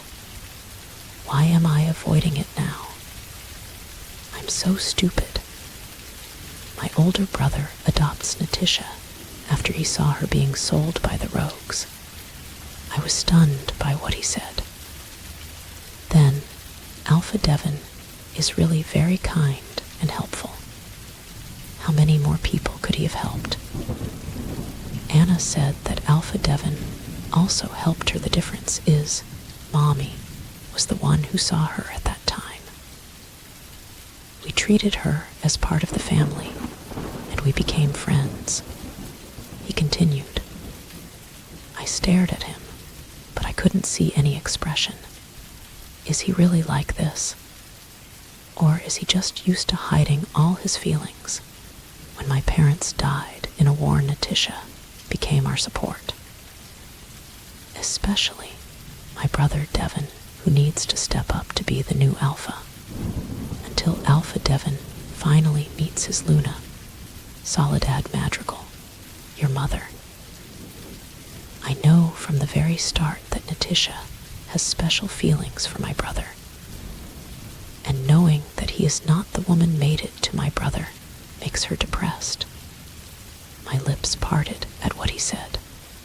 Does it mean Damon had an unrequited love before? Natisha loves her older brother, and that leaves him broken then, because I care for her. I was there to comfort her. And maybe, I don't know if that's the first love you're talking about, he shrugged. What? He doesn't know what he feels at that time. He is not sure if that is his first love. Does he really know nothing in the world other than being the Alpha King? But then tragically, my brother died. It's either an accident or murder. And because Natisha wanted so badly to protect him, she sacrificed herself to save him, but still died in the end. I can't believe it. But you think someone killed them, right? That's why you're investigating, I said. I was nervous as he stared at me deeper and deeper. When he stares like this, I can't stop my legs from shaking. And that's why I don't want you to be involved with this, he said. I frowned. do you mean? I asked, confused. Every death anniversary of my brother, an attack always happens. The rogues are leading the attack. My eyes widened. What? Why are they attacking? I asked, horrified. They want the throne, he answered. Then I stared at Damon. And that's the reason I see why my parents were killed, as well as Alpha Devon. And now that I'm sitting on the throne, I'm next on their target, Damon said.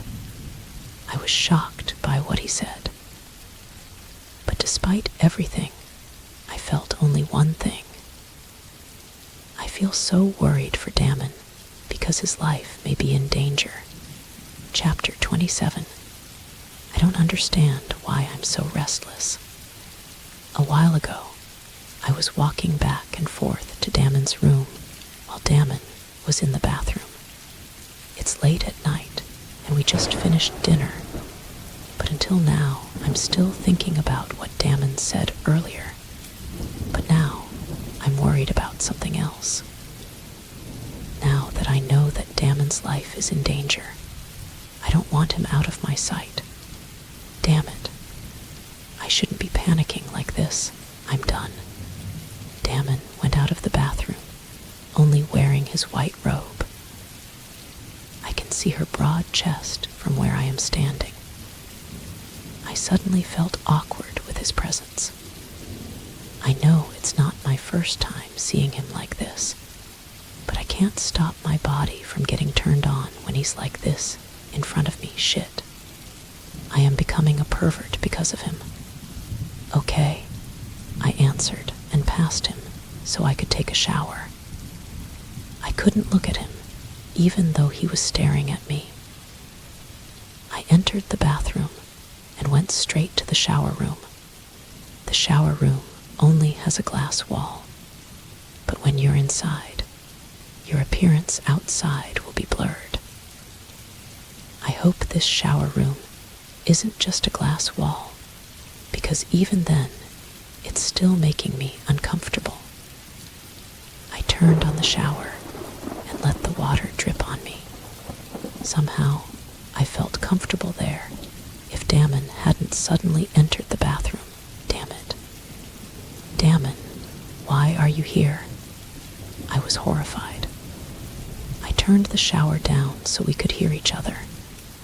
I can see him here from the inside. I saw him take his toothbrush. Damn him. He's really going to brush his teeth now that I'm here. I want to brush my teeth, he said in a straight tone. I clenched my teeth. This is so awkward. I know my nakedness is not very visible outside this shower room, but my figure is still visible. Wait, why am I ashamed? This is not the only thing the two of us have done.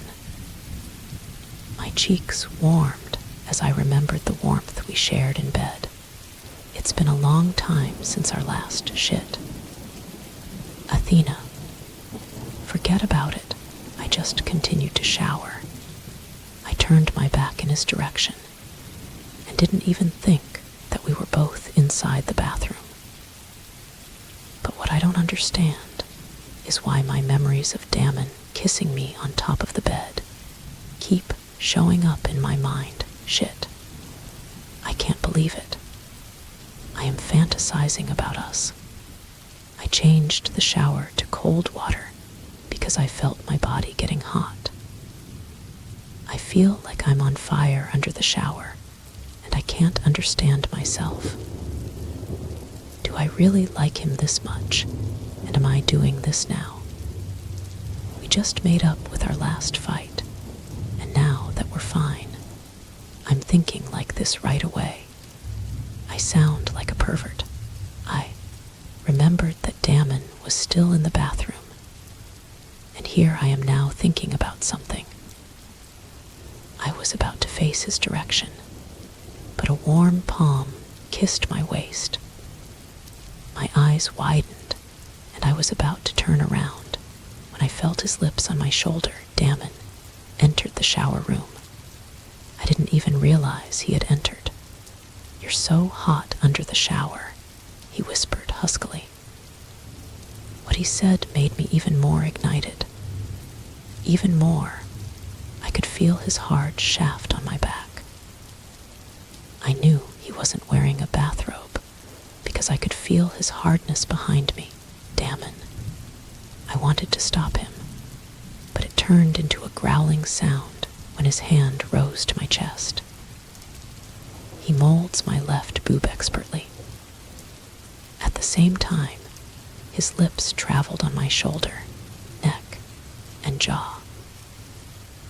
I know that this time I will not be able to stop him because even my body has been taken over by my desire. Shit. Just one touch from him makes me feel the warmth he brings. Just one kiss from him makes me lose myself. He brought our bodies together. I felt even more how excited he was for me. His steel-like member is poking my back, and when he slightly rubs it on the face of my buttock, I almost left my body. Shit. I moaned his name when his other hands travel down on my groin, while his other hand is playing with my boobs, alternately massaging them. His thumbs playing with my nipples added to the fire I am feeling. "You're so wet, baby," he sensually said when his hand reached my folds. I almost squirmed at his touch. That was so heaven. I almost begged him to hold me there, please. I pleaded and held his arm to encourage him to move his hands on mine. I heard him chuckle. "You also missed this, huh?" He bit my earlobe. "Damn it. Fuck. I feel so hot, fuck." And I couldn't stop moaning loudly when he inserted his finger inside. I was losing myself at the sensation that I felt.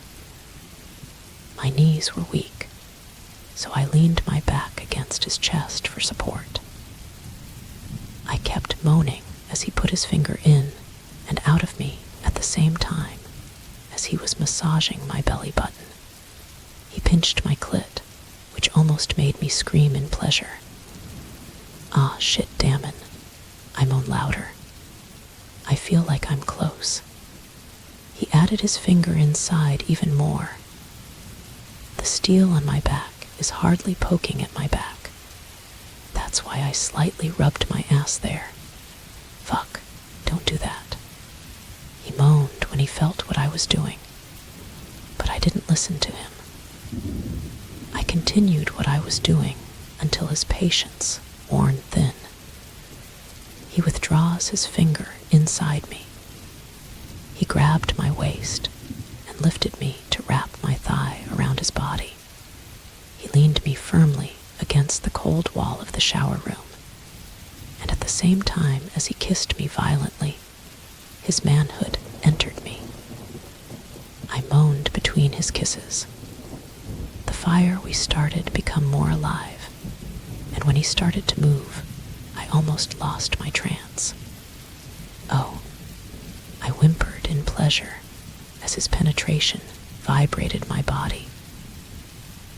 My breasts are bouncing up and down while he's pushing and pulling inside me. My whole body is bouncing up against the wall as he thrusts me in. He stopped his hot kisses on me and lowered his lips to my chest, which was now ready in front of him. I was amazed at the delicious feeling. I missed him so much. I can't deny that to him because he can feel how excited I am with every caress and kiss. I feel like this is what I will miss every time we fight. I don't know if I want to fight or not. "You're so fucking tight," he groaned as he thrust inside me. My lips parted because I was about to reach my climax. I pressed my face into Damon's shoulder, and there I bit his skin. I heard him groan, and he accelerated his movements even more. "I am incoming shit, I moaned against his ears. He tightened his grip on my ass. I, on the other hand, hugged his neck tighter until we both felt the climax. I took a deep breath. My breathing became hard as I felt his release dripping on my thighs. I was weak, but I forced my leg down to the floor. Shit. My limbs are shaking. Damon felt that, so he grabbed me by my waist. "Let's wash together," he whispered, and turned on the shower that was pouring on both of us. "Now I know why you entered the bathroom. Brushing your teeth was just an excuse, huh?" Even though I was weak, I was still able to criticize him. I heard his little laugh and planted a kiss on my cheek, even though he was standing behind me. "I missed you, and watching you under the shower is turning me on," he whispered, amused. I rolled my eyes at the air and just let him go. When we finished showering, we also put on our sleeping clothes together. I snuggled into his chest as we lay on the bed. He turned off the light in the room, so the only light we had was the lamp on the table near the bed. "Are you confident that you won't face the same end as your parents and brother?" I asked in the middle of the silence. My eyes are closed because I feel sleepy.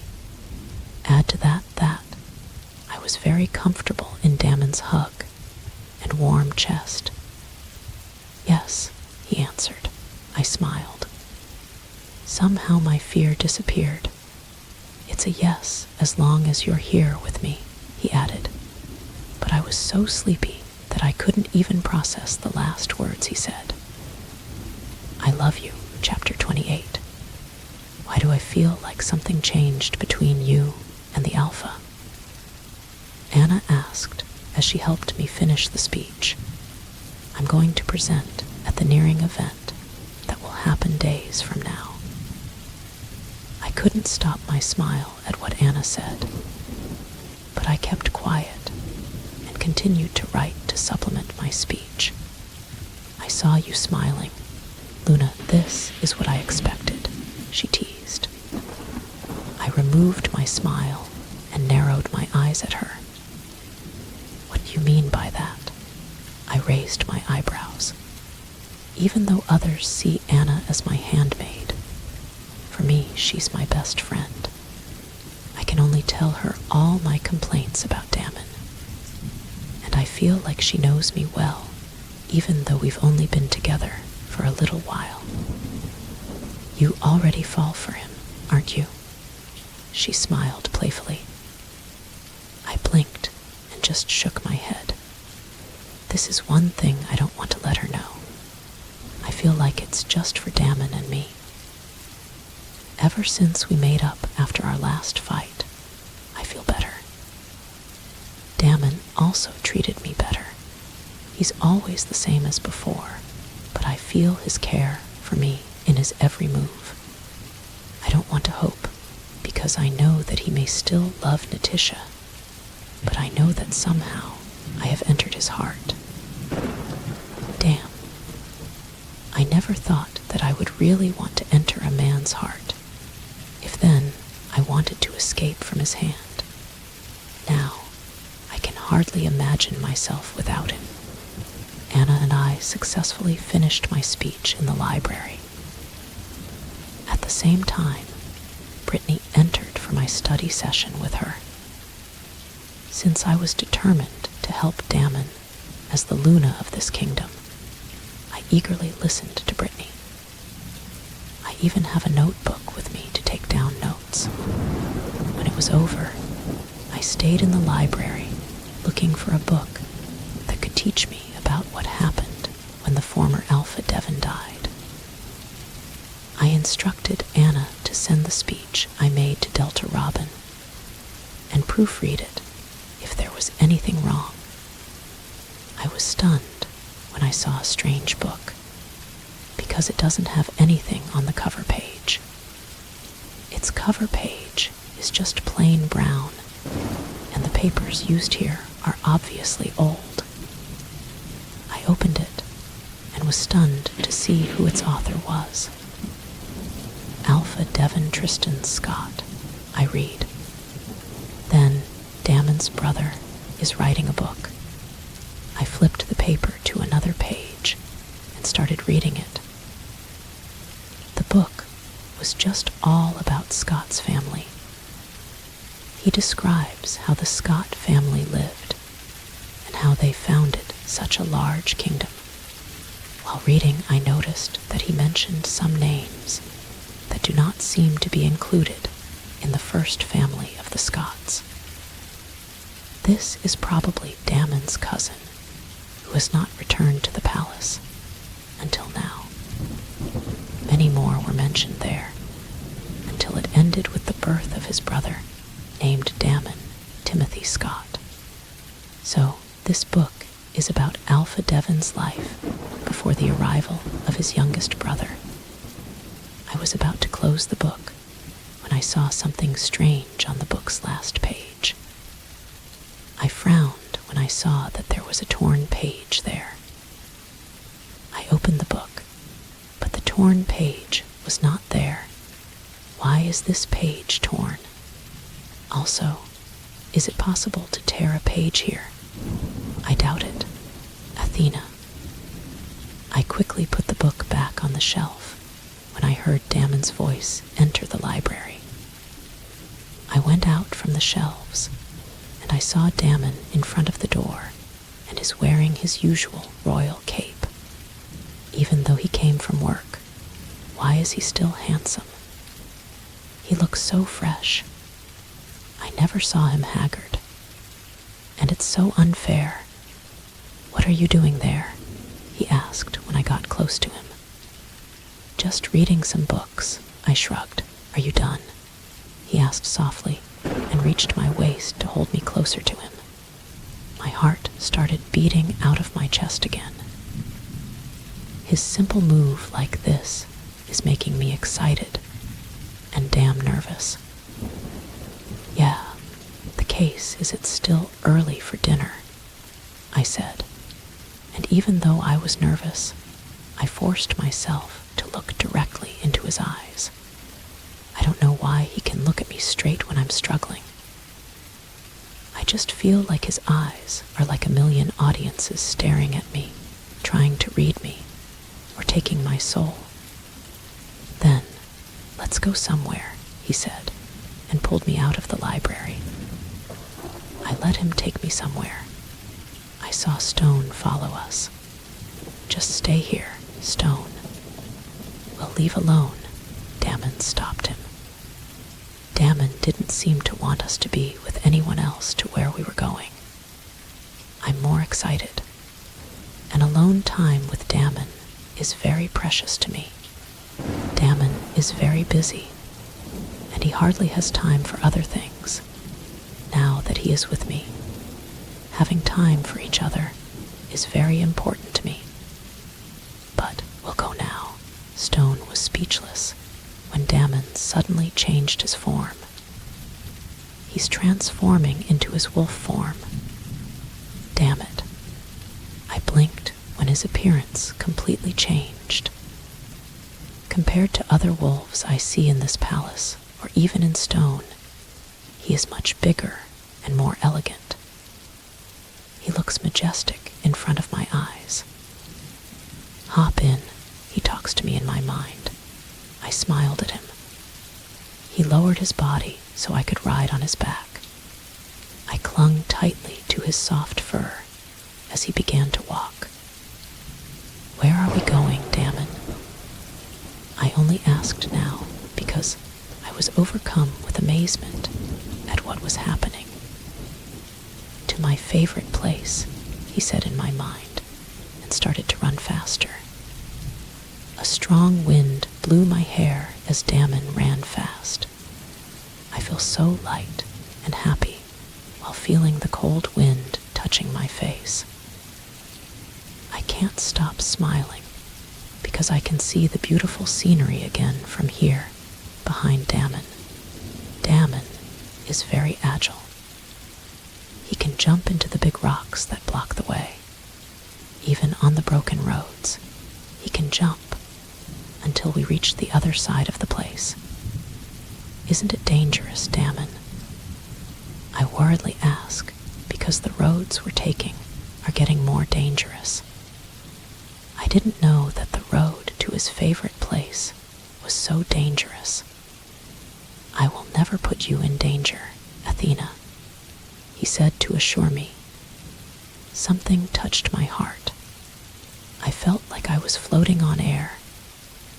I don't understand what I feel, but just with those words, I am satisfied. So, you're happy, huh? My eyes widened when he said that in my mind. Damn it. I forgot that he could read my mind whenever he's in his wolf form. Stop reading my mind, Damon. I warned him as he jumped at the high cliff. I shrieked a little because of what happened. Shit, that was dangerous, Damon. Where are we going? Why is the road here like this? I can't help but panic. He chuckled inside my mind. Don't worry, we're near, he said. My grip on his black fur got tighter and tighter, and when he stopped at the top of a hill, I couldn't stop being amazed. From here on the top of the hill, I can see the nearby plains, and at the end are the mountains that protect the kingdom of Agama. And from here, I can see the orange sky and the sun that is about to bid goodbye to the sky. H, how'd you know this place? I exclaimed in amazement. From my father, he answered. A strong wind blew. I turned to him. I saw how the wind whipped his black fur. He looks amazing in his wolf form shit. He always brings me here with my brother, he added in my mind. So this place is special to him. Then, why did you bring me here? I asked curiously. His decision was sudden. He just took me out of the palace, just the two of us. My cheeks got flushed thinking that it could be called a date. The last time our father brought us here was when I was still 5 years old. This place is very important to my father because this is where our kingdom begins. He told us if the day comes that he won't be able to be with us when we return to this hill, we must bring someone important to us, he said. My heart started racing again. So, is he saying I'm important to him too? Am I important to you, Damon? I swallowed hard at my question to him. I faced him. His golden wolf eyes are staring at me directly, and it's making my heart throb. Yes, he replied in my mind. I bit my lower lip and reached for his furry jaw. I felt his soft fur. I don't want to ask more than that. It is enough that I know that I am important to him. I don't want to find words beyond that because I'm afraid. I'm afraid of the depth of my feelings for him. Chapter 29. I'm nervous. I can't rest here in this room. I walk back and forth as my heart starts racing. Today is the day. This is the first time I will be speaking in front of many people. Or should I say, wolves? Today is Alpha Devon's death anniversary. Everything is ready for the event. I am also wearing a white dress for this event. The dress is so elegant on me. It has a fitted bodice that features a high neckline with a dropped shoulder, seam above double puffed sleeves. The bodice front is shaped by 4 darts, and the closure is in the front with covered buttons. The back body bodice has a center back piece and 2 side back panels. The very full skirt is gathered smoothly into the bodice at the waistline. Until now, I'm still not really used to the clothes here in the kingdom of Agama. Their clothes are more long, elegant dresses. It's like I'm going back to the Victorian era. I looked at the bedroom door when Anna entered there. She is now wearing her usual uniform as my handmaid. She bowed her head to me in respect. "The Alpha is now waiting for you, Luna," she informed me. I nodded. I remembered what Damon told me the other day. This day is not just about remembering the death of the former Alpha Devon. It was also the day of a bloody battle. He told me yesterday what could happen. He told me that this often happened on Alpha Devon's death anniversary, but they have never been successful. Damon told me that these are rogues who defected from the kingdom of Agama. These wolves dislike the rule of the Scots. They tried to confront that group and catch one to ask who was leading them, but they caught him stubbornly. Until his death, he said nothing. This is when I realized that Damon's opponent was strong. If its people are that strong and loyal to whoever leads them, their leader may not be just anyone. That's why, besides facing a lot of people, I'm also nervous about what might happen. I know that Damon won't just join the fight because he's the Alpha, but I'm sure that Damon is their target. Damon's life is in danger. I left the room and immediately saw the crippled guards who were going to take me to where Damon was. Anna came behind me to join me. A guard opened a door, and there I saw Damon. I gasped when I saw how handsome he looked. Under his red royal cloak are steampunk trench coat and shirt, vintage prince, overcoat, medieval jacket. I saw how he fits his position in this kingdom. His eyes bore into me, and a smile crept on his lips. My cheeks flushed as he surveyed me with my clothes. When he looks at me, I lose all my self-confidence, and I'm disgusted with myself for why I react so strongly when he looks at me. Our gaze was interrupted when Stone entered carrying a box. It was a black box, but it looked so heavy. I looked at it curiously and was just as amazed to see what was inside when Stone opened it. "A crown," I mumbled to myself. "We need to be presentable as we step in front of our people, my Luna." I swallowed hard when Damon said that next to me. I didn't know that he heard what I said. Stone approached Damon. Damon bends a bit so that Stone could put it on his head. I was just amazed when Damon finally wore it. The gold shining crown is suited for him. There is no doubt about it. Damon is an Alpha King, and I can't believe I'm the Luna. Stone called me and smiled as he gestured for me to bend down as well so that he could put my crown on me. I swallowed hard as I did it, and when I felt the crown on my head, I can't help but feel nervous, but at the same time overwhelmed. If back then I was furious that Damon had abducted me to take on a responsibility I never dreamed of, now I'm just amazed. I can't tell myself if I still don't like it or if I'm starting to like it. "Shall we, my queen?" Damon extended his hand to me, who was now wearing white gloves. also have white gloves on my hands. Now, we literally look like a king and queen. I accepted Damon's hand. Stone opened a door in that room. A light dawned on us.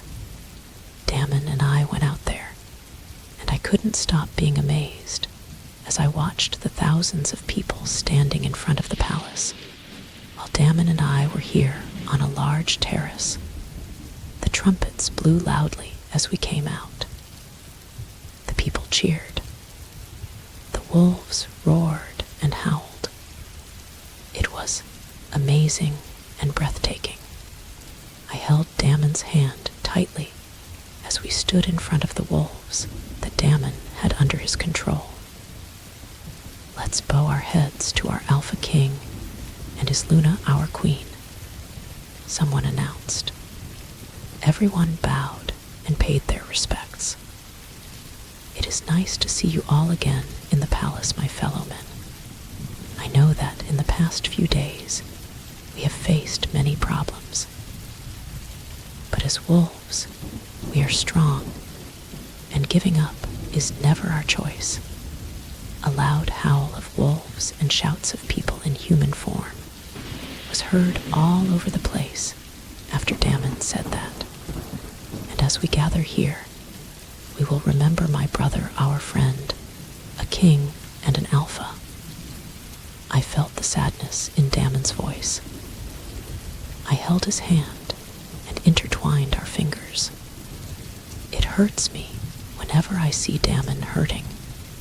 Today is Alpha Devon's death anniversary, and he may not be here with us today, or even tomorrow. We know that he's still guiding us through our journey. And as we remember him, my Luna prepared a message to him. I took a deep breath when Damon said that. This is it. I shouldn't be sloppy here. This is my chance to prove to everyone that even though I'm human, even if I can't transform into a wolf, I'm still worthy of Damon. I know you all know me, but I still want to introduce myself. I looked at the crowd. They are all looking at me, even those who are in their wolf form. My name is Athena Solitaire Madrigal, a human, a girl who came from a very different world. I swallowed hard. I am nervous, but I need to finish this. I was scared, and fear consumed me as Alpha Damon introduced me into this world back then. I didn't know humans turning into wolves are existing, but Damon makes me believe that you are all true. I remembered those times that I almost killed Damon in my mind while my feet were locked in the chain, but it was not expected that I would learn to love this place. And because of that, I didn't even meet Alpha Devon alive. I met him through Alpha Damon, and I know he is a great leader, great Alpha King, a good son, and a loving brother, because, until now, I may not have seen him or talked to him.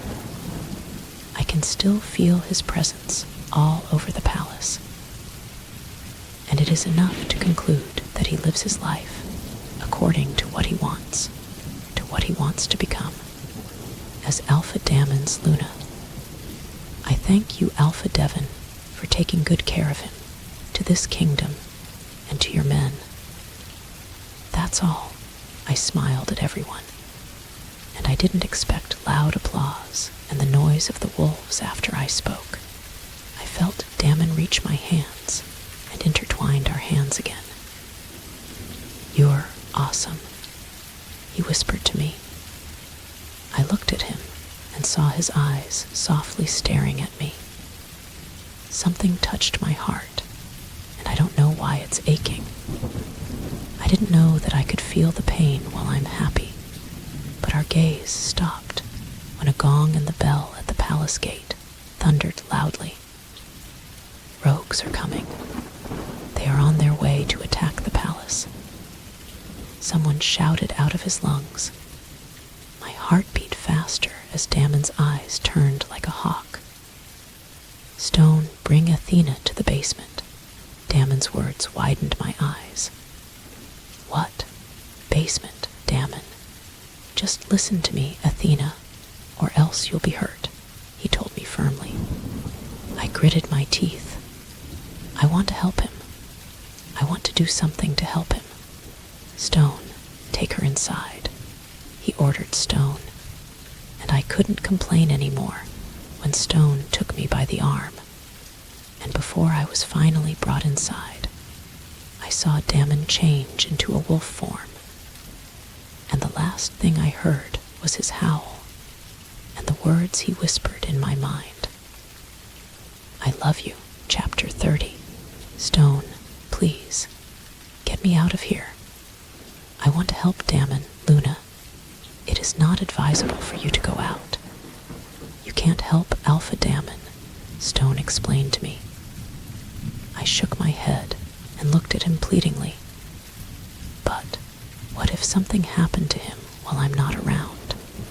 I asked with my teary eyes. I felt Anna approach me.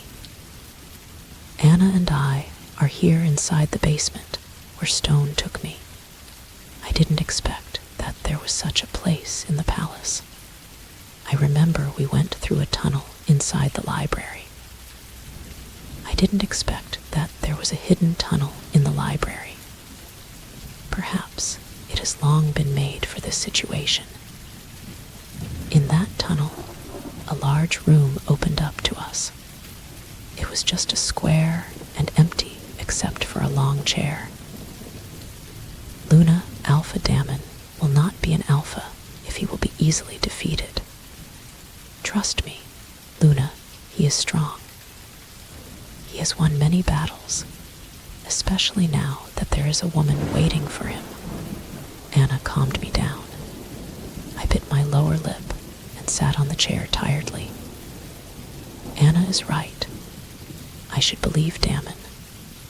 If I keep worrying about Damon like this, he might think I don't trust him. Somehow my feelings calmed down.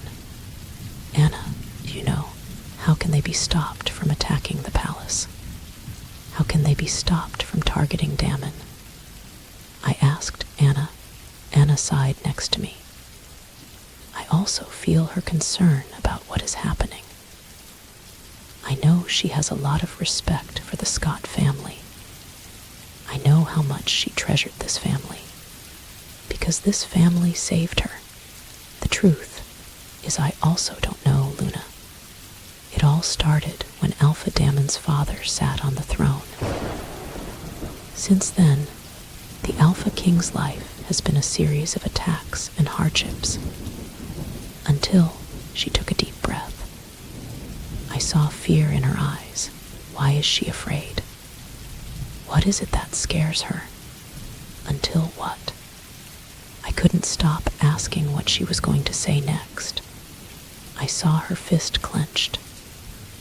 I felt Stone behind us. I looked up at him and saw the worry on his face when he saw Anna doing that. "Anna, you should rest." "I will tell Luna Athena," Stone suggested, but Anna shook her head.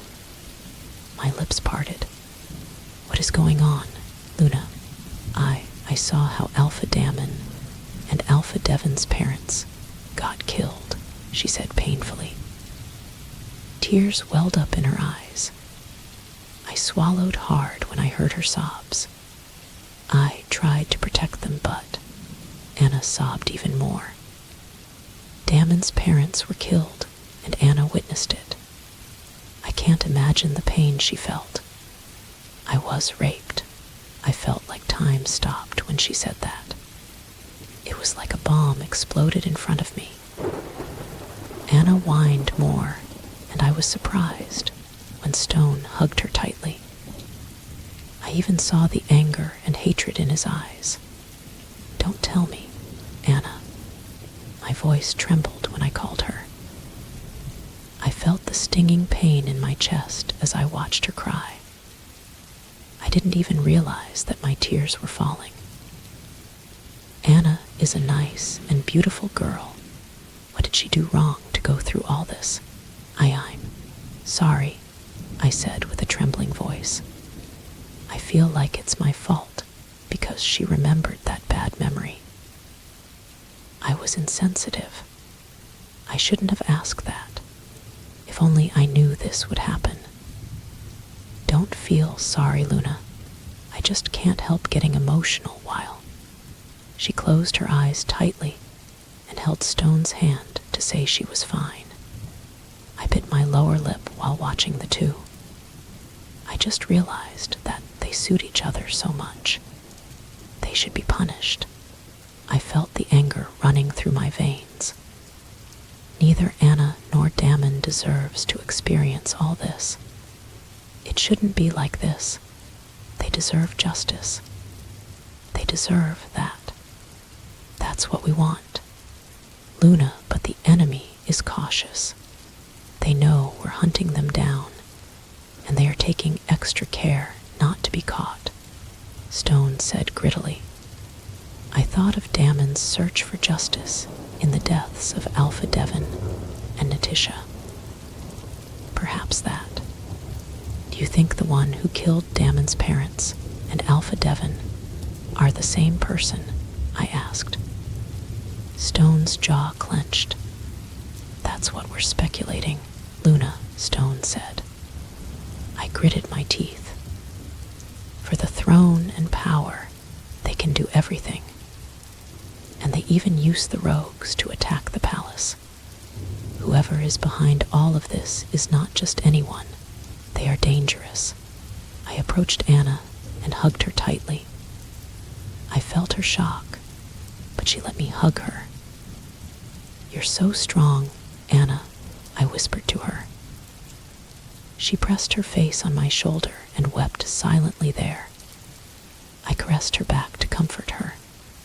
She didn't hesitate to help Damon and Alpha Devon's parents because she valued the Scott family so much for helping her. That's why, even in exchange for this, the wound that she will carry for the rest of her life, she still chooses to fight them. I promised to have justice for you, Anna. I said, as if I was betting my life here, just to get the justice she deserved. We were in that situation when the basement door suddenly opened. Stone was ready to attack whoever that was, but we all stopped when we saw Damon. I stood up quickly to approach Damon. I quickly hugged him tightly. My head was pressed against his chest as I hugged him tighter. I was worried, I whispered.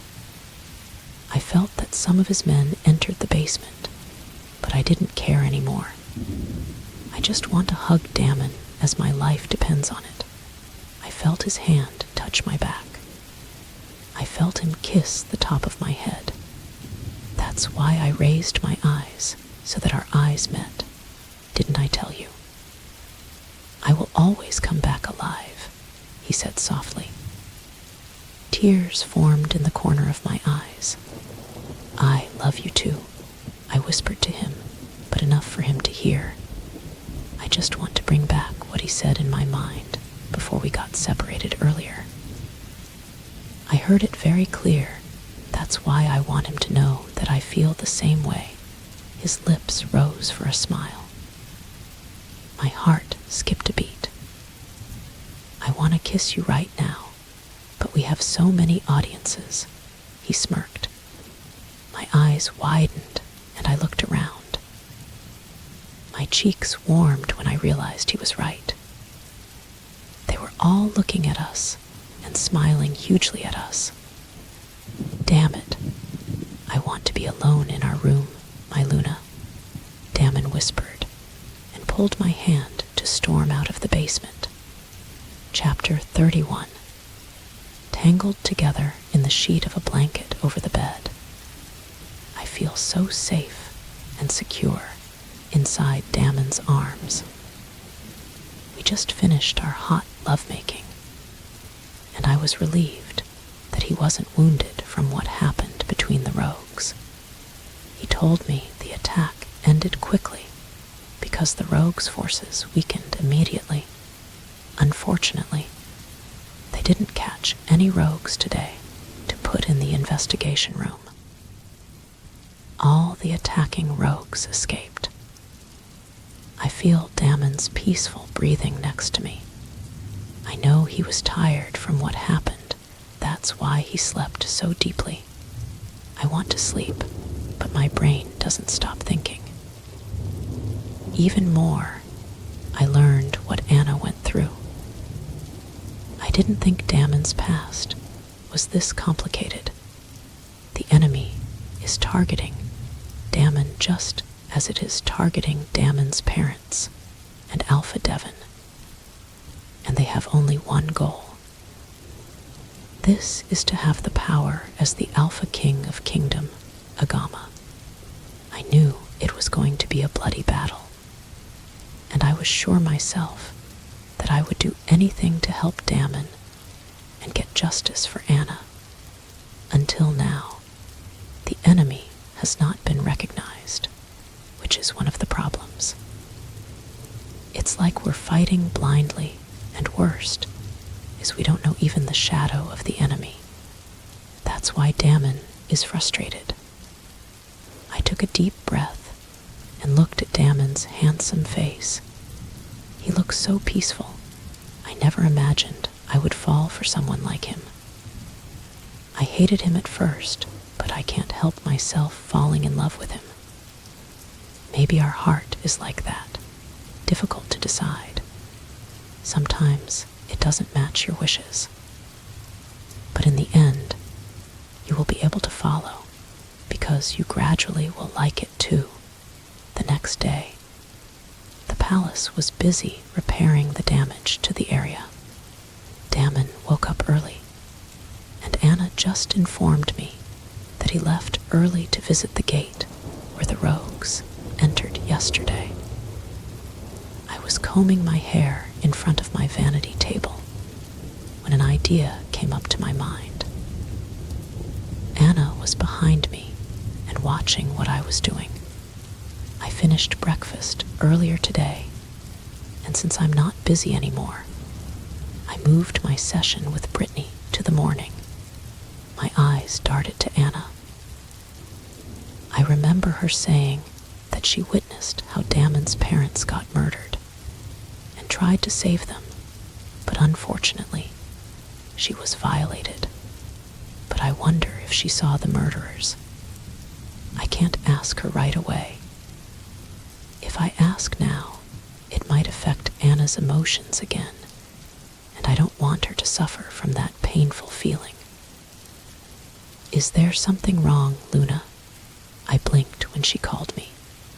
I didn't realize that I had been staring at her for a long time. I smiled at her. Nothing, Anna. We'll go ahead to the library now. I stood up and put the comb down on the table. Anna followed me. When we got to the library, Brittany was waiting for us there. Brittany's discussions were longer today, so I listened more.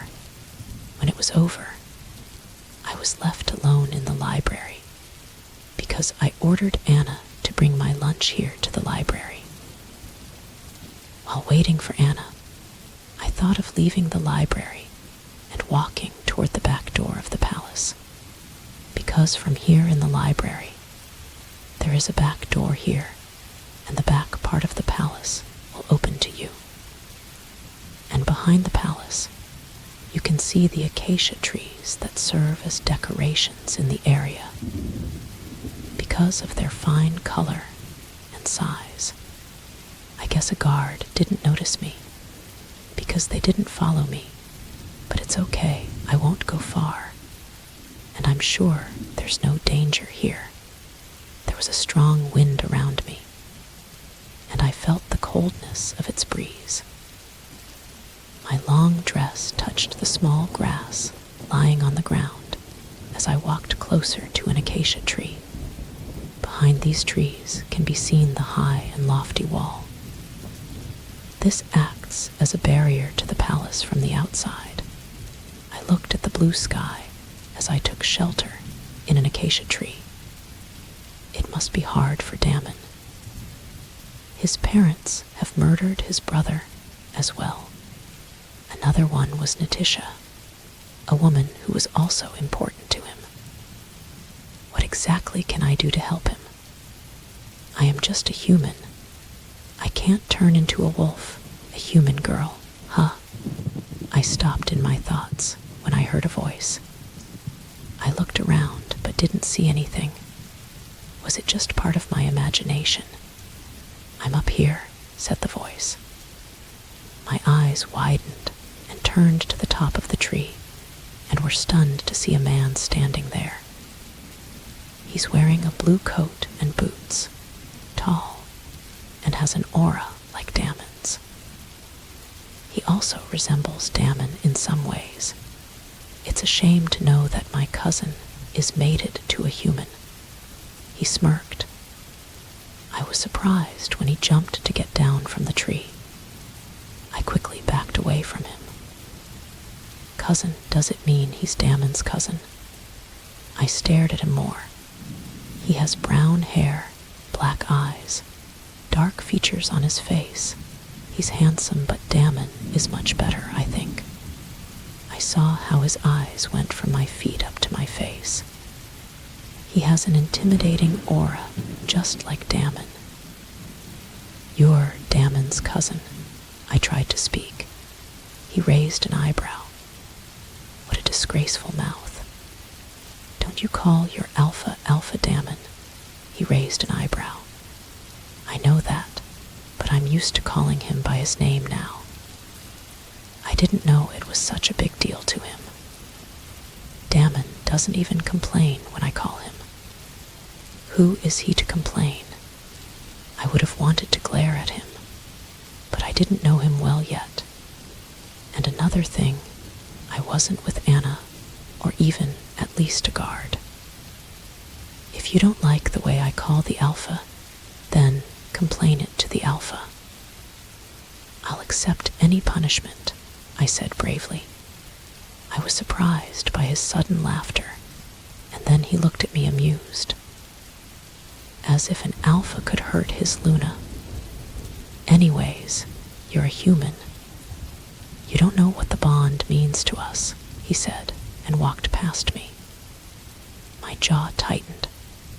Why is it that whenever he speaks, I seem so useless because I am a human being?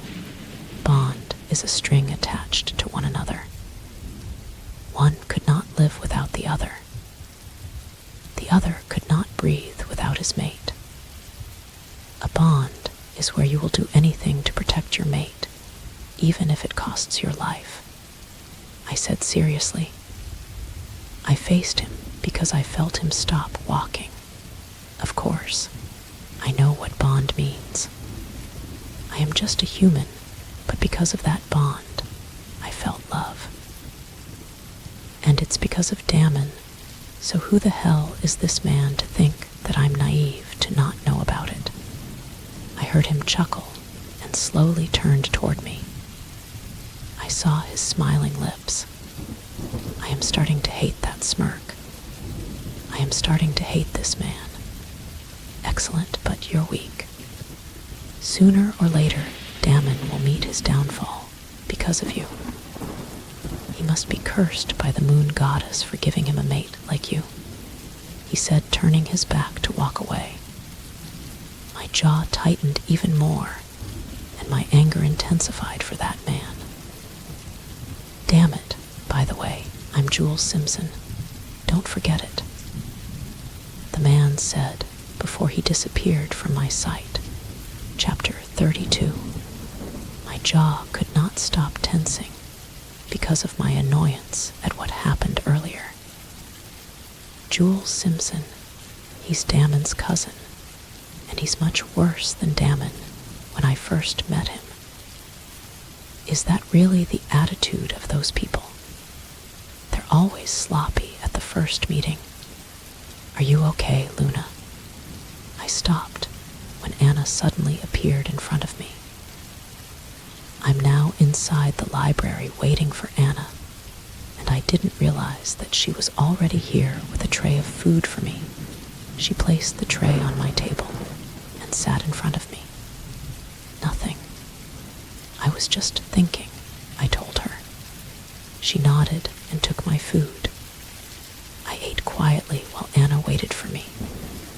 I want to ask about Damon's cousin, but I'm hesitant to tell Anna. After I finished eating, we left the library. Anna was behind me as we walked down the hall, but my brows furrowed as I see Delta Robin panting towards us. Luna. He called me and took a deep breath. I can see the nervousness and worry on his face. I was suddenly nervous because of his reaction. Did something happen? Did something happen to Damon? Why? What happened? I asked nervously. Alpha Damon and Jules is fighting.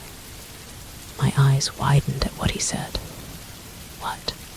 That Jules just arrived, and then there's something like this right away. Where are they? Anna asked quickly, obviously also nervous about what is happening. They are in the hall, Delta Robin said. Let's go, Luna. Anna said quickly and walked ahead of me. I followed her. Why are they fighting, Anna? Aren't they cousins? I asked, puzzled. Just from the behavior that Jules showed me earlier, I already knew that we would not get along. I thought it was different when Damon was in front of him, but suddenly this happened. Yes, they are, Luna. But those cousins have been hating each other for a long time because of... I frowned when Anna suddenly stopped speaking and seemed to be deep in thought. Because of Natisha. Anna continued. I was stunned by what she said. Because of Natisha. Then Jules also have feelings with Natisha. We're here. I stopped when Anna also stopped across the hall. My lips twitched when I saw that Jules and Damon were both in wolf form. They are growling at each other. Both their eyes were burning with anger at each other. Damon is in his wolf form, but I can't see his thoughts. Maybe he was trying to hide what was on his mind because he didn't want me to know. Alpha Damon, Jules, both of you stop this. An elder dared to come between the two. Many people were watching the two, but had no strength to stop the giant wolves. Damon. I didn't realize I whispered his name. His eyes automatically bore into me. We both looked at each other. I can't read his thoughts. I didn't think he had the ability to close his mind to me every time he was in wolf form. His eyes remained blank as he turned his back on me and left. I saw the wolf form of Jules look at me as well. He has brown fur and a huge physique. Damon was only slightly bigger than him. Jules also left. Because of that, the viewers breathed a sigh of relief. I don't know, but I felt a lack in my heart. Why? Why, Damon? You said you love me, right? But why does it seem like until now I'm still competing with Natisha for your heart? I was silent until we reached the room. Damon wasn't there, and I didn't know where he was. After I showered, I saw Anna preparing my nighties. Until now, they are still fighting with Natisha. I asked Anna. She looked at me, and I saw her concern for me. I sat on the bed while she watched me. Don't worry, Luna. I'm sure they are fighting now not because of Natisha, but because... How? What happened to them before? Please, Anna, tell me. I almost begged her. I do not like this. I'm confused. I love Damon, and I don't want myself angry at him. I don't want to hold a grudge against him, because because I love him so much. It's not his fault that he loved Natisha, and maybe, until now, he still loves that girl. He just had no choice over me because Natisha was dead, and even more. So the moon goddess set me up for him. Since Natisha came to the palace has changed. Back then, everyone had their own world. Alpha Devon was busy for the kingdom. Alpha Damon was busy with his studies, and so was Jules. But when Natisha arrived, the palace became colorful. I can say that Natisha changed the three boys. Jules and Alpha Damon fell for him just as quickly. But Natisha loved someone else. It was Alpha Devon. But Alpha Devon devotes his life to his Luna, Soledad Madrigal. My eyes fell to the floor while listening to what Anna was saying. I can't help but be jealous of Natisha, to think that she is the reason for the big change here in the palace. I can say that she is not an ordinary woman. She must be a special girl. Natisha knew right from the start that she couldn't be with Alpha Devon. But Alpha Damon was determined to please Natisha. That's why she and Alpha Damon became closer. And Jules, on the other hand, felt jealous. Jules compete with Alpha Damon. But Jules realized that he couldn't win Natisha's heart. That's why he left Natisha free to Alpha Damon. But the incident happened. Natisha died protecting Alpha Devon. And because of that, Jules blamed Alpha Damon. Jules' hatred grows because that's how much he loves Natisha. That's why until now, every time they meet, something like this happens. That night, Damon didn't sleep in our room. I slept alone that night, but everything Anna said kept floating in my mind. Damon, do you still love her? Did you just say that you love me because I am the one who was destined for you? Because you are obligated to love me. Is that why until now you can't forget him? How about me? I love you so much, and it's hurting me thinking that you love someone else. Tears fell from my eyes. Chapter 33. I woke up early the next day. I only felt sadness when I didn't see Damon by my side. I don't know how to start my day. I want to talk to Damon, but I don't know where to find him. I want him to tell me his problems. I will listen to him, even if what he says may hurt me. That's how much I want to understand him. I will bear the pain if necessary, because I seriously want to stay by Damon's side. After I finished showering and dressing, we went straight to the dining room. I was stunned to see Jules sitting there and eating quietly. Jules Simpson, he's Damon's rival with Natisha. I don't know if I will be happy or sad with that knowledge. He turned to me, but I didn't even look at him and went straight to my seat. While the waitresses were preparing my food, I couldn't help but stare at Damon's chair, which was now empty. Where is he? Where did he go? Why is it that, whenever he has a problem, he takes it all on himself? Is my presence really useless in the palace, that he doesn't think I can listen to him? I looked at my food sadly. I know I'm not Natisha. I can't put colors on the entire palace. I can't make Damon happy. Didn't Damon come home? Jules suddenly asked. I stopped eating and looked at him. He looks like Damon, and there is no denying that they are cousins. I just can't bear to look at him, because I hate him for no specific reason. I didn't say a word. just drank the juice that the waitress poured for me. You're pitiful. I just told Damon yesterday about for not protecting Natisha, and he just left his Luna alone," he laughed. I clenched my jaw. I couldn't stop holding my spoon tightly, but he was right. Damon did not come home, maybe because of what Jules said to him. A sign that Natisha still has a great impact on Damon. If I were you, I'll leave this place and replace that man with someone new, he suggested. I looked up at him. I know his anger may be because he really loved Natisha so much that he couldn't accept that she died at the hands of Damon and Alpha Devon.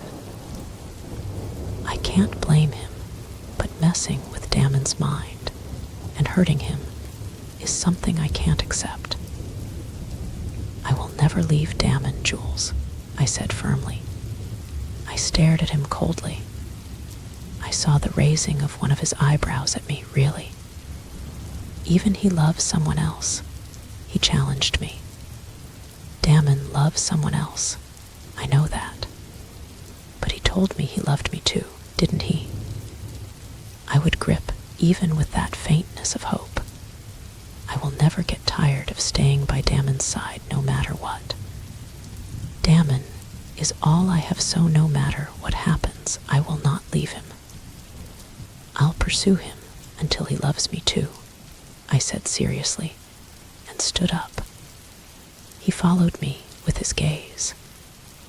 I'm done eating, I announced and stormed out of the dining area. Anna followed me. I stayed in the library all day with Brittany and Anna, but I feel like my mind is not there. My mind can't stop thinking about Damon. That's why when Brittany's discussion ended, I told Anna to follow me to find Damon. I thought of Stone first, so I asked Anna where Stone's office was. Anna immediately told me that, so we went straight there. But we hadn't quite gotten there when I saw Damon walk into a room. Where is he going, Anna?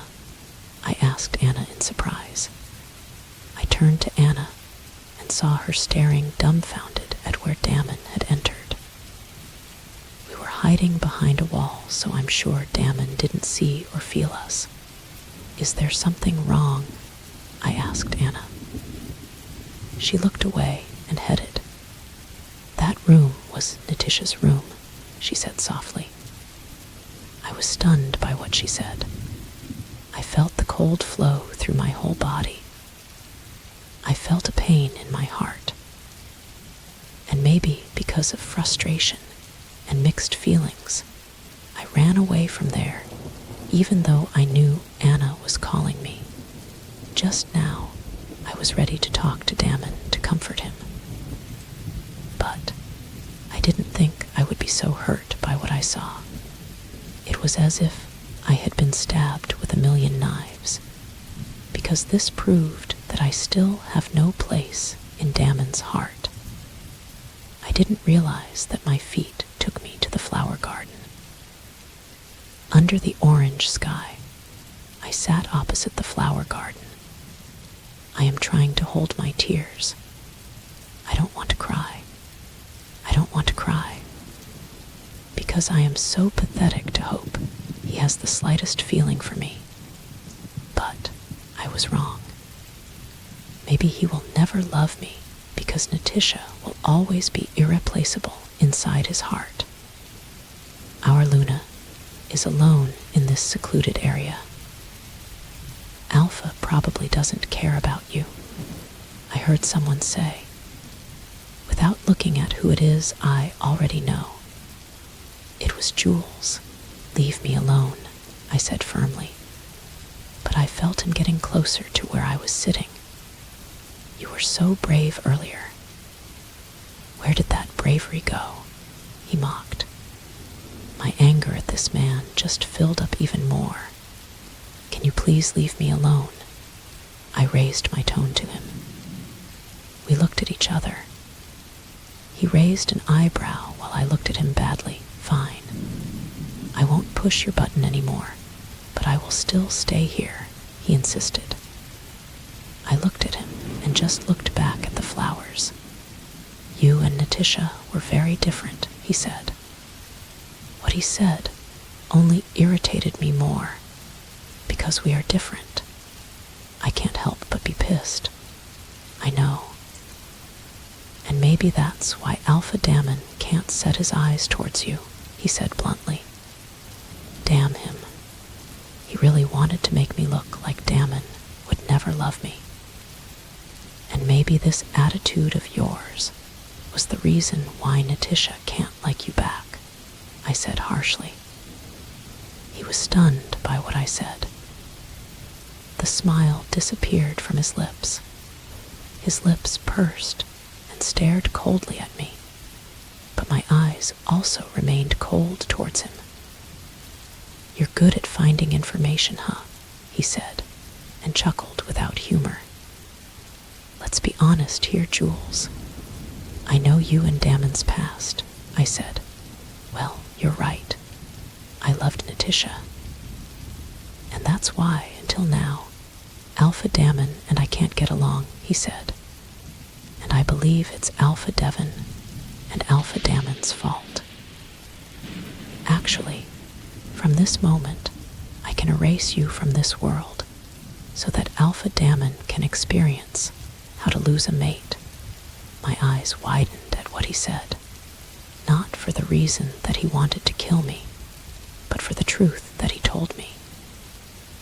His mate was, yes, Luna Athena. I was mated to Natisha. Chapter 34. Yes, Luna Athena. I was mated to Natisha. I can't speak. I couldn't believe what I heard. I stared at Jules for a long time, who was now looking up at the orange sky. I can see the pain and sorrow in his eyes. Is this why he hates Alpha Damon and Alpha Devon so much? Mate bond is something you can't just forget. Luna Athena, he added while looking at the sky. I felt a pain in my chest when he said that. And because I can't forget that the pain only gets worse with each passage of time, he said and gazed at me. His eyes were cold. But for some reason, I didn't feel fear. All I felt was the sadness in his eyes. If so, is this also the reason why Damon still can't forget? Does he also blame himself for Natisha's death? What really happened then? What really happened to Natisha? How did they die? Tell me, how did they die? I asked hesitantly. I don't want to get the answer from him, but something is urging me to ask him. His eyes looked down like he was trying to remember what happened years ago. I still hate him, but now that I see him hurt, I realized that he has a deep reason for his anger. I never imagined that he was mated to Natisha. But Natisha loved someone else. Jules and I are the same.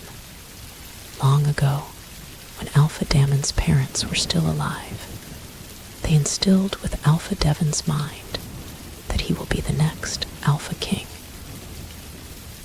Alpha Devon did his very best to be tough and strong yet. His parents weren't satisfied. Jules started. I don't know if I will believe his story, but I will keep listening until the end. I realized that maybe Damon's parents must be strict. So, their parents formed a plan in order to make Alpha Devon strong. And they noticed Alpha Devon's weakness is his younger brother, Damon Scott. My lips twitched at what he said. I didn't think that was the world that Damon grew up in. Does it mean every Alpha King has to go through like that? I was there when Uncle, hostage Alpha Dammon and angered Alpha Devon. Alpha Devon asked for my help, but I couldn't say yes because Uncle threatened me. So, Alpha Devon had no choice but to do the mission assigned to him. I can't imagine how torn Alpha Devon was then. I'm slowly getting to know what kind of Alpha King Dammon's brother and Mommy's ex-mate is. "What's his mission?" I asked. He looked at me.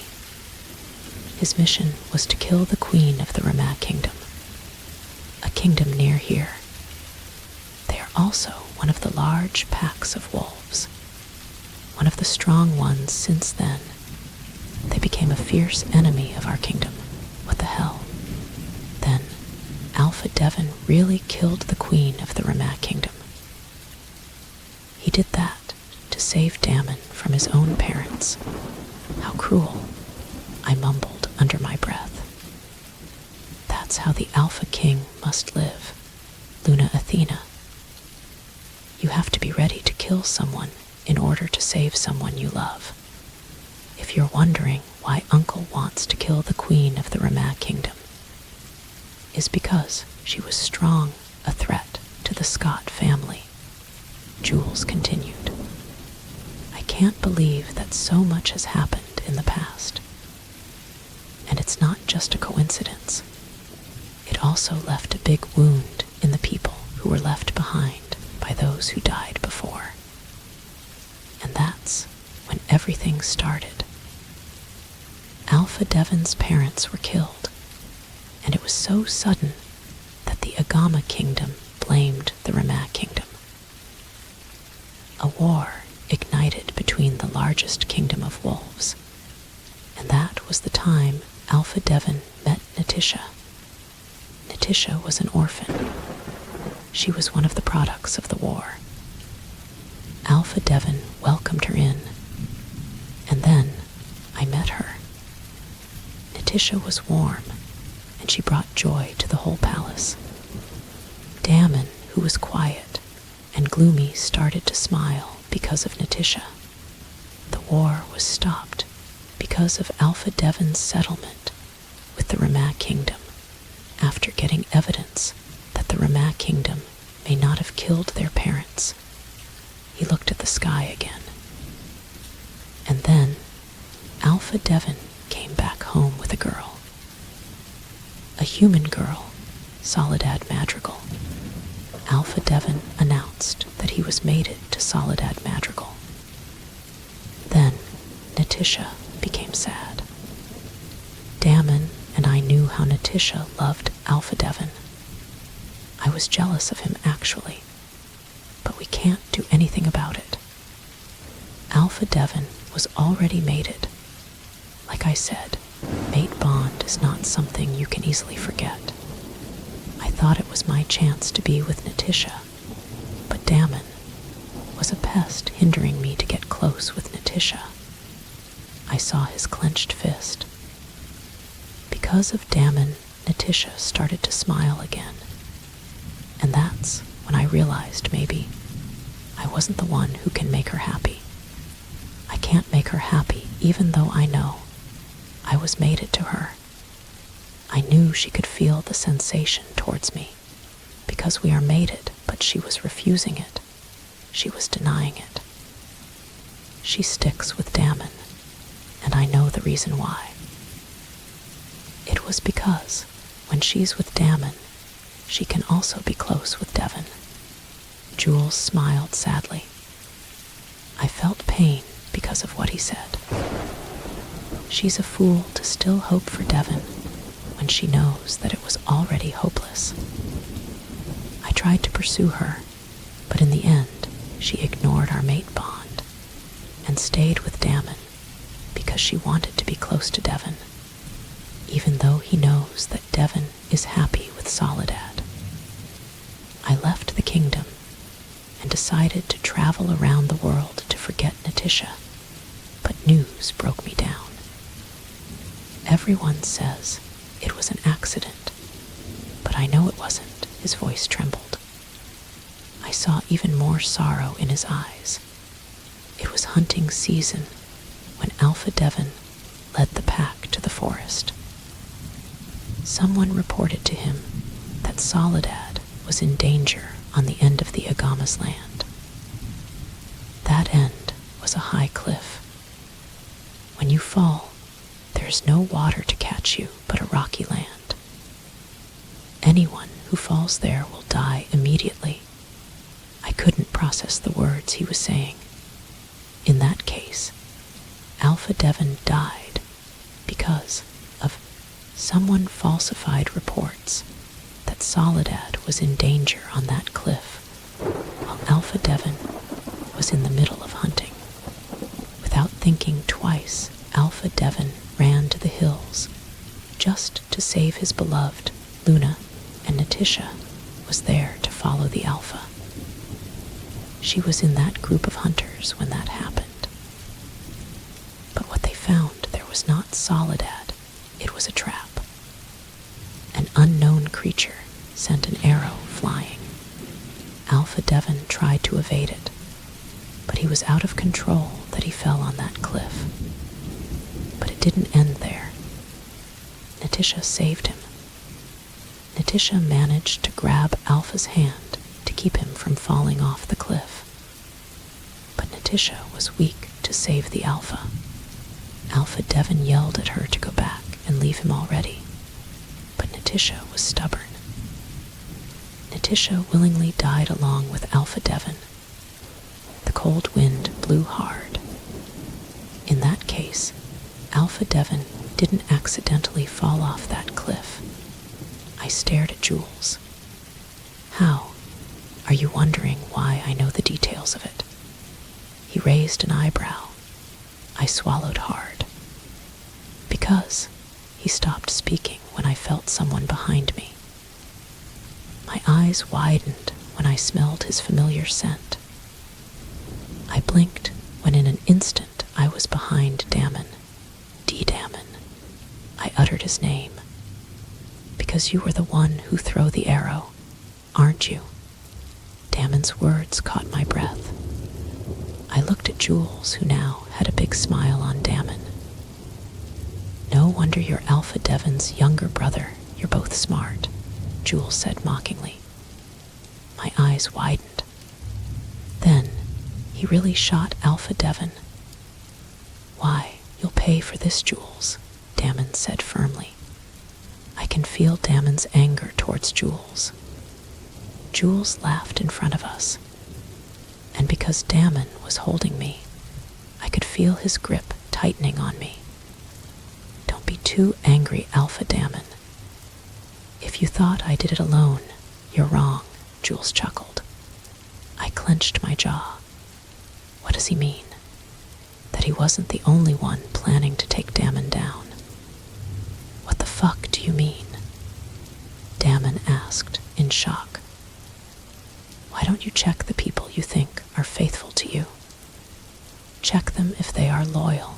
Maybe you'll find out the traitor. Jules laughed mockingly and suddenly turned himself into a wolf. My eyes widened at what happened. Run, Athena. Go get some help. Damon pushed me away from him. I saw how Damon's appearance changed as well. My chest filled with worry and nervousness. Please be safe, Damon. I whispered to him, and before I ran, his golden eyes met mine. I'll come back, I promise, he whispered inside my mind. Chapter 35. I feel myself trembling as I walk inside Damon's room. Damon's men responded quickly to be with Damon as they try to catch Jules. I can't stop worrying about what might happen. Part of me felt sorry for Jules, but the fact that he was the reason Alpha Devon died was huge proof that he was a traitor to the kingdom. And the other thing that is messing with my brain is what he said. Why don't you check the people you think are faithful to you? Check them if they are loyal. Maybe you'll find out the traitor. He wanted to convey to Damon that he wasn't the only traitor, that there is someone close to Damon who keeps betraying him and is on Jules' side. I bit my lower lip. So, who is the traitor Jules is referring to? I can't think of anything other than the councils and elders who can freely go in and out of the palace. They are also close to Damon, and Damon trusts them. Damon will be hurt when there is a traitor among the people he trusts. I stopped walking when the bedroom door suddenly opened and Damon appeared. We both looked at each other. I quickly approached him and looked at his whole body. I want to check if he's wounded or not. Are you okay?" I asked worriedly. I was surprised when he suddenly pulled me closer to him and hugged me tightly. My heart was pounding fast inside my chest. Later, I hugged him back. I know he's tired and may be hurting. To think that his own cousin betrayed and killed his older brother must be really painful. I can't imagine the pain he needs to bear. And I want at least in some small way to relieve the pain he feels. "You need to rest, Damon," I told him softly as he hugged me tightly. He loosened his embrace and stared at my face. I was slightly lost in his gaze. "Did you eat dinner already?" he asked. I shook my head and smiled. "Not yet," I answered. He nodded and kissed my forehead. I closed my eyes at the softness of his lips on my forehead. "We'll eat together," he said before he went inside the bathroom. I watched him go in there. I have many things I want to ask. I want to know what happened to Jules. I want to ask if he believes Jules that someone is betraying him here in the palace. And I want to know why he was in Natisha's room earlier. I know it's petty, but my heart can't be put to rest if I will continue to doubt his feelings for me. But how can I ask him when I am scared to ask him and answer me with the truth? Can I deal with that? Can I promise myself that I won't get hurt? Damon quickly finished his night bath, so we went to the dining room together to eat. While eating, Stone suddenly came. He looks tired and still out of breath. I saw Anna's gaze linger on Stone. "Alpha, he escaped." Stone's voice was full of regret. I saw Damon stop eating. He escaped. Who? Is it Jules? Jules escaped. We were sure that we already tied him and locked him in his cell. But when we went back there, he's gone. I'm sorry, Alpha. I was surprised when Stone suddenly knelt in front of Damon. Damon sighed and looked at Stone. "It's fine. Just make sure to patrol the area and tighten the security of the whole palace," Damon said. Stone stood up and walked in front of Damon. "Copy, Alpha," he replied, and dismissed himself. I saw the worry on Anna's face. I hope Stone will be fine. I hope Jules can be found, because Damon's heart will surely not be calmed if Jules continues to roam freely in different places. There is a greater chance that he will attack the palace again. When we finished eating, I told Anna to rest so Damon and I went back to the room. Damon was silent. He seemed to be deep in thought, so I remained silent until I lay down on the bed. Damon went to the balcony to maybe get some air. I know that I will not be able to sleep because of the many things that are disturbing my mind. I stood up to follow Damon and saw him looking up at the dark sky.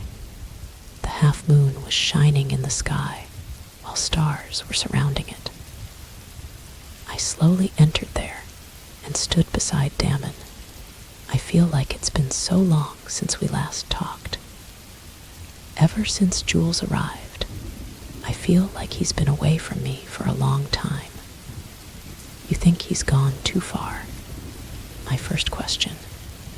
I don't want to make everything awkward for us. I have to act naturally if I don't want to be embarrassed. Yes, he answered. I stiffened at his answer. What? I confirm. He knows the ins and outs of the Agama forest, so I'm sure he's gone by now, he explained. I sighed heavily. I didn't know it would be this complicated. Then, it will be more difficult for Damon to catch him. From the very start, I already know that he is the mastermind of my brother's death, he said, which made me shocked. What? He knows that Jules killed his brother. How? I was just denying it because he was my cousin. I always think that he won't do it in his own family. But when I heard your conversation with him, I immediately realized his reason. That's why it's my fault that he escaped. If I just didn't hesitate, he's maybe facing his punishment by now. He said regretfully, Damon shouldn't blame himself.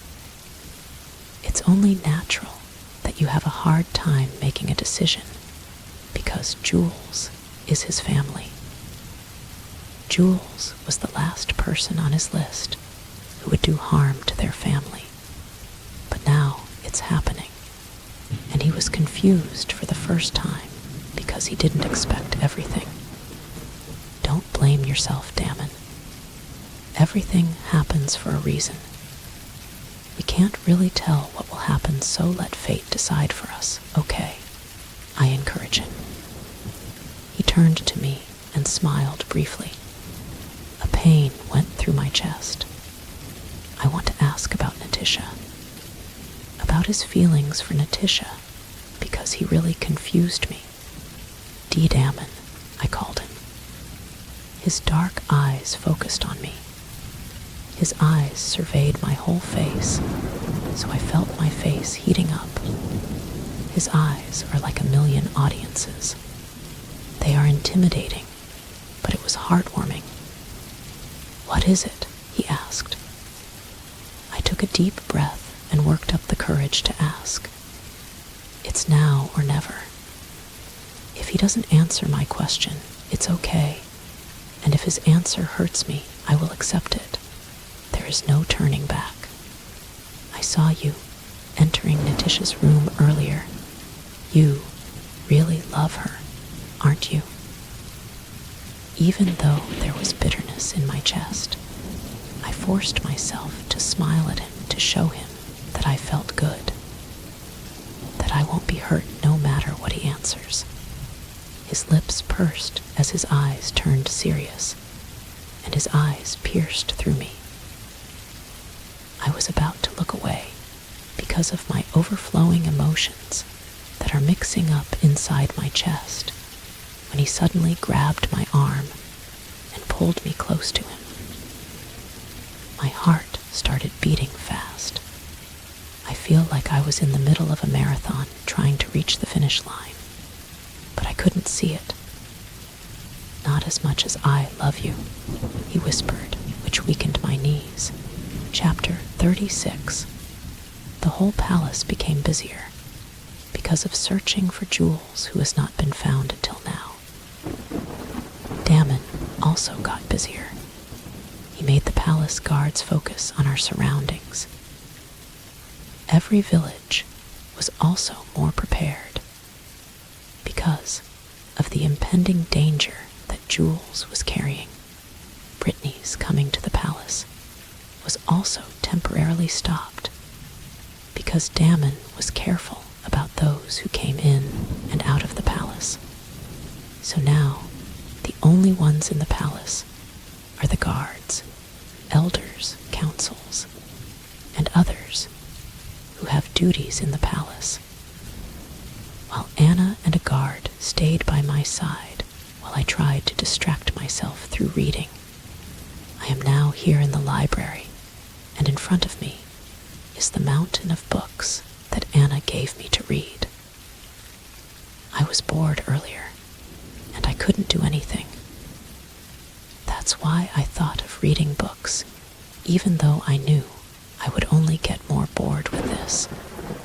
I looked at Anna, who was also reading a book, and the guard who was with us remained standing behind the door. I hardly saw him move there. Maybe he is used to standing like that. My eyes returned to the book. I was reading and remembered what had happened. Jules is the mastermind of the death of Alpha Devon and Natisha. Now that it's clear, Damon won't let it go, and I know he'll do his best to catch Jules. But one question kept gnawing at my mind. If Jules killed Alpha Devon, then who killed Damon's parents? Who hurts Anna? They once accused the Ramat Kingdom, but it was proven that they had nothing to do with what happened. If so, who? And one more thing, Jules says there's a traitor in the palace, someone close to Damon. Who it is? Even if I try to think, I can't, because I don't want to think badly of the people close to Damon. I don't want my brain to get tainted when it comes to them. And I know Damon felt the same way. He may be struggling more now. His actions will be more sparing because of the thought that the traitor might have the people around him. When lunch came, I ordered Anna to get my food so that I could eat lunch at the library. While I was sitting alone in the library, I couldn't help but look at it. Then I remembered that book I saw before. A book that Alpha Devon is the author of. I stood up and tried to find that book. That book was mysterious. Its design is also different from other books in the library. I tried to think about where I put it. Where did I put that book? I remembered that I just put it in a corner because Damon suddenly entered that time. I took down the books that were blocking a corner. The books are so heavy, so I sweat a bit. But while looking for a book, I noticed something strange on a shelf. I frowned when I saw that something was engraved on it. DTS 8910. I was confused by what I read. Those strange letters and numbers are engraved on the wall of the shelf. With the engraving of those letters and numbers here on this shelf, it looks like it was speeded up, and really sharp things were used to carve there. What does this mean? Or maybe I'm just an overthinker who also thinks there's a hidden meaning to it. Luna. I stiffened when I heard Anna's voice. I quickly covered the books I took down with a cloth so that it wouldn't be obvious that I rummaged through the books. So I went out to see Anna. "What are you doing there, Luna?" she asked, confused. I just smiled at her and came closer. "Nothing. Let's go somewhere. I'm getting bored here." I convinced her and walked past her. She nodded and followed me. I know what I'm doing is wrong. I don't trust Anna, but it's better this way. I have to be careful. This time I have no one to trust but Damon. Anna accompanied me to the kitchen because I thought of learning to cook. The cooks there immediately helped me, but my mind couldn't help but fly. Those numbers and letters are like a code. A code of what? And who did it? What does it want to convey? And one more thing, I can't find the book I'm looking for. I need to find it. I need to see it. I don't know why, but something is urging me to find that book. I feel like something is in there.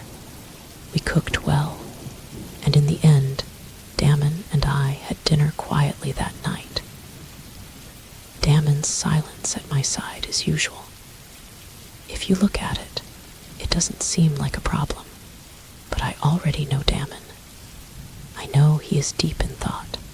After we finished dinner, Damon informed me that he was going to get something from his office, so I would go to our room first. I also ordered Anna to rest. I took a half shower and changed into my comfortable nighties. This is it. This is the time to go to the library and find that book that no one knows about. I just have to make sure that I can get back to the room before Damon so that he doesn't notice. I carefully opened the bedroom door and saw only one guard guarding our room. Perhaps one left temporarily. "Excuse me." I called the guard. He quickly faced me and bowed out of respect for me. "Is there anything you need, Luna?" he asked. I smiled. "The water in our fridge here is out of stock." "Can you get me some, please?" I asked. I saw the guard's hesitation, but in the end he nodded. "Yes, Luna," he said and left. I watched him walk away before I snuck out. I was checking each corridor before I went out and walked. I will be responsible if I get caught here. Especially if Damon caught me. I swallowed hard when I saw groups of guards in a corridor. I hid in a corner and almost prayed to all the saints for Damon not to catch me. Shit. This is so wrong. We should guard the entrance. "It was ordered by the Alpha," one of them said before they walked toward the first floor. I took a deep breath and made sure they were all gone before coming out of hiding. I was in front of a door when I suddenly saw Damon with Stone walking in my direction. I was so nervous and afraid that I didn't think anymore and entered a door. I don't know what room this is, but I don't want to make Damon see me. I'm sure he'll have a lot of questions when he sees me here. I quickly closed the door and locked it. I put my ear to the door to listen to what the two might be talking about. I am sure they will move as far as they want now. They won't rush because they know I'm looking for them, I heard Damon say. "You're right, Alpha and our men are trying their best to find them," Stone said. "But we cannot let our guards down, Stone. Jules creates his own pack, the Rogues," Damon said. I swallowed hard. Then Jules is really dangerous right now. He will do everything just to get what he wants, and that's revenge. But what if Jules does what he threatened you with? He threatened you that he will kill the Luna. I was stunned by what Stone said. Jules threatened Damon that he will kill me. I won't let him. Damon sounded serious. I bit my lower lip. He wanted revenge. He wants you to feel the same feelings he had when Natisha was killed, Stone added. You know the truth about Natisha, Stone. The more Jules wanted darkness, the more I want to hide the truth from him, Damon said meaningfully. My lips twitched at what I heard. Truth? What truth? What does he mean by that? I know, Alpha, Stone agreed. It seems like Stone knows the truth Damon was talking about. I never heard their voices again. I was stunned for a few moments, trying to process what Damon and Stone said. What truth is Damon telling? What is it? Why? doesn't tell me, I took a deep breath and slowly realized that I was inside a room. I quickly looked inside to find out what kind of room I had entered. And just like that, my jaw dropped when I saw a large portrait of a woman on a clean white wall, curly brown hair, fair skin, a beautiful woman with a joyful smile. My lips parted as I approached it, and as I finally got closer, the name engraved at the bottom of the portrait became clearer. With a trembling voice, I read it. Natisha, Chapter 37. I couldn't believe I was now in front of Natisha's picture. The girl Damon first loved. The first woman he appreciated. The woman who changed Damon's behavior. Just looking at her for the first time, and you will know she is not an ordinary woman, even though I know she was just a housekeeper at the palace.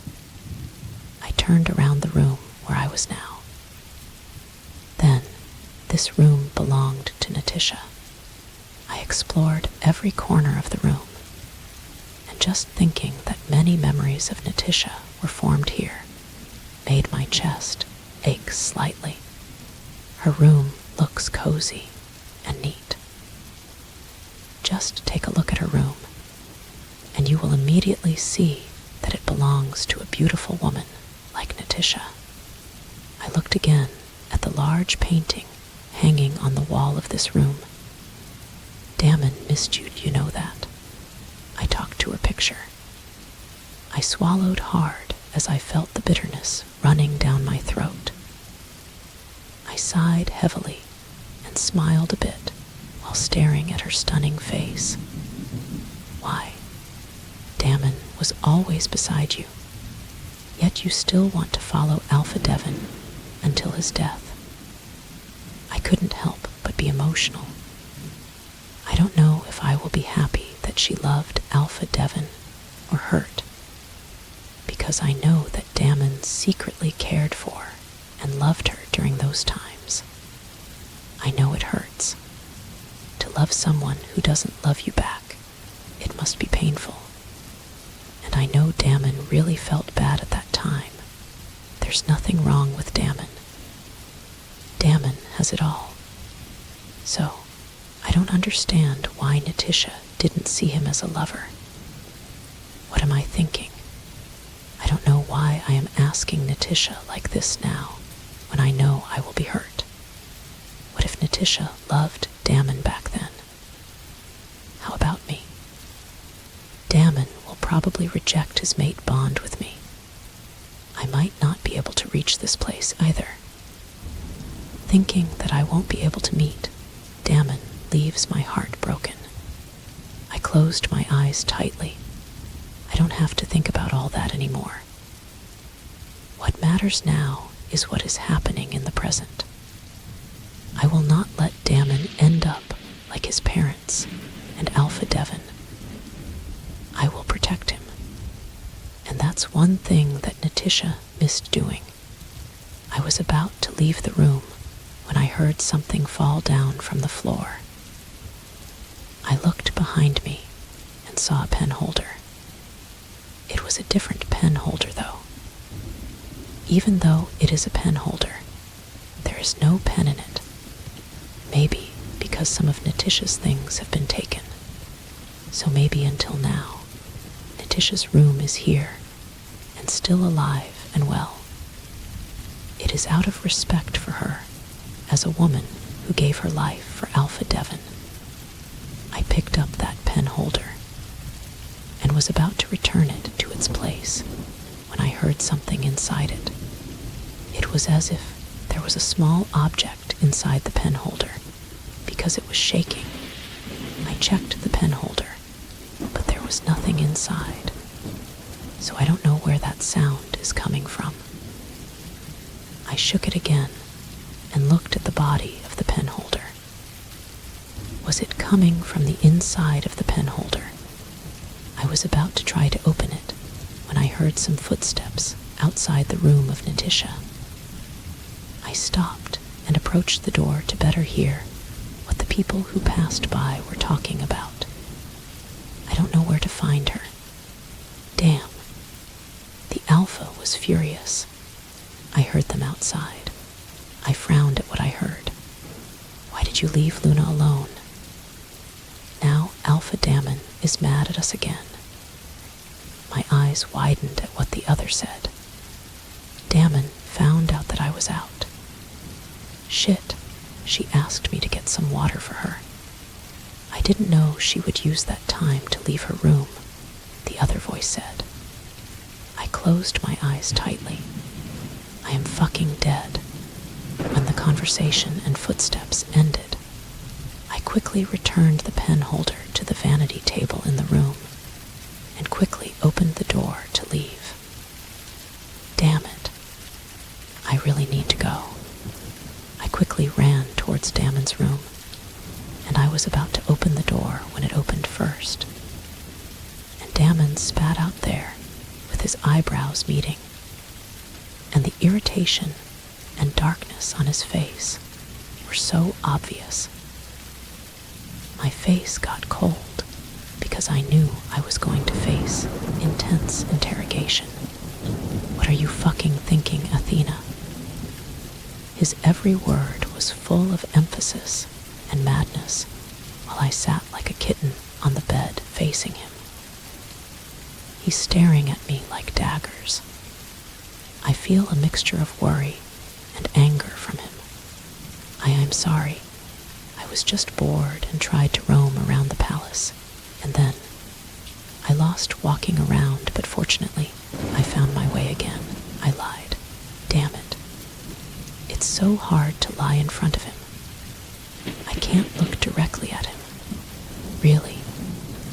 It's late at night, and you still chose to go for a walk. This is not a fucking zoo, Athena, he said crisply. I snorted. I know he's very mad at what I did. But why is it too much? I don't get mad at him when he suddenly disappears. And once again, he is not here sleeping next to me. Do I know where he sleeps? But I didn't complain about what he was doing. I was bored, and I'm safe. Why are you so angry? Be mad when I don't come back. I couldn't help but feel irritated. Doesn't he know that I worry about him all day? And I just want to help. What if the book I'm looking for has a connection with what happened before? What did you say? Are you telling me that you have a plan on not coming back, Athena? His voice was dark when he said that. I sighed heavily. I have to calm down. Calm down, Athena. As if I have a choice not to come back, Damon. Why is it a big deal to you anyway?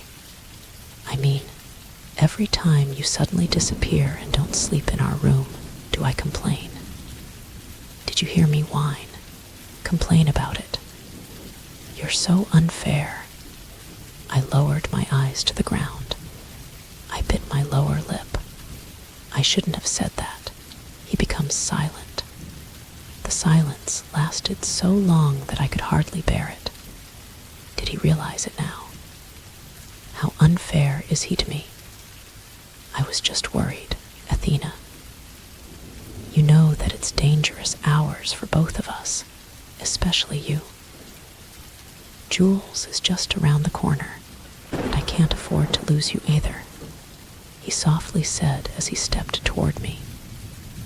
He knelt in front of me and found my eyes. We both looked at each other, and my heart immediately softened when I saw his soft eyes looking at me. He sighed. All right. I'm sorry. I know my faults and mistakes. I wasn't thinking about your feelings when I acted that way. I promise I won't do it again, he said gently, like a lullaby to my ears. Damn it. Why does it make my heart harder to ignore him when he's like this? Which one? That you're going to sleep next to me every night. Always. My cheeks felt hot when I said that. It sounds so weird. Damn it. I should have just zipped my fucking mouth. I saw him smirk. His grins were dazzling, so I looked away even more. I feel like my face is as red as a tomato now. The course of our conversation changed very quickly. It seems that just earlier, he was very angry with me because of my sudden disappearance. But now, he's giving me assurance and promises. We can't just sleep, Athena. We can also do something else, he taunted. My lips parted and I looked into his eyes. I blinked twice as I processed his words. Damn it. Why do I suddenly feel hot?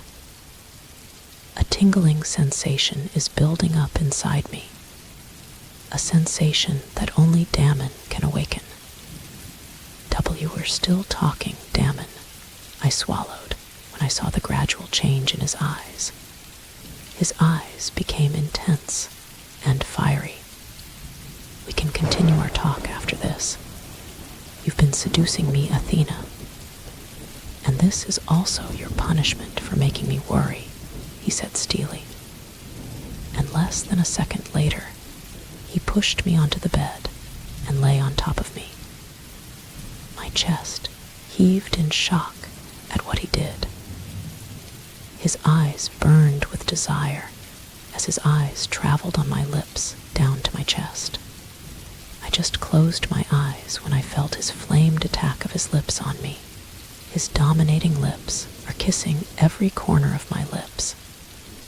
It was so hot, breathtaking, and earth-shattering hot kisses. He didn't give me a chance to breathe. He was punishing me with my lips.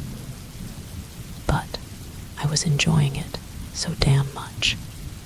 Chapter 38. A fire was burning in my body, and only Damon could give this to me. The way he kissed my lips seemed to drain all the strength I had, especially when his hand started going inside my nighties. His warm palm traveled freely over my burning skin. I moaned softly when his hands reached my bra and unhooked it. He stopped kissing my lips and dropped them to my jaw. I can feel his tongue grazing on my skin. I can't help but moan every flicker, every suck of his mouth on my skin. Damon, I mumbled as he began to caress my chest. His two hands are massaging my breasts. His sinful hands are playing with my nipple, nibbling and clipping it with both of his fingers. You like that, hum? He hummed while kissing my neck. Shit. Just one kiss and caress from him automatically makes my earthly body come alive with what he does. I feel like he controls my entire being, and I can't do anything but do whatever he wants. He quickly took off my clothes and shorts. Only my panties were left on my body. I saw the fire in his eyes as he stared at my boobs. I felt hot as I saw his desire for me. Damon desires me, and it's enough to ignite the fire in me. He dived in on my chest, and I moaned louder when he sucked the peak of my breast. His other hand was playing on my other breast. My lips parted because of what he was doing to my body. Shit, Damon. I whimpered under him as he sucked my nipple.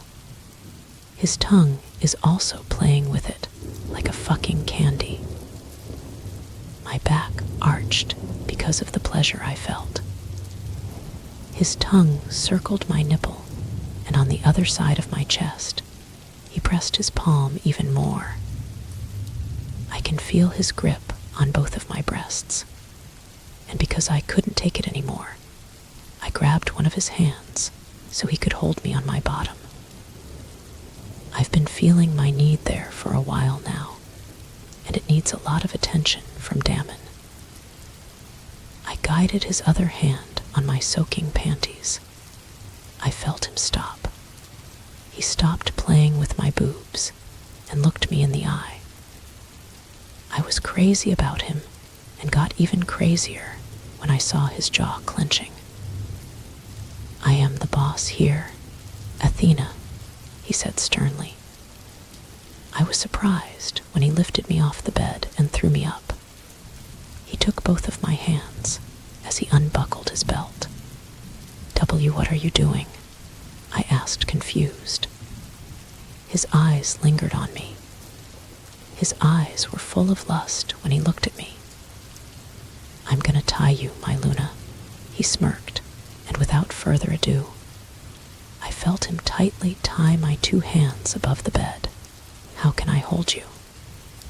I asked him hysterically. When he finished, he turned his face to me. "No, I'm gonna control this night. This is your punishment, my dear sneaky Luna," he said huskily. My lips parted, and he used that opportunity to kiss me and forcefully put his tongue inside my mouth. Damn it. I almost ran out of breath because of his kiss attacks. At the same time, I heard the sound of my panties being torn. Damn it.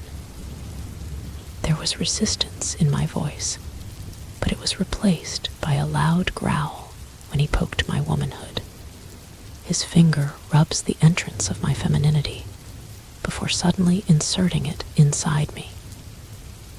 Oh, my back arched as soon as his finger entered me. "That's it, babe, moan for me," he sexily said as his lips played with my peaks again. I can't take it anymore. Every time his finger went in and out of me, there was a warm feeling in my belly. I want to hold him, but I can't do it because of my tied hands. This is so unfair. Shit, damn, F faster. I can't handle the sensation I feel anymore. I moaned even more when he added another finger inside me and accelerated the movement. My lips parted as I writhe in desire. The sensation is building up within me. I am almost on the edge when suddenly he stopped. What the fuck, damn. I almost breathed fire because of the hanging he did. I heard him chuckle sexily. Damn it. If only I wasn't tied to the bed, I would have hit him immediately. I opened my eyes and saw him taking off his boxers. I felt an overflowing desire when I saw his length, standing proud and glorious in front of me. It's like a soldier ready to fight in the middle of a bloody battle. I swallowed hard. "You want this?" he sexily whispered as he goes back over me. I felt his hard stretch on my belly. My lips parted as I panted in need. He rubs his member on my groin, and I can't stop moaning and enjoying what he's doing. I felt my center pulsate a bit. It was shouting for something. It's in the midst of dire need. Damn it, please. I almost begged him. But he continued rubbing his shaft on my groin while watching my reaction. Because of that, I felt his size grow even more. "Damn, you look so hot under me, Athena." His voice was filled with lust and so much desire. "Put it in, damn it," I begged him. I saw him smirk sexily. Damn it. Why is he hanging me like this? I said, "I'm the boss, Athena." He whispered and continued to rub his length against me.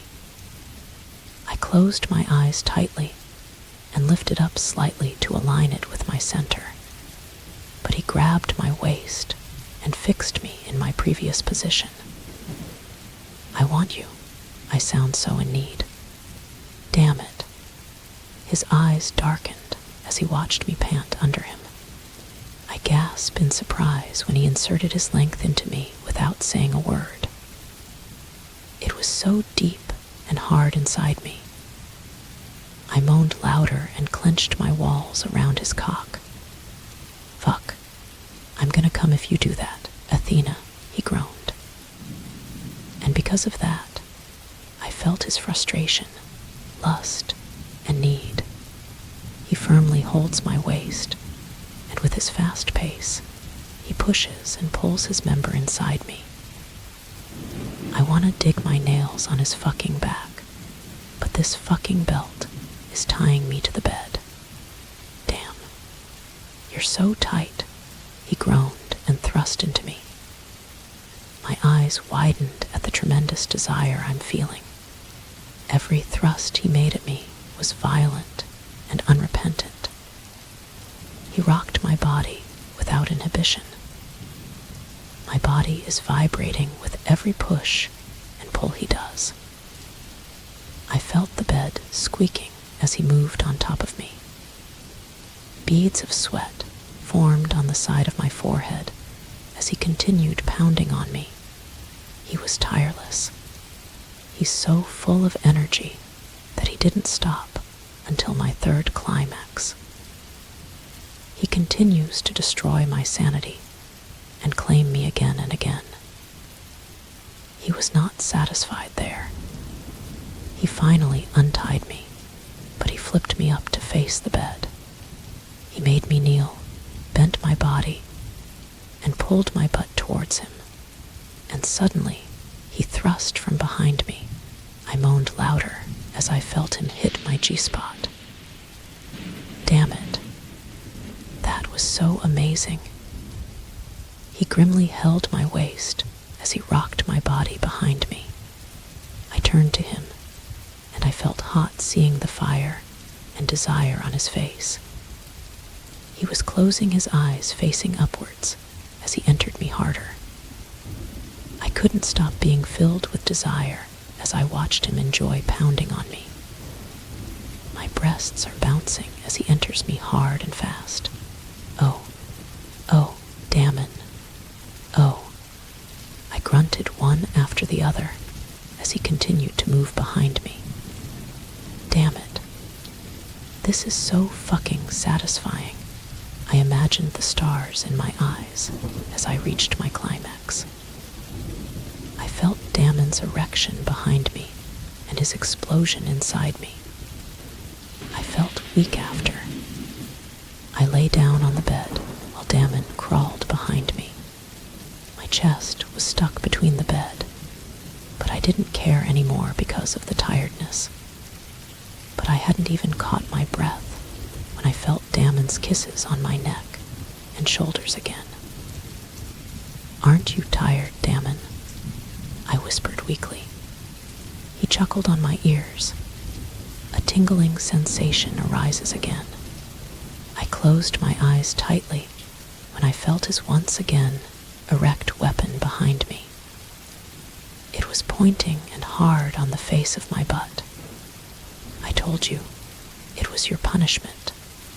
I won't stop until you couldn't walk anymore," he whispered dangerously, and then he lifted me up.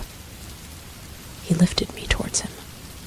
I am now sitting on his lap, and between us is his member standing proudly.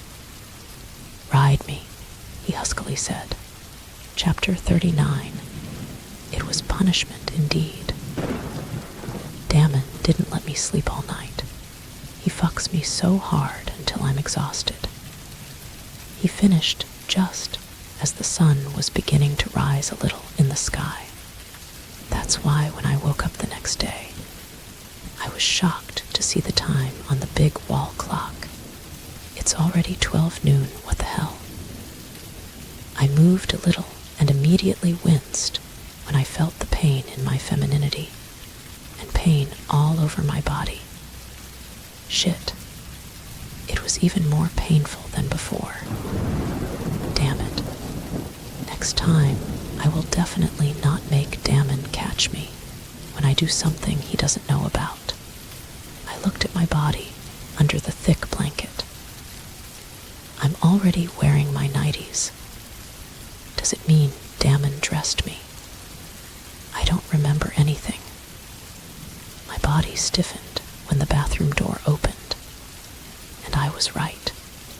Damon came out there, wearing his white bathrobe. His hair was damp, and he looked so hot I blinked when we looked at each other. Did he just take a shower? Does that mean he didn't leave earlier? He didn't work in his office. Why you didn't work? I was finally able to speak. I immediately softened when I looked at his piercing eyes. I can't really hold his eyes when my sanity takes over. Damn it, he approached me. The bed shook as he sat in front of me. His eyes traveled on my face. I swallowed hard. You look so beautiful in the morning, he whispered and kissed the tip of my nose. My eyes widened at what he said, and my heart started beating fast. I lowered my eyes because I can't handle his eyes. His eyes are too much. They are making me weak. I'm already weak at this moment because of the fatigue from what happened last night. His eyes are weakening me even more now that he's staring at me like he's trying to read my soul. Don't kid around, Damon. I rolled my eyes at him. I heard him chuckle and held my chin towards him. I swallowed hard as our eyes met. His brown eyes were giving me goosebumps all over my body. It was a different kind of goosebumps. It was extraordinary. I'm not, he said, and kissed my lips softly. The kiss ended quickly, and I almost chased his lips because of the pleasure I felt. His lips curved into a smile. I canceled all my schedule for today. I'm gonna spend this day with you, Athena, he said huskily. My heartbeat becomes stronger. I feel like I'm going to pass out any moment now. But what about your search with Jules? My men can handle him. For now, you'll only think of me, he cut me off. I snorted at what he said. I couldn't stop smiling. I will only think of him. Doesn't he know that these past few days, I've really only been thinking about him?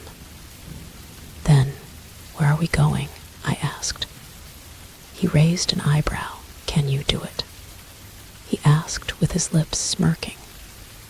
My cheeks got heated from what he said. Damn him. He knows how much he tired me last night. Damn you, I cursed him. He chuckled and kissed my lips again. I was also smiling at what he was doing. I took a quick shower after that. I dressed in a simple outfit while Damon was talking to Stone outside. He said he only had a few things to say to his beta. When I finished, I exited the walk-in closet and saw Damon sitting on the couch. Ready? He asked me. I quickly smiled and nodded. He held my hand and intertwined them with his. Something touched my heart as I watched our hands clasp together. I can't stop the joy I'm feeling. When we were behind the palace, he quickly changed his form. He transformed into a wolf and made me ride on his back. I love the softness of his fur against my skin as he runs fast. I feel so safe when I am with him. It's like no matter what we face today, I'm still safe. He stopped in front of a tree. I frowned when I noticed that we were near a small village that was still under the jurisdiction of the Agama kingdom. Why are we here? I asked him. When I turned to him, he was already in human form. Maybe he had a change of clothes with him, so he quickly returned to human form. But I noticed the cloak he was wearing. It was red in color and really covered his face. was surprised when he also put a cloak on my back. We're going to the smallest village of Agama Kingdom, and I want us to stroll around the area without anyone noticing us. That's why we're gonna wear this," he explained. I nodded to what he said and put the hood of the cloak on my head. "Why did you decide to visit this village?" I asked as we walked into the village holding hands. "My mother grew up here, so she used to take me here often. And I want you to see this place. You will know how much fun it is here," he said. His mother grew up here. In that case, the queen came from here and was destined to mate with Damon's father, or the former king. It's exciting to think that Damon brought me here now. I really like things that have to do with Damon. If possible, I want to go back in time and see how he lived when I still wasn't there. Though I know I will also see how he loved Natisha back then. I secretly shook my head. I shouldn't think about anything today. This day is for us. This day was just for the two of us, Damon. This is their small market here, Damon said to me as we looked at a stretch of road that was quite full of people. Wow, so many people, so many vendors, I exclaimed. This village is known for its colorful foods and delicious soups. They are also known for making jewelry, Damon said. I was even more amazed by what he said. No wonder his mother came from here. Let's go. Damon invited me. I looked at him. Are you sure? There are a lot of people, Damon, I reminded him. He smiled at me. It's okay. No one will recognize us in our clothes, he said, sure of himself. That's why I didn't do anything when he pulled me to enter the market. Damon and I first tried a food stall that sold colorful foods. I tried to eat all that, and all I can say is that it's delicious. I even laughed when Damon suddenly threw up when I said that the food here was as delicious as him. I laughed so hard when I saw how red he was. Stop it, Athena, he warned me when he saw that I'm still laughing, even though we were no longer at the food stall. We walked hand in hand in the middle of so many people while I laughed at his reaction earlier. What? I'm just laughing. Is it forbidden to laugh now? I reasoned.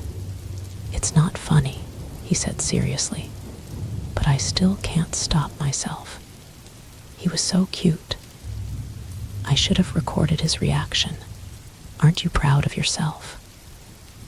The food tastes as good as you, one word, and I'll kiss you here, he warned me. I raised an eyebrow. Can you do that? There are so many people, I challenged him.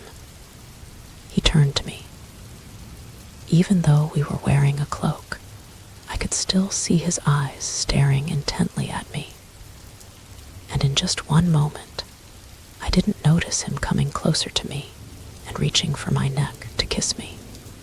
I heard the people around us gasp as Damon kissed me in the middle of the crowd. Chapter 40. Until now, my cheeks are still red from what Damon did. He kissed me in front of so many people. I know he already did that when we were married. But his kiss was different from now, because we didn't feel anything for each other before now. I can feel my heart trembling. Many people saw that. So Damon quickly pulled me out of that place and stopped at a jewelry stall still here in the small market. When I turned to Damon, he was already grinning at me. He likes what he did. I can see the sparkle in his eyes. I rolled my eyes at him. I didn't know that he had the courage to do that. I never never imagine him doing that, because he's used to doing things with elegance. And what he did earlier was not elegant at all. But why is my heart like this now? It's beating so happily. What if someone saw us earlier? You're so careless, Damon, I said to him angrily. He raised an eyebrow at me. My cheeks reddened because of his looks that almost penetrated my soul. Don't worry, they didn't see anything. I'm skilled with that, you know, he said confidently and proudly. I just stared at him while he entered the jewelry stall we stopped at. I just shook my head and smiled at what he said. I didn't think he had any boastfulness hidden in his personality. I followed him inside, and we saw an old vendor. I was surprised when Damon took the hood of his cloak off his head. Damon, what are you doing? I quickly said and approached him.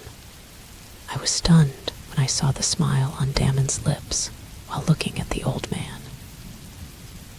I was even more surprised when the old man quickly knelt in front of Damon.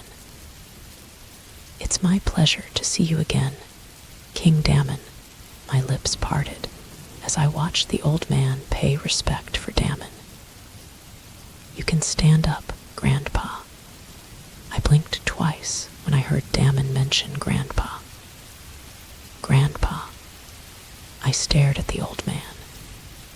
The old man has white hair, a bit tall, but Damon is still taller.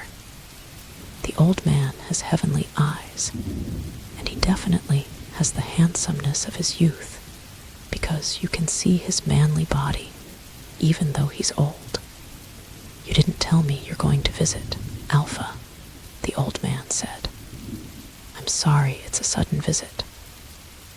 I just want to stroll around with my wife, Damon replied.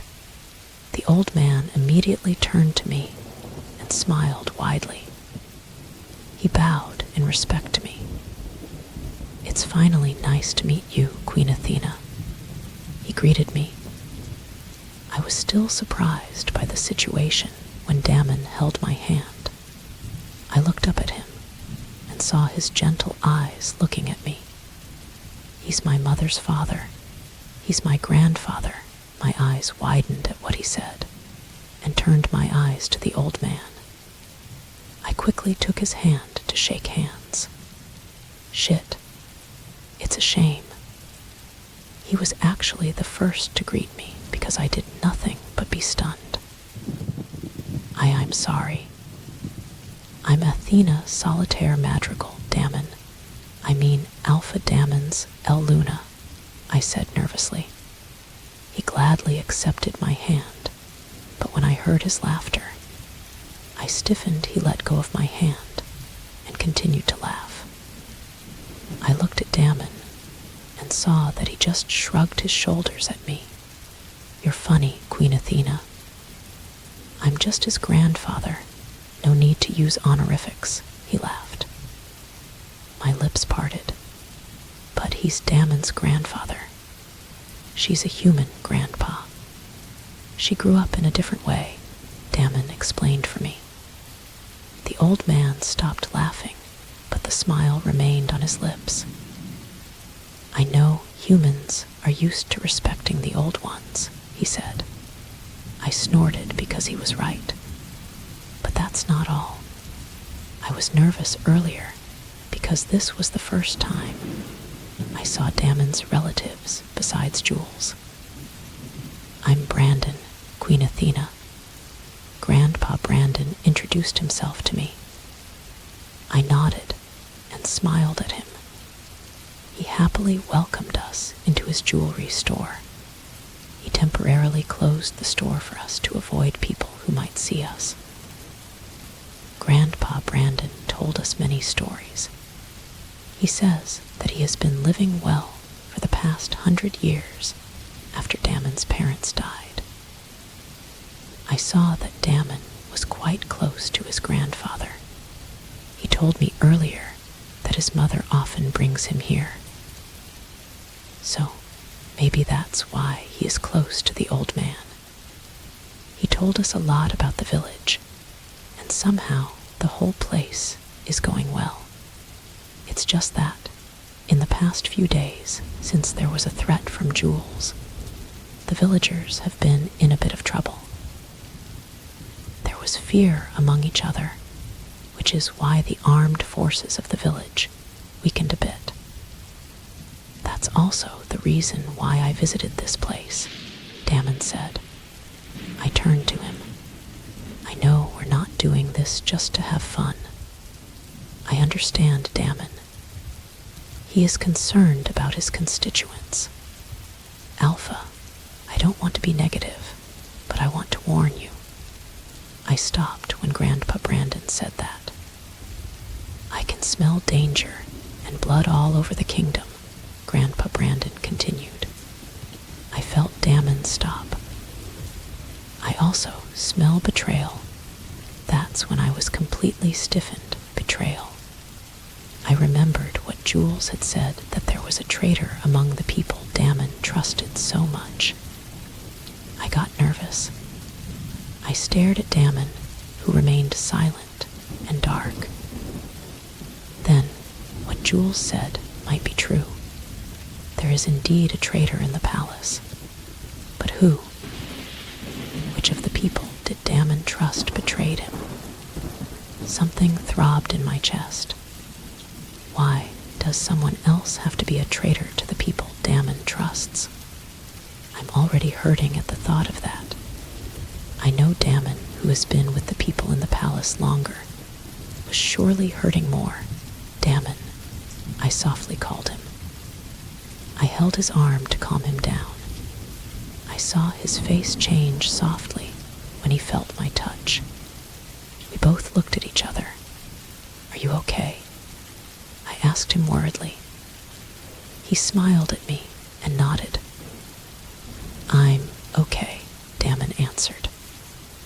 I bit my lower lip because I know he was lying before we left. Grandpa Brandon promised to help find Jules. Damon, on the other hand, trusted the old man a lot before we left. I could feel the loneliness in Damon's mood as we walked back to the palace.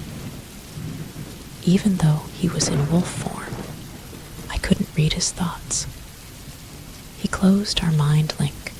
That's why I worried about him even more.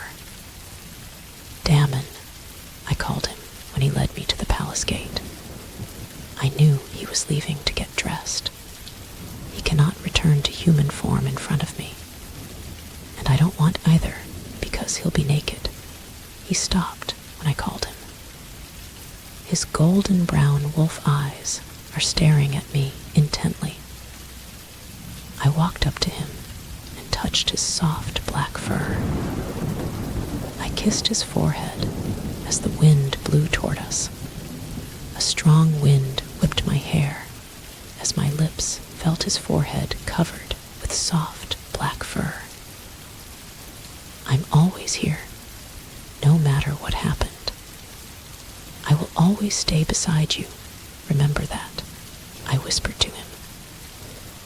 I said that to let him know that no matter what happens, I will not leave him. That even if the entire palace betrays him, I will still stay by his side and serve as his strength whenever he is weak. Tears welled up in my eyes when he just stared at me.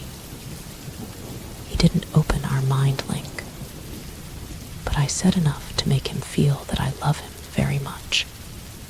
I watched him turn his back on me. I thought he would leave my sight without saying anything, but I was wrong. I'll come back, Athena, he said in our mind link.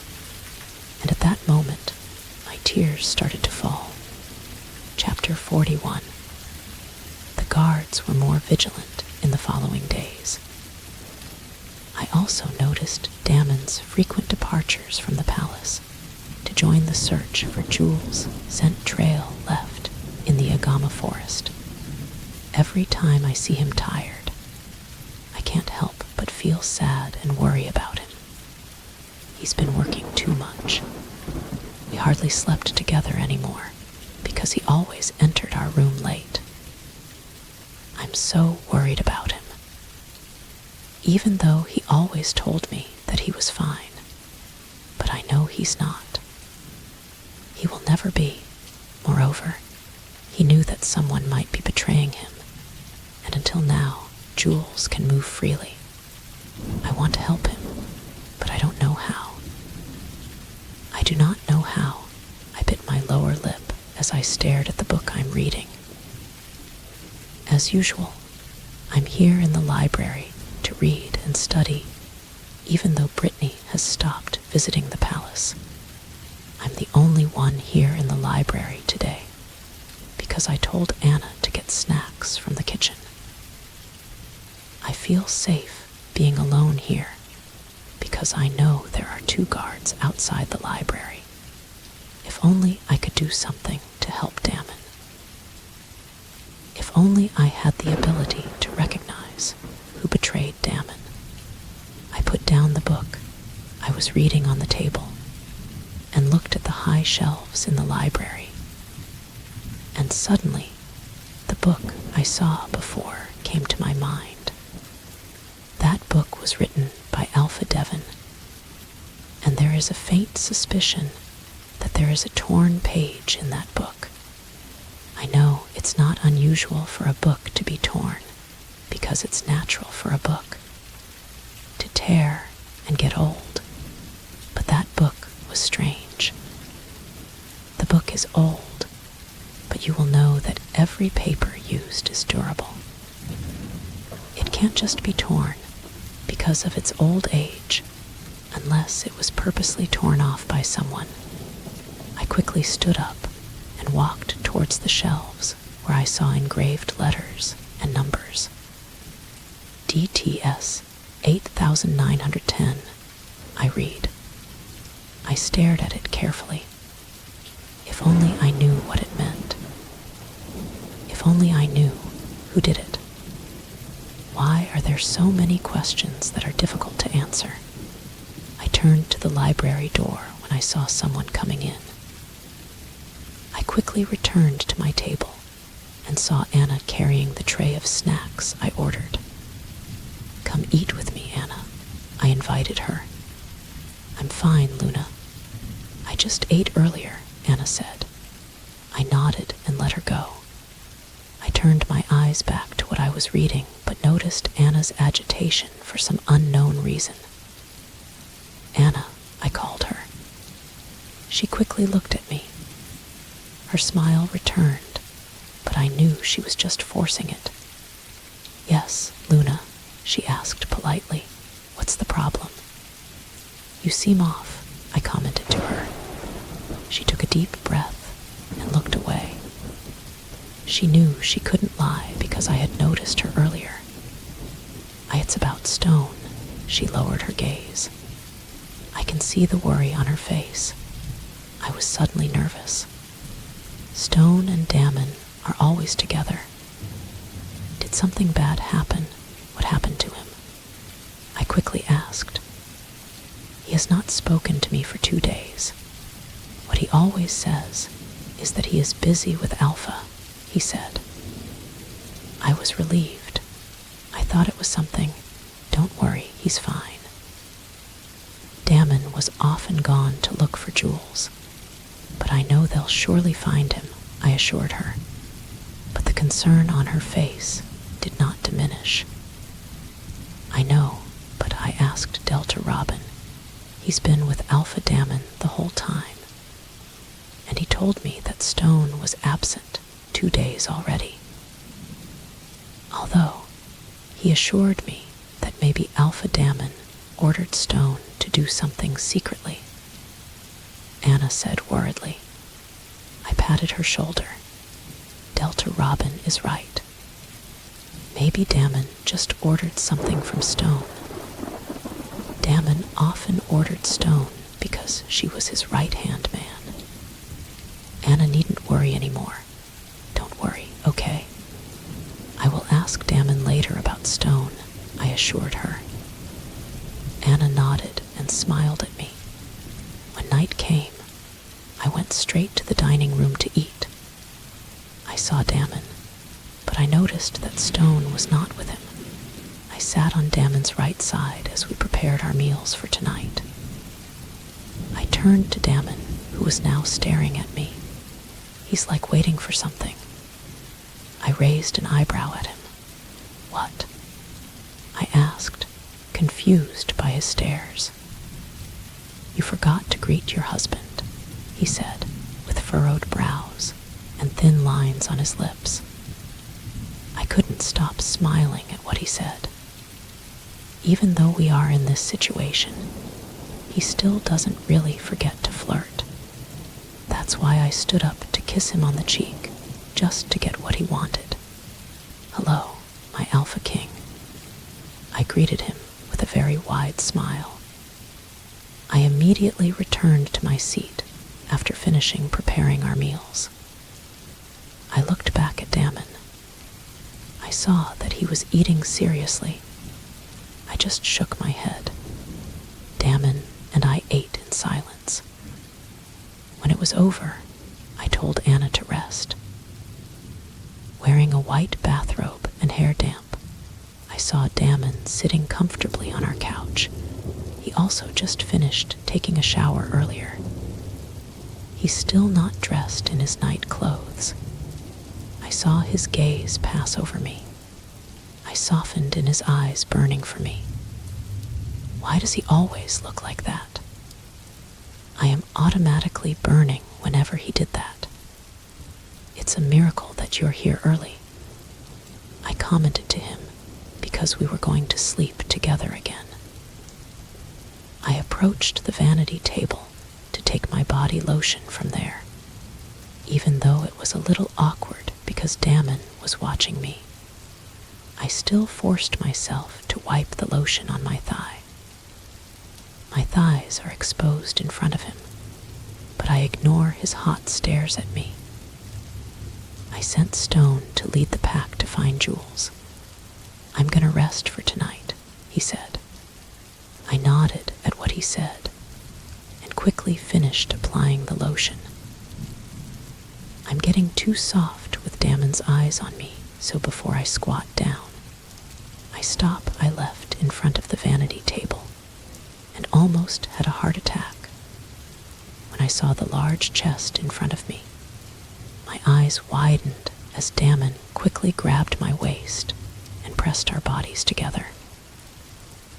Even though we are both covered in robes, I can still feel the heat that his body emits. "D-Damon," I called him in surprise when he grabbed my butt and lifted my two thighs to his waist. Now, I am strangling his waist as he supports my butt. "I miss you," he whispered sensually against my ears as he trailed his lips on my cheeks. I closed my eyes to the warmth and sensation he was making me feel at this time. What is he doing to me? Every time he does this, I like it so much. I don't want him to stop. Because he is right. I miss him too so much. I always find you asleep every time I come home. I've been restraining myself to wake you up and fuck you hard, he said boldly. I swallowed hard. My body got even hotter with what he said. My body reacted to his words, and I can't help but be turned on. "Then, let's do it now." My girly voice filled the room. He stopped kissing my cheek. We both looked at each other, and I was almost consumed by the fire in his eyes. The lust and desire in his eyes are undeniable. I can feel how much he wants me right now. And the way my femininity wetted my panties was the sign that I also wanted him so much, because of the intense desire I felt. I was the first to kiss him. I held his jaw and kissed him hard and hungrily. I heard him groan and felt his hold on me tighten as I kissed him deeper. He immediately responded to to my warm kisses. He entered my mouth and explored the insides of it. I feel like I'm going to lose my breath from what he's doing. I moaned as he started moving his hips so I could feel his bulge in his middle. He leveled it on my center and rubbed his thick shaft against it as my thighs strangled his waist. I could feel his hard masculinity in me. It's like I'm on fire with the heat he makes me feel as he dries hump me. Our kiss got dirtier and hotter as he moved faster in my center. I was on the verge of reaching the stars when he stopped. I was confused by his stopping, but in less than a second, he violently pushed me against the wall. While I was leaning heavily against the wall, he quickly took off his bathrobe. My eyes wandered at his nakedness. I drunkenly looked at his beautiful body. His body was so hot. I love how his muscles flex every time he moves. And damn his abs. I want to touch them. I was about to touch them when he suddenly stopped my movements and took off my robe. Now, I am only left with my panties. I don't have a bra, so his hands and eyes immediately feasted on my breasts. He took off my panty while his hands started to wander around my body. Damon, I whimpered in pleasure when he crouched his head and dived onto my left boob. I closed my eyes tightly due to the heat of his tongue playing. Damn it.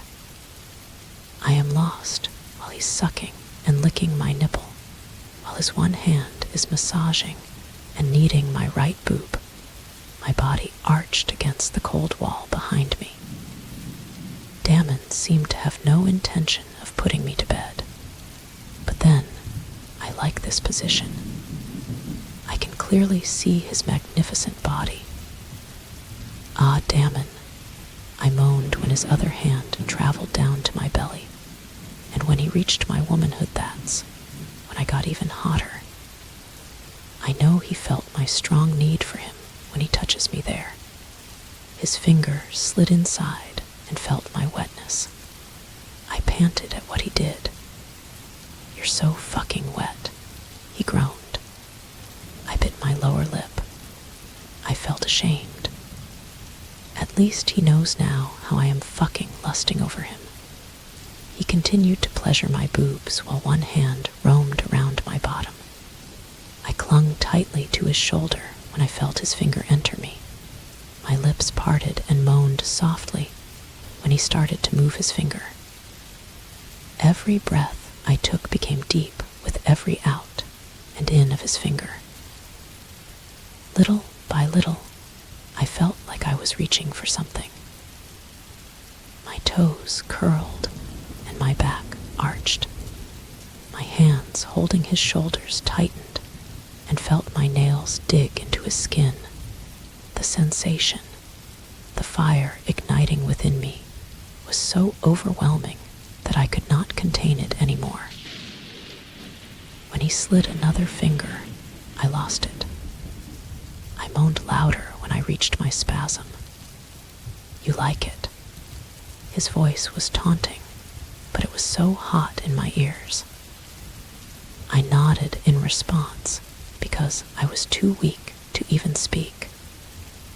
Good, because we're just starting. His voice turned lethal. He lowered my leg to the floor, and even though I was weak, I tried to stand up, but he continued to support me. I moaned softly when he kissed me with pure lust on my lips. I tried to equal his kisses, but he was too powerful that I immediately lost my energy. He massaged my boobs. He was like playing with them, like taunting and kneading. And it's enough to make me drip again. His lips moved down to my chest and down to my stomach. I gasped when he knelt in front of me and kissed my folds, hungrily out of shock. I almost closed my thigh, but he immediately grabbed my thighs and held me firmly to stop me from moving. I held on to his hair as he kept kissing me down. I moaned loudly when I felt his tongue playing with my clitoris. Damn it. This is too much pleasure, but I am liking it so much. I was even more surprised when I felt his tongue slide in and out on my center, and his finger added to the pleasure I was feeling. I continued to moan as he pleasured me in my womanhood. My thighs are getting weak. I thought I was going to fall from my feet, but he grabbed one of my thighs and put it on his shoulder. I felt more and more open to him. I was gripping his hair tightly when I felt that again. The feeling of reaching something, and when it exploded, I felt weak. But Damon drank all of it. Damn it, shit Damon, stop it, I said, horrified when I saw him drunk all of it. He smirked at me. I was just surprised when he stood up and held me by the shoulder so that I could kneel in front of him. It's your turn, Athena, make me pleasured, he said sexily and hotly. I swallowed while looking at his weapon in front of me. I know what he meant. I've watched porn before, but I've never done this. Well, I may have experience with other men, but I didn't have sex with them. My only experience with sex is with Damon. I nodded at what he said and touched his size. He groaned at my touch, and when I moved it up and down, I heard him groan in pain. I was worried, but when he signaled me to continue, I did. I felt so happy as I watched him so pleased with what I'm doing. I feel like I'm the only one who can make him feel that way. That's why I decided to put him in my mouth. I gag a bit because he was so huge in my mouth, but when I saw the lust and fire in his eyes as he watched me kneeling in front of him, with his shaft in my mouth, I felt confident to take him all in. I heard him groan and moan as I moved my mouth. He held my head to guide me to the speed he wanted. I did what he wanted, and a moment later he pulled me away from him, and I was shocked when I saw his semen explode like rainfalls. I was breathing heavily when he pulled me up and carried me in a bridal style. I hold on to his nape. I swallowed hard, W-Y. You didn't like it? I asked hesitantly. Why does he look angry? Did I do something wrong?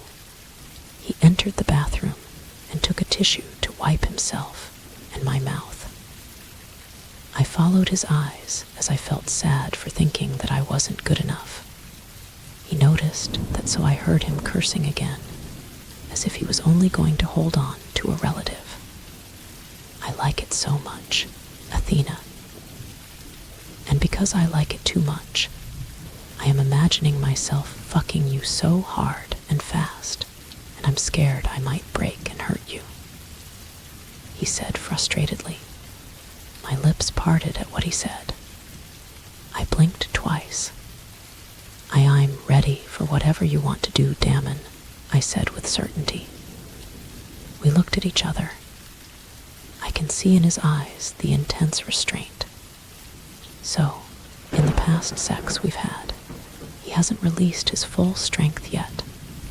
Does it mean all along he was restraining himself? You don't know what you're asking for, Athena.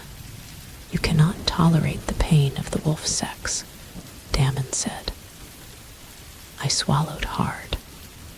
If that's the case, he's been holding back for a long time because he thinks I can't handle it. Because he thinks that I am a weak human being. Please, Damon, I don't want you restraining yourself. I want you all out, I begged. He closed his eyes tightly. It's as if his cherished patience has been lost. Fuck, it's okay if you get mad at me after this, but I can't stop myself anymore, he said impatiently, and stormed out of the bathroom. He threw me out on the bed and covered me with his huge and magnificent body. I shivered when I saw how fierce and fired up his eyes were. Take me, I whispered to him pleadingly. Chapter 42. I closed my eyes tightly. I accepted his violent jabs at me. My nails dig into his back as his pace speeds up. I could hear his violent moans as he continued to thrust into me. My lips parted because of the mixture of desire and pain I felt under Damon. It was different from our previous sex. I did not expect the strength and speed that he is showing tonight. I feel every pain. He's not stopping himself. I feel like he is deaf to all my moans and grunts. He's not himself anymore, but I let him. I let him claim me the way he wanted. I wanted this. I wanted to see all of him. I know I may not be able to accept every pain. I know I'm going to get hurt, but I don't want myself to fail Damon. I want him to be satisfied with me. I don't want him to restrain himself from me. I want him to be true to me. I closed my eyes tightly when I felt the tightness and roughness of every caress and touch of his hand on me. Gone the pleasure and lust. It was replaced by pain and tears. Every breath I take deepens as I wince in pain. I opened my eyes slightly and saw how much Damon was losing himself. I know he's already consumed by his wolf. Damn it. Athena, you have to endure this, I screamed in pain as Damon's speed became faster and faster. I don't understand what I will feel. Something is urging me to push him away, but my desperation to feel him as his wolf's sex drive overtaking him made me stop myself from doing it.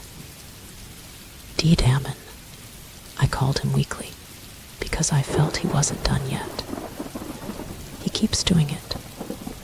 He's never tired, but I feel like my body is already giving up. Damon, I called him, but he was deaf. I can only see the desire and lust in him. I watched him as he rode me painfully faster. I bit my lower lip as the pain numbed my whole body. It only took a few seconds for me to feel him stiffen on top of me, and his explosion inside me. I am weak. The pain and soreness all over my body were intensifying. I opened my eyes slightly and saw Damon looking at me worriedly. I can't hear his voice anymore, but I know he's calling me.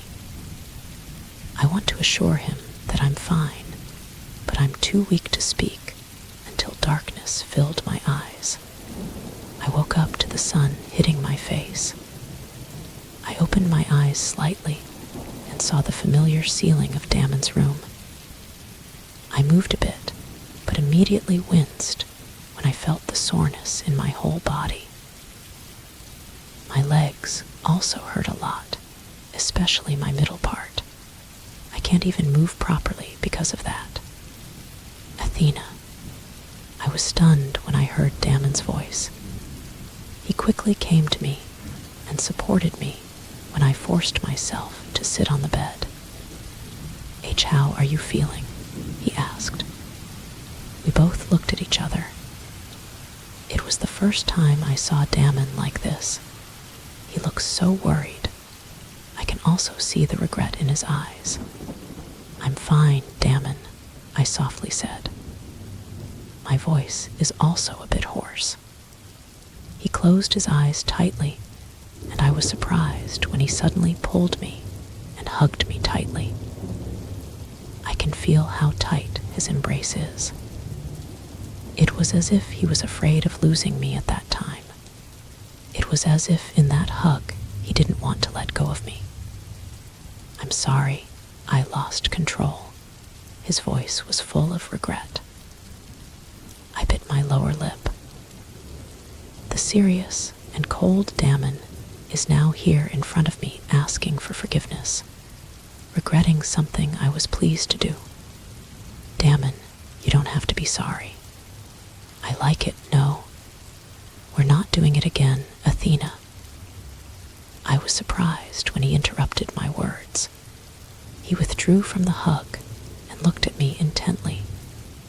His brown eyes are between intense and worried. This is what I wanted, Damon, and I will never regret it. My sweet voice surrounded the whole room. His jaw tightened. You almost died, he said with difficulty. His eyes were regretful. My hand came up to caress his jaw. I smiled lovingly at him. I saw how he watched me smiling in front of him, and I felt his irritation because of it. Maybe he thinks that I'm taking everything lightly. I just fainted, Damon. You're overreacting. I'm not that weak. I made a soft chuckle. His jaw tightened even more. I took a deep breath. That's how I like it, Damon. It doesn't mean I'm not a werewolf. I can't take a wolf's sex anymore. I'm stronger than you think, my alpha, I said, assuring him. He stared at me longer than usual. It's like I'm melting in his eyes. I was about to tear my eyes from him when he suddenly reached for my chin and firmly held it to make my eyes stay with him. My heart thumped against my chest.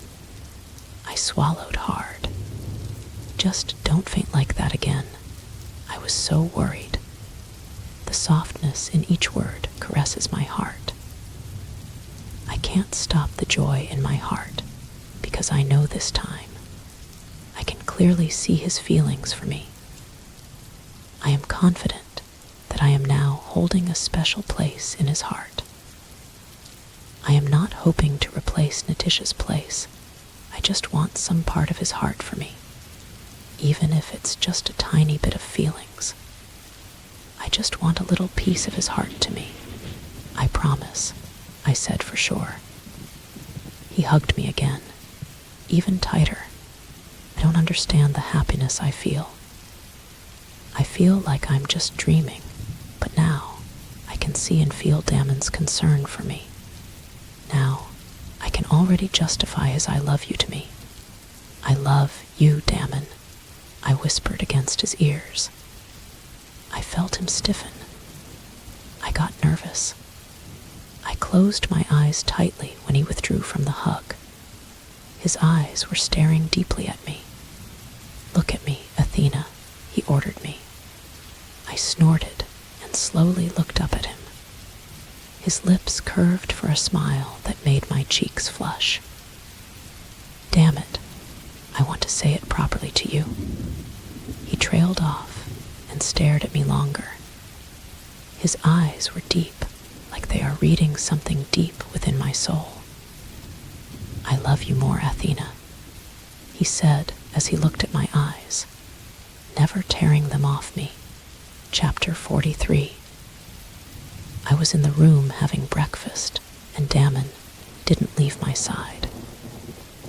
He stayed by my side and carefully watched me every time I took a bite of food. I can't stop feeling awkward because of what he's doing, but at the same time, my heart felt so happy with the way he was treating me. I'm like a broken crystal that he wants to keep so much. Don't you have work today, Damon? I asked him. I was about to finish eating when I thought of asking him about that. It's a wonder he didn't leave this morning. He went home early last night, won't be working today.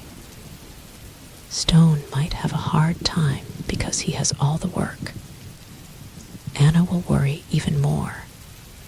Delta Robin and Stone are both there to supervise everything, he answered. I nodded. It's good that Stone has company. Even though Delta Robin is old, I know he can still be counted on for tasks. I'm going to the library today. I'll take Anna with me. You should go now to your work, I said after drinking the milk that was included in my breakfast this morning. No need to call Anna. I'll be with you this whole day, he said, which made me stop. I looked at him with a shocked expression. Damon, there's no need. Anna is there to accompany me. Finding Jules is more important, Damon, I said quickly. He frowned and stared at me intently. You don't want me to be with you, Athena. I could hear the growing irritation in his tone. I smiled at him. I couldn't believe he was being like this. I don't know if I will be happy or not. I want to be with you, Damon. I'm just thinking about Jules, and don't think about him, Athena. You should only think about me. Like it or not, I'm gonna be with you, he said with finality. I can't help but smile and shake my head. He's also stubborn. How we did everything he wanted. Just like he said he did come with me to the library. Anna was ordered by Damon to stay in the kitchen and help there. I took 4 books from the shelves to read that day. I don't really like to read, but since I came here to the Agama Kingdom, it has become my pastime. Maybe because I am also entertained, because most of the books here are about the lives of werewolves. Werewolves are secretly existing in this world. What people know in the world where I grew up, they are just mythical creatures. They are just a legend or something. Few people know that they are truly living in this world. I did not think that I will be here today, and the king is even married to me. I'm the Luna of this kingdom. My mother was also once the Luna of this kingdom, I kept thinking. If Alpha Devon didn't die, I won't exist in this world. Mommy will have a child with Alpha Devon, and it's not me.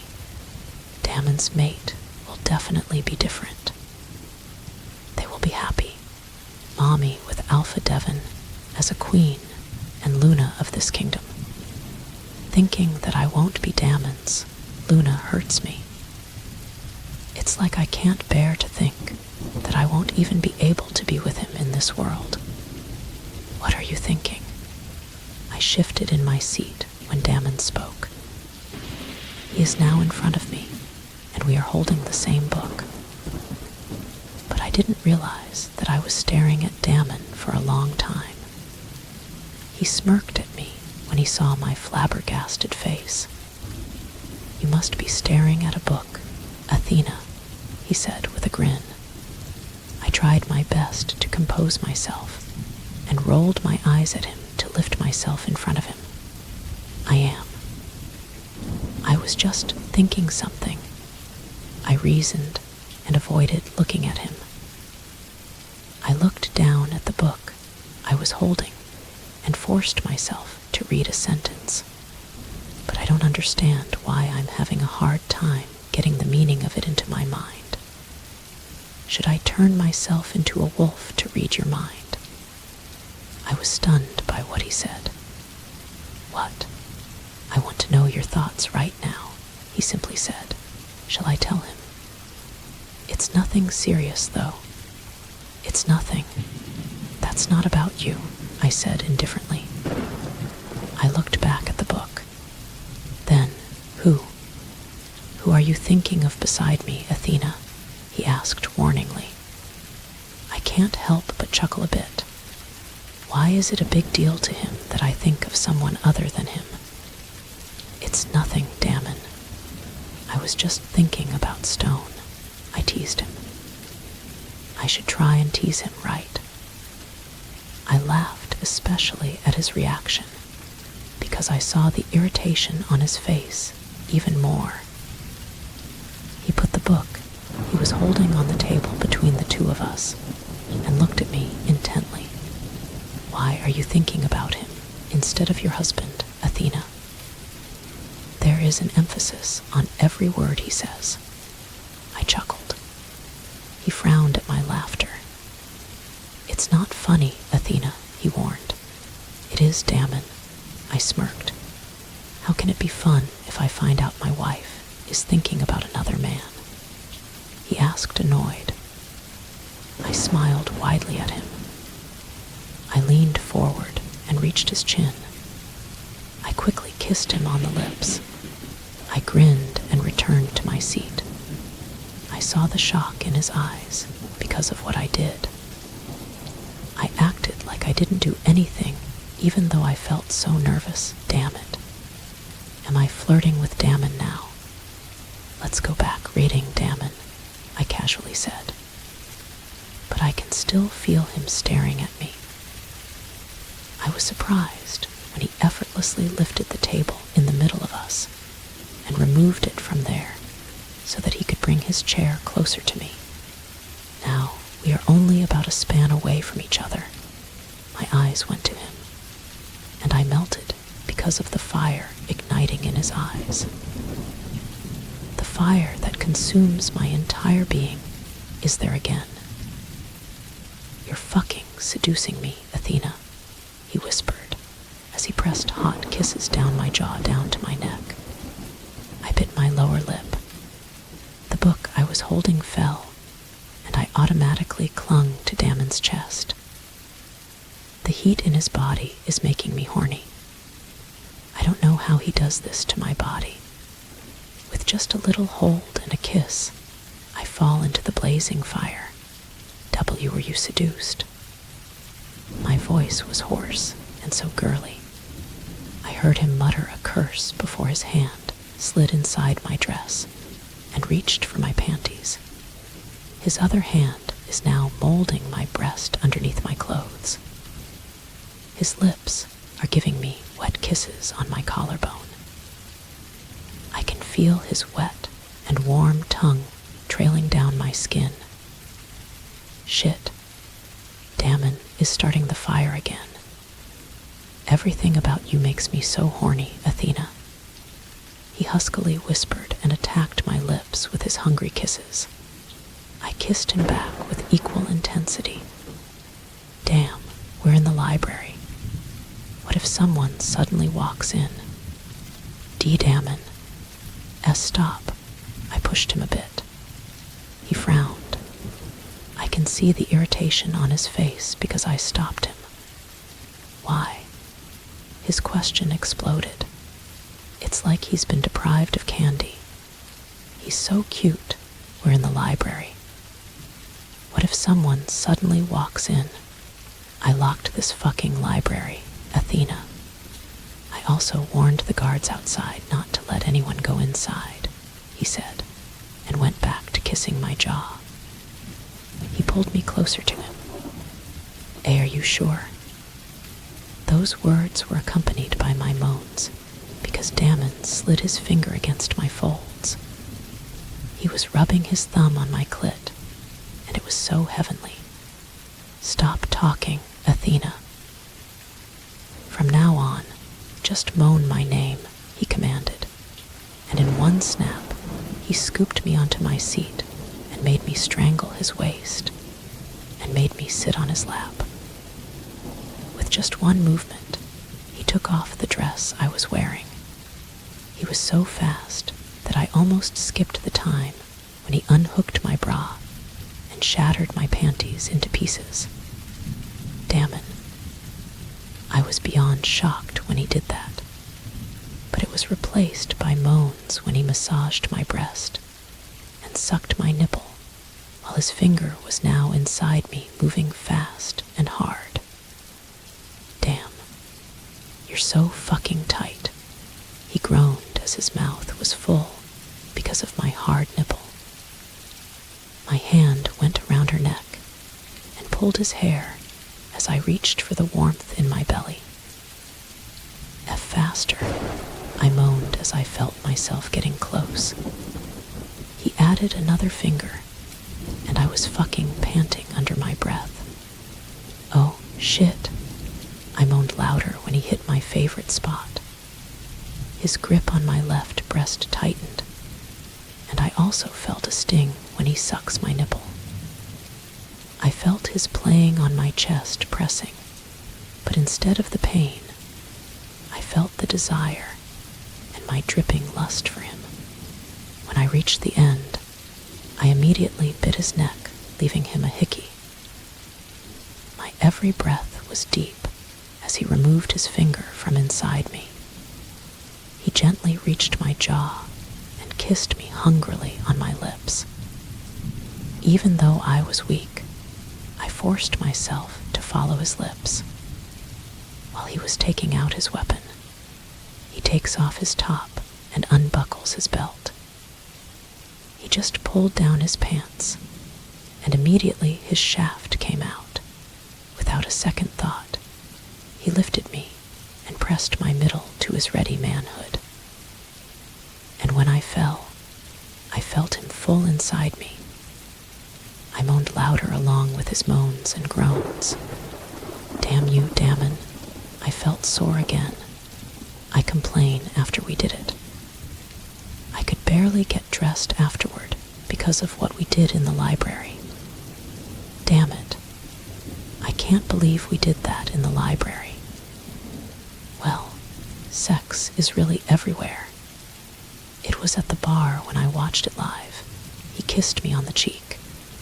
He helped me get dressed. And now, we put the books we took back on the shelves earlier. What he even wants is for us to leave the books and go back to the room right away. And I know what he's planning. I know he still has a lot of stamina and wanted another round with me. That's what you get for seducing me, he chuckled. I glared at him and arranged to place the books, but was stunned to see a familiar book. It was at the end of the shelves, so I didn't see it quickly before. I can't be mistaken. It was Alpha Devon's book. I swallowed hard and quickly took it and inserted it into the thicker book. I hid it and remembered where I put it. I'll make sure to come back tomorrow to pick it up. Athena, let's go, Damon invited. I quickly nodded and followed Damon. He held my hand and intertwined our fingers while my mind was occupied with the book I saw. Chapter 44. I was restless as Damon slept soundly next to me.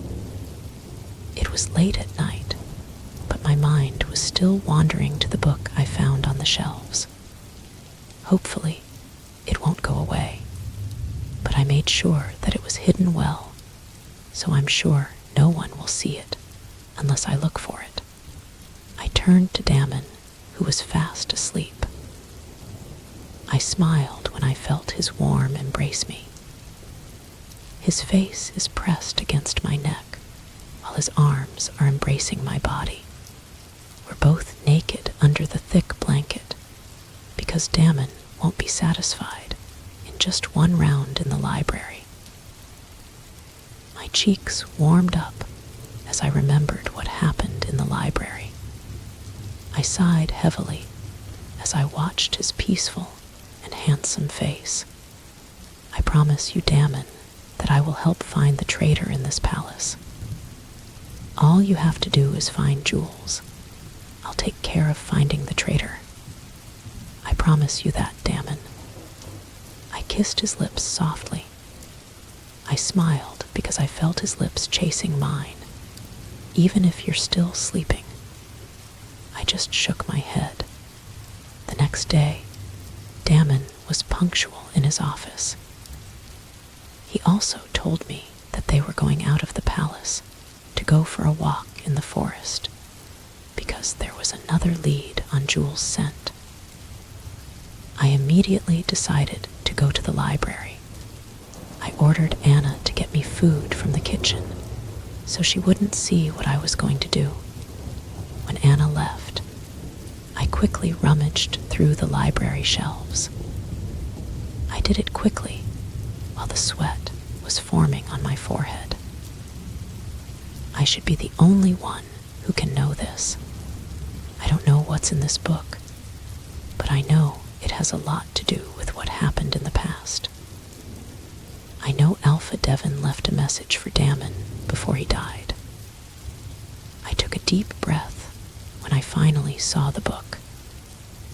I quickly hid it inside my dress and made sure Anna wouldn't notice it. When Anna came back, I talked to her normally while eating our snacks.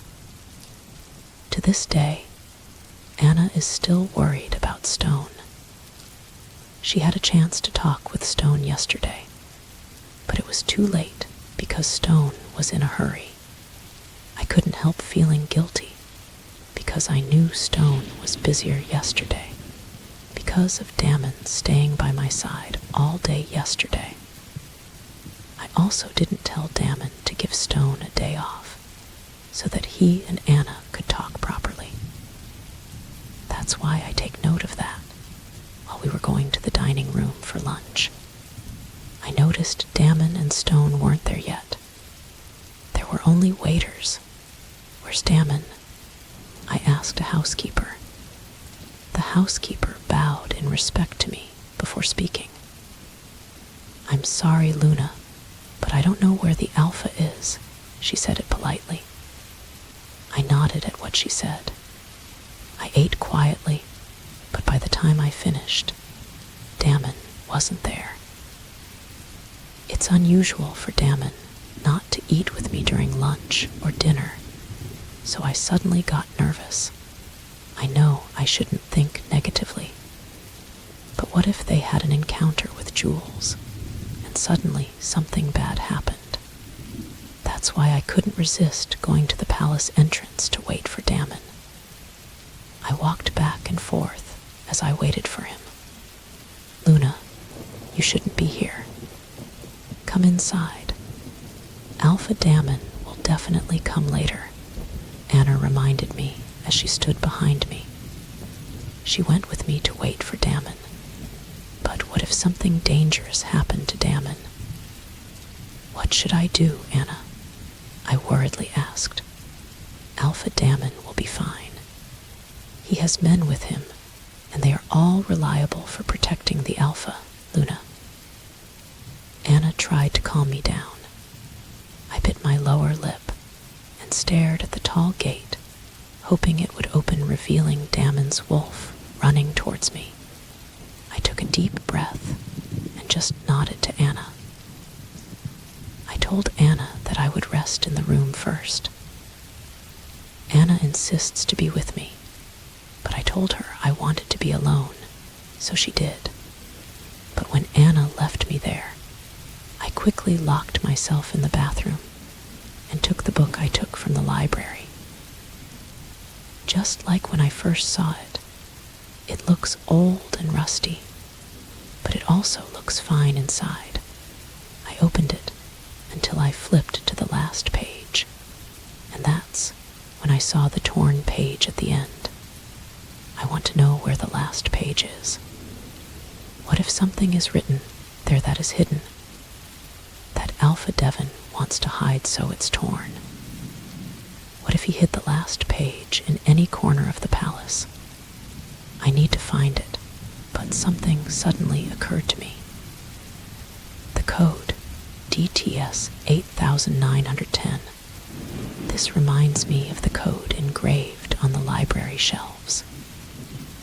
I opened the book, and like the first time I saw it, Alpha Devon's life was written in it before the arrival of his youngest brother, Damon. No matter how much I flipped through the book, I couldn't think of anything that connected to the code I saw on the shelves. And then I flipped back the page pages in the front and looked at it. The front page is very clean. There was nothing written there but Alpha Devon's name. Devon Tristan Scott. Devon Tristan Scott, I read aloud. My lips parted as I stared at each initial letter of Alpha Devon's name. DTS, I exclaimed under my breath. Doesn't DTS stand for Devon Tristan Scott? It was belonging to Alpha Devon. Does that mean the code is pointing out this book? Then, what about the numbers? What does it mean? I closed the book as I felt my head throb. Damn. My head hurts just thinking about all this. I sighed heavily and looked down at the book I'm holding, but my heart pounded loudly as I felt the cold sweat dripping on my forehead. The cover of the book, at first you won't notice it. I didn't notice it the first time I saw the book, but when looking at it closely, you will notice something in the lower part of the book cover. Flip the pages, look down at the numbers, find my secrets. I read the small words written on the book cover. Each word is so imperceptible that I was surprised that there were even words on the book cover. But what does it mean? Flip the pages, look down at the numbers, find my secrets. It sounds like it is giving me a step, or it's guiding me for something. Could it be, is it true, that there is a mystery hidden in this book? So these words were deliberately placed to guide anyone who searches for this secret. But it's possible that Alpha Devon only wants one particular person to know this secret. And I don't know who that is. Perhaps he made these hints based on his acquaintance with the person he hoped would reveal the truth in this book. It's impossible for me because he didn't know me before. After all, I wasn't there before. Could it be that Damon is the one he expects to find the truth? But I doubt it.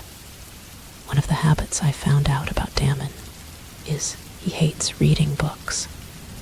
I know. Because every time he goes to the library with me, he just holds a book, but he doesn't read it. If so, who? Flip the pages, look down at the numbers, find my secrets. Damn it. Why is it so hard to understand? I gave up looking for an answer and just hid the book in the far corner of the room where I knew Damon wouldn't see or notice. I hid it at the back of our wedding portrait. When I went out for dinner, I was stunned to see a bit of a commotion at the entrance of the palace. I quickly went downstairs to find out what was going on, and that's when I saw Damon. His head is bleeding. Chapter 45. I quickly approached him in concern, even though there were many people around his staff who were also worried about him. What happened, Damon? I asked worriedly. I don't know where to look. Is it because of the blood on his head or his tired eyes? He smiled briefly at me. I can feel his tiredness. We fought some rogues, but we're fine, Damon answered quickly. I swallowed hard when a wolf medic pulled him out and took him to a room to be treated. I insisted to enter the room, but they won't let me. I could do nothing but wait outside. They encountered rogues. It means Jules was just near where they came from. Jules' group is now strong because the rogues have sided with him. And rogues are dangerous and brutal kinds of werewolves. I read that they have no heart. I read that they won't think twice to devour you. They can compare to wild animals who don't have consciousness about right and wrong, according to the books I read. They also have minds, but they are naturally obsessed with darkness, killing, and blood. It's hard to tame them unless if you propose something that they like. Jules probably promised them something, leading the rogues to team up with him. Agama Kingdom will suffer if this continues. Rogues are too many, and once they team up together, and someone leads them with equal darkness and evilness, it will be the downfall of every kingdom in the world of werewolves. It can't be happening. After the doctor finished, I quickly entered the room. I saw Stone there looking at Damon, who was now fast asleep. Stone noticed me, so he quickly went to pay his respects to me. "I'm going ahead now, Luna," Stone dismissed himself, but I blocked his way to stop him. We both looked at each other. I sighed heavily. "Stone, I know Damon won't say anything to me. That's why I'm here to ask you. What really happened, Stone?" I asked almost pleadingly. I saw the hesitation on his face. He doesn't want me to know. I know Damon trusts him, and this is why he stayed by Damon's side. Stone is loyal to Damon. I know that. It's better if you ask the Alpha. Even if I ask him, I know he'll just lie to me, I said. He sighed. I understand the Alpha. I would rather lie and hide the truth than hurt the person I love. Something glowed in Stone's eyes. I stared at him. Is there a circumstance where he hid something from Anna? I want to ask him, but I feel like it's borderline. It's personal. But hiding the truth also means hurting the person you love, Stone, I said seriously. He averted his gaze. Is there something wrong with Stone and Anna? I heaved a sigh. Why are so many problems coming one after the other? I'm gonna leave now, Luna, he said, and walked past me. I watched him open the door and leave. I just lost my gaze at the door when I noticed Damon moving on the bed. I walked over to the bed and sat next to it while watching Damon, who now had a bandage on his head. He looks fine, and I know his wound will heal soon. I read in the book that werewolves' wounds heal quickly. They are much more powerful creatures than humans. I didn't realize I had fallen asleep watching over Damon. I just woke up to a touch on my cheek. I slowly opened my eyes and lifted my vision to him. I saw him staring at me intently. My lips curved into a smile. "How are you feeling?" I asked hoarsely. I sat properly and watched him still staring at me seriously. How many hours did I sleep? Did he just wake up? Fine, did you eat dinner already? He asked. I was stunned by what he said. I almost forgot about dinner. I haven't, I answered. I saw his eyes darken. Is he angry? I was right. Don't worry, I already ordered Anna to take your dinner here, he said. What about you? You have not eaten yet. I'm fine. Werewolves can skip a meal the whole week without feeling weak, he said proudly. I frowned. I know. They have so many abilities that no one person can surpass.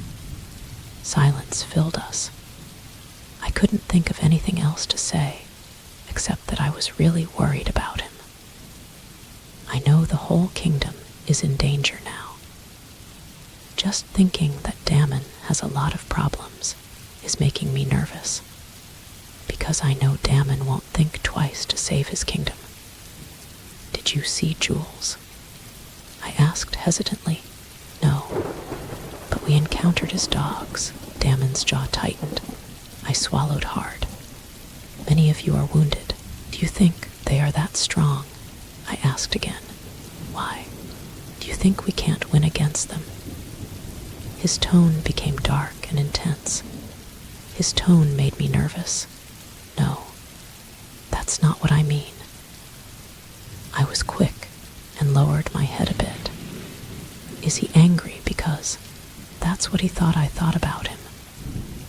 That he's weak and can't beat Jules. I have so much faith in you, Damon, but I'm worried.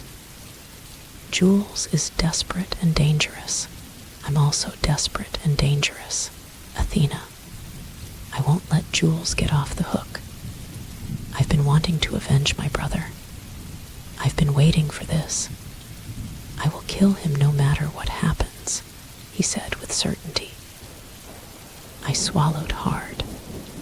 He's been wanting to avenge his brother. I know that. But I also know he's also doing this to avenge Natisha. Why so? I shouldn't feel this because I know it's right to give justice to what happened to Natisha. But why am I hurt? Am I selfish to feel this way? Then, can you promise me you won't die, Damon?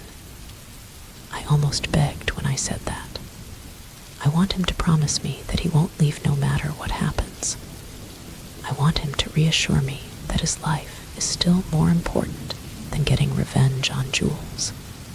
I saw him clench his jaw. He looked away, and from that, my heart broke into so many pieces. Why can't he promise? In that case, he would rather leave me as long as he can avenge his brother and Natisha. How about me? Does he think about my feelings? You have to rest now, Athena, he said, dismissing me. My heart literally break into a million pieces. I felt how my hope with us shattered into tiny glasses. Chapter 46. Even though I tried to stop myself from being hurt, my heart still ached shamelessly at the possibilities that could happen to Damon. I woke up early the next day to visit Damon, but the doctor told me that Damon also left early with Stone to continue the search for Jules. I couldn't help but be annoyed and sullen with Damon. Doesn't he even care about his health? He's still injured because of what happened yesterday, but then he doesn't have a second thought to rush in today. I know he's strong, he's great and powerful, but even the powerful and strong creatures have their weakness. And I can't just stand and watch him being desperate for finding Jules. I know he has been hoping for a long time to get revenge on whoever killed his brother. But what if the prize of this all is his life instead?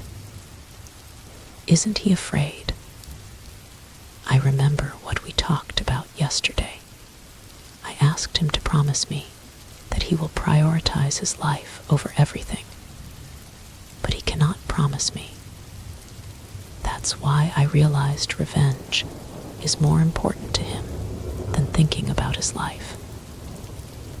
And it hurts me every time I think that he's ready to leave without thinking about my existence and feelings. I took a deep breath and just locked myself in the room. I didn't feel like visiting the library, so I just ordered Anna to rest and leave me alone in my room. I took out the book I had hidden behind Damon and I's wedding portrait and looked at it again. The small letters written on the book cover remained a puzzle to me. Flip the pages, look down at the numbers, find my secrets. I stared at the book and tried to flip the pages. When I opened to page 18, I stared at the letters there. Written on that page was the time when Alpha Devon was still learning about his duties when he became the Alpha King. Look numbers written on it, other than the page number. I froze at the thought. Page number. What if I quickly flipped through all the pages, and I was right? There are no numbers written apart from the page number written at the bottom of the book. Isn't this what the book cover is referring to? Look down at the numbers, find my secrets. Then I remember the code. DTS 8910. What if the number on the code is pertaining to the book's page number? It's possible, right? So, the code has 4 numbers, 891 and 0. But there is no 0 on the page numbers. I opened the book to page 8. I looked at that page, and just like the other pages, there seemed to be nothing strange written there. I stared intently at the page and read some sentences on it. The first sentence was, "The Alpha King. My father gave me a command to travel around the neighboring kingdoms. I know that it's for the betterment of our treaty between kingdoms. We need to ensure that the kingdoms have no means of starting a war against us. I first visited the kingdom of San Isidro. San Isidro is a small island surrounded by rainforests. The kingdom has an abundant supply of food, and there I met the Alpha of San Isidro's pack. Alpha Ulcamer and his wife, Luna Lexus. They are a good couple who dearly love their pack. Unlike in my kingdom, that pack wholeheartedly and easily accepted Luna Lexus as their queen even though she's a human. I stopped reading. It means that my case is no longer unique. It's inevitable for a wolf to be mated with humans. But I read in some textbooks in the library that only selected wolves have mated with humans. This means that only selected wolves are mated with humans. If so, this kingdom, the kingdom of Agama, it is not so open to a setup like this. Fortunately, I didn't feel much discrimination against humans like me. The next kingdom I visited was the kingdom of Urzua. Unlike the kingdom of San Isidro, this kingdom has hot and dry weather. But what fascinates it is its vast land. There are few trees, but there is plenty of prey to eat. I also met their alpha, like me. The alpha hasn't met his Luna yet. And that is one of the problems he is having, because his councils and elders are forcing him to find a mate. But I know it was hard. The moon goddess has a unique style of finding our mate, especially to us who have a bloodline of alpha kings. I asked the alpha if he wants to be like Alpha Ulcamer, whose queen is a human. The alpha king of Urzua doesn't like humans. For him, humans are weak creatures, especially when it comes to handling their emotions. Another thing he doesn't like about humans is the high possibility of their emotions changing, because we werewolves aren't capable of loving someone else once we meet our mates. Werewolves aren't capable of loving someone else once they meet their mates. Is this the werewolf's fate?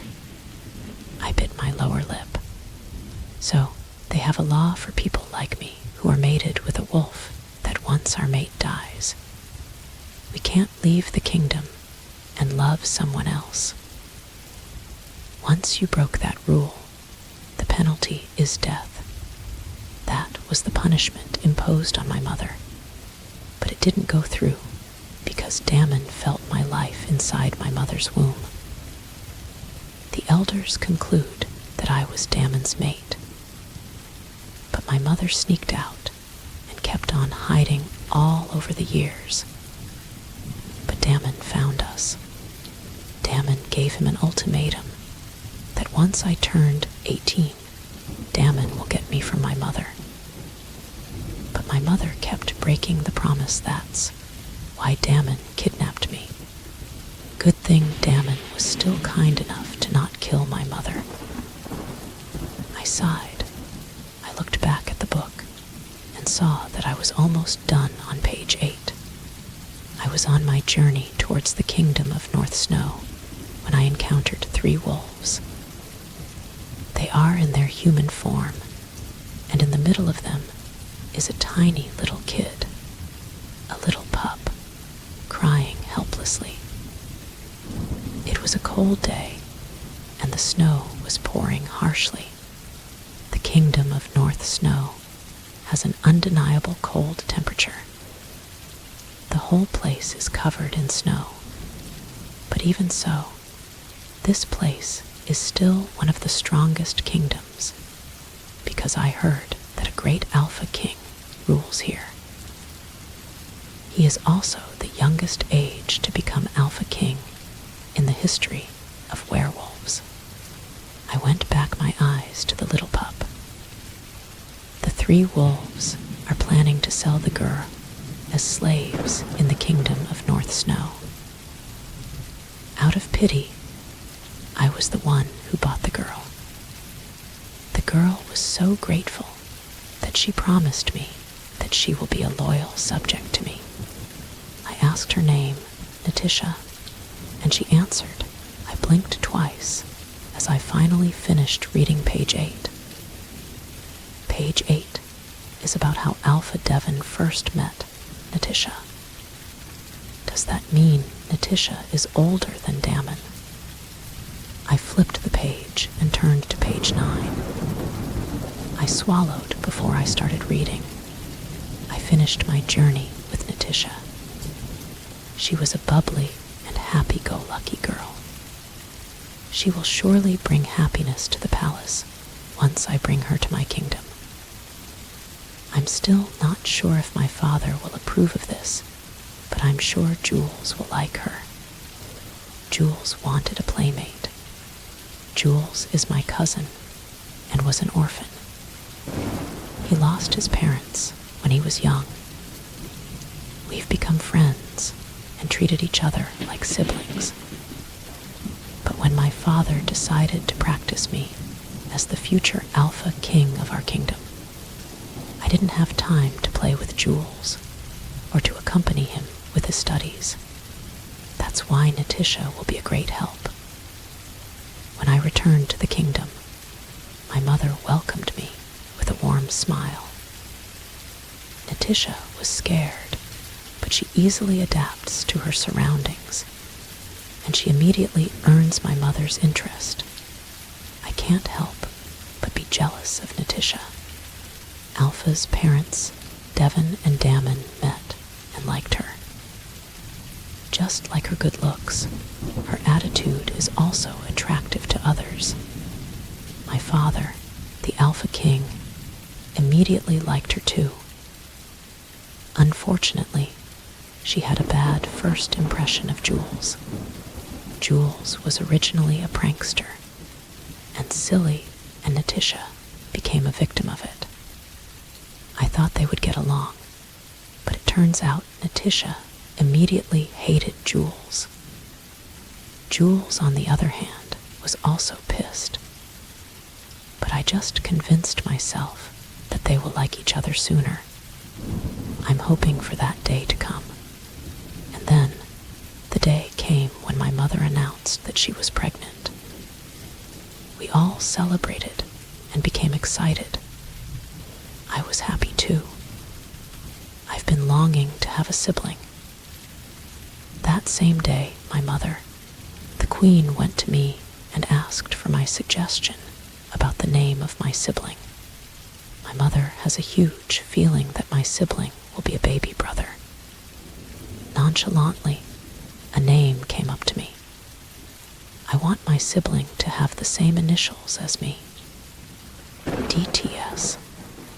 I am Devon Tristan Scott, so I want my brother to be Damon Timothy Scott. My eyes widened at what I read. It means I correctly suspected that the numbers written on the page were the code.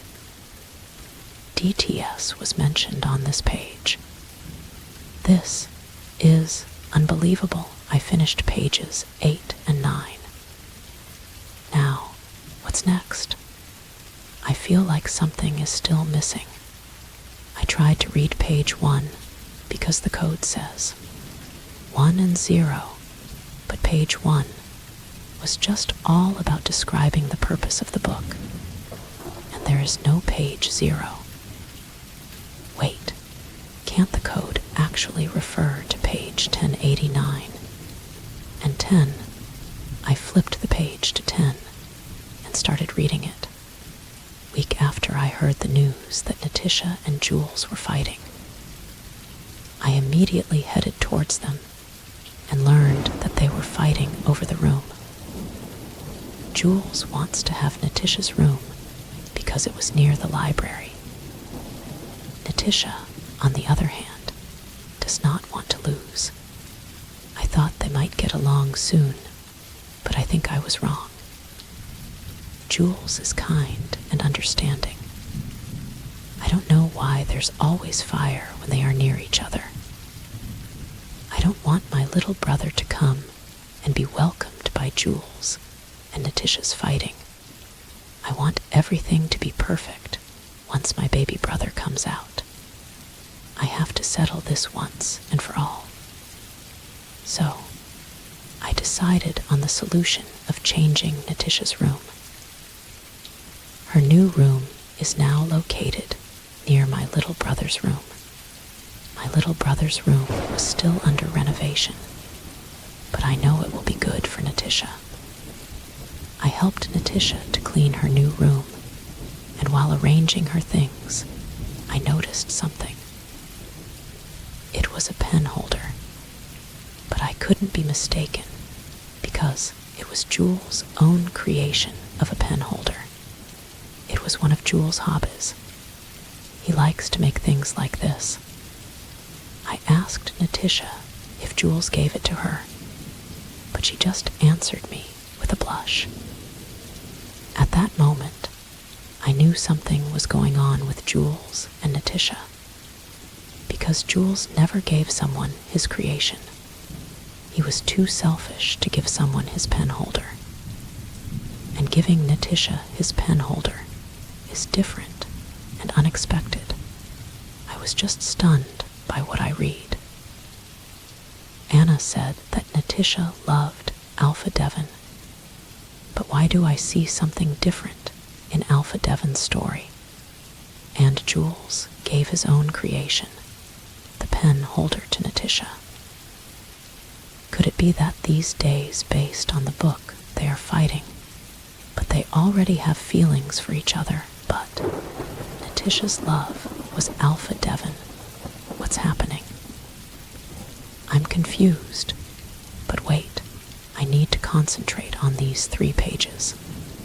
These pages are about Natisha and Jules, the pen holder, and the new room. I closed my eyes tightly. Natisha's room, I once entered that room, and yes, it was near Damon's room, our room. And then, when I entered that room, I saw her portrait, her beautiful portrait. And then something fell from the floor. It was a pen holder. I opened my eyes when everything was realized.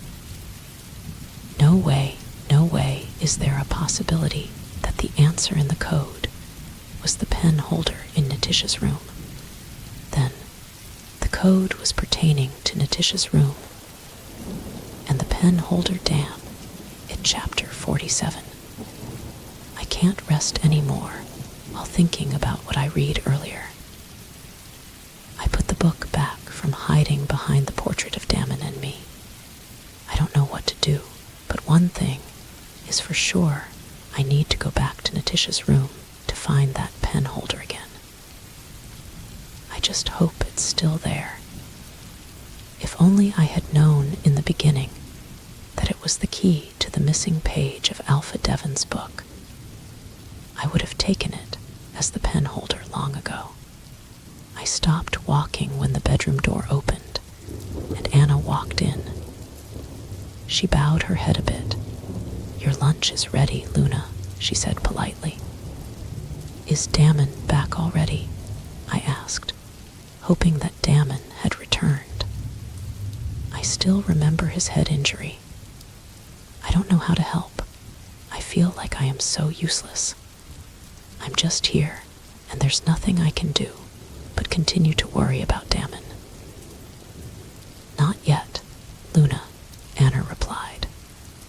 I bit my lower lip and sighed heavily. I don't know what to feel anymore. I feel like Damon is going further and further away from me. It started when he focused on finding Jules.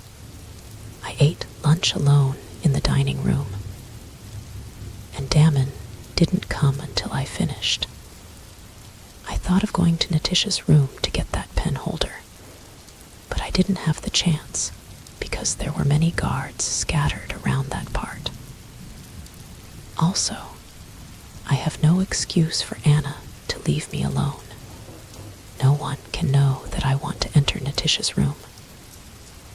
I have to remember that the traitor Jules is referring to is just around and close to Damon. Whoever that is, I need to act as cool as I am. That's why, like my previous days, Anna and I hung out in the library and read even though my brain was flying. I am hoping that the answer is in the pen holder. I don't know what was hidden there, but I remembered something ringing inside the pen holder when I touched it. So I knew there was something different inside, and that's what I needed to know. We left the library, and I was about to enter the room when I heard Damon's arrival. I quickly ran towards the entrance and saw Damon. He's wearing his royal cape as he graces the entrance of the palace. We both looked at each other. He approached me. My heart pounded so loud when he suddenly pulled me for a hug. His heat quickly spread through my body. He pressed my head to his chest, and I felt his warm embrace even more. Tears welled up in my eyes as my heart slowly broke.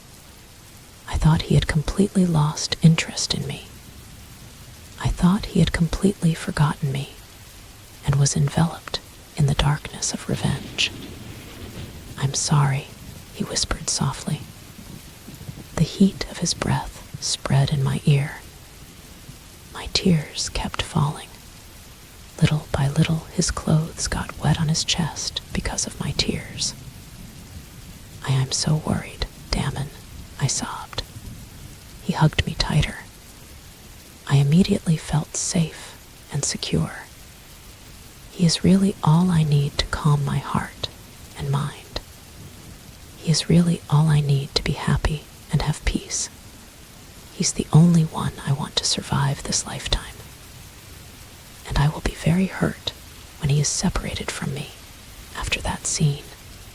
Damon and I had dinner in the room. We were enveloped in silence while eating. I know he kept looking back at me while I kept my eyes on my food. I was afraid to gaze into his eyes. I feel like I'm going to melt. I feel like I will disappear from his eyes forever when I meet his gaze. "What did you do today?" he suddenly asked in the middle of the silence. "We just read the whole day in the library," I replied curtly and drank the milk that was prepared for me tonight. I felt his eyes stay with me. I was only more afraid to look at him. "We lost Jules's scent again," he said, which made me stop for a while. "So, they I didn't see Jules today. Then, what's your next plan? I asked and tried to turn to him. I saw his brown eyes staring at me. They are soft and somewhat gentle. I missed those eyes looking at me. I couldn't stop staring at him like that. Find the traitor, he said. I blinked twice. So, you believe, Jules, that there really is a traitor? I asked carefully. He lowered his eyes. I saw his thick eyelashes. Because we cannot trace him properly, Athena. It's like he knows where we are going. He knows where to hide his scent. It means someone is telling him where to hide. Someone is helping him to escape from my claws, Damon said. I can't stop worrying more. Then, it is true that there is a traitor in this palace, and he may be very close to Damon. But by the time Damon finds out, he may be hurt by what he discovers. Just thinking that the traitor is one of Damon's confidants, I can't stop hurting for Damon. Can I help you with anything, Damon? I asked hesitantly. I don't want to be a burden to him, but I also want to help him. His eyes went back to me. There are his melting eyes again.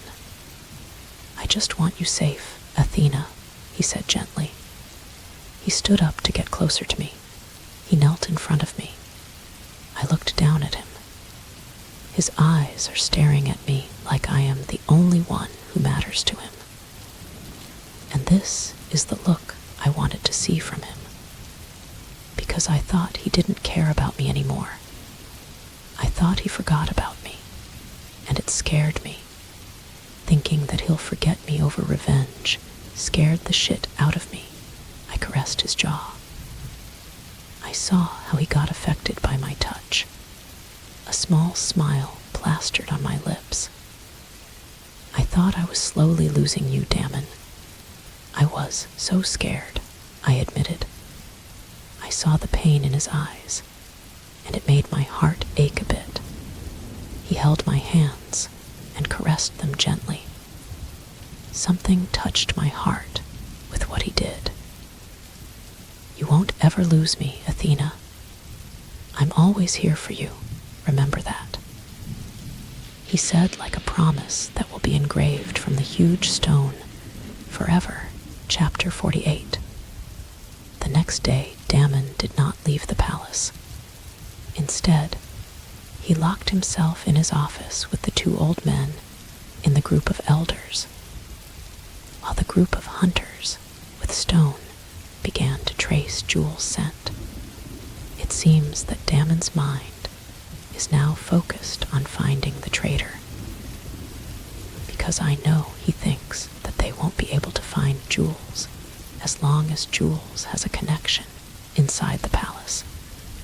Damon will fail if the enemy knows his every move, so he needs to find the traitor that Jules is referring to as soon as possible, while I was still looking for time to enter Natisha's room. There is only one thing I wonder about in Natisha's room. I know it's been 100 years since Natisha and Alpha Devon died, but Natisha's room remains alive inside the palace. I didn't want to think too much about it, but I couldn't help it. That's why while Anna and I were outside and walking in the flower garden behind the palace, I couldn't stop asking. I saw Natisha's room, I began. I turned to Anna and saw that she was surprised when I opened the topic. I smiled at her. What could she be thinking? I just heard that it was Natisha's room then. Have you been in there, Anna? I asked while looking back at the beautiful colors of the flower in front of us. The truth is I was the one who arranged her room since she died, and Alpha Damon commanded to let her things remain that way, so I didn't touch even one of her things. But every year I visit to clean the room, she explained. My lips closed at what I heard. Damon already promised me last night, so I shouldn't be jealous anymore. But somehow it still affects me, because I know that Damon really loved Natisha. What do you think is Damon's reason for not removing Natisha's room from the palace? I asked. I turned to Anna and saw her looking down at her hand. She was looking away. I bit my lower lip and sighed. Because he was her first love, right? I answer my own question. I saw more tension in her body. I looked away and returned my eyes to the flowers demanding my attention. Sometimes I wish I could go back in time and wish I had met Damon so that Damon's eyes were only mine. I'm selfish, aren't I? I can't believe I am jealous of the dead woman. But I am sure Alpha Damon already got over her. You're the one he's in love with. You're his Luna, she retorted. I remained quiet for a long time before I decided to go back inside. Anna and I were about to enter the library when Delta Robin suddenly blocked us. Delta Robin bowed his head in respect for me. Luna, you are called by the Alpha King in his office, Delta Robin informed me. I looked at Anna and saw that she was also surprised. I nodded and followed Delta Robin. Anna was left outside Damon's office, and I was the only one who went inside. I saw Damon alone inside. The lights are dim, and in front of him are the mountains of scrolls he needs to read. Damon, I called him. He looked up at me. A small smile curved on his lips and gestured me to get closer with him. I nodded and did what he wanted. He quickly grabbed me by the waist and brought me to his lap. I was surprised by what he did, but I still gladly hugged him on his shoulder.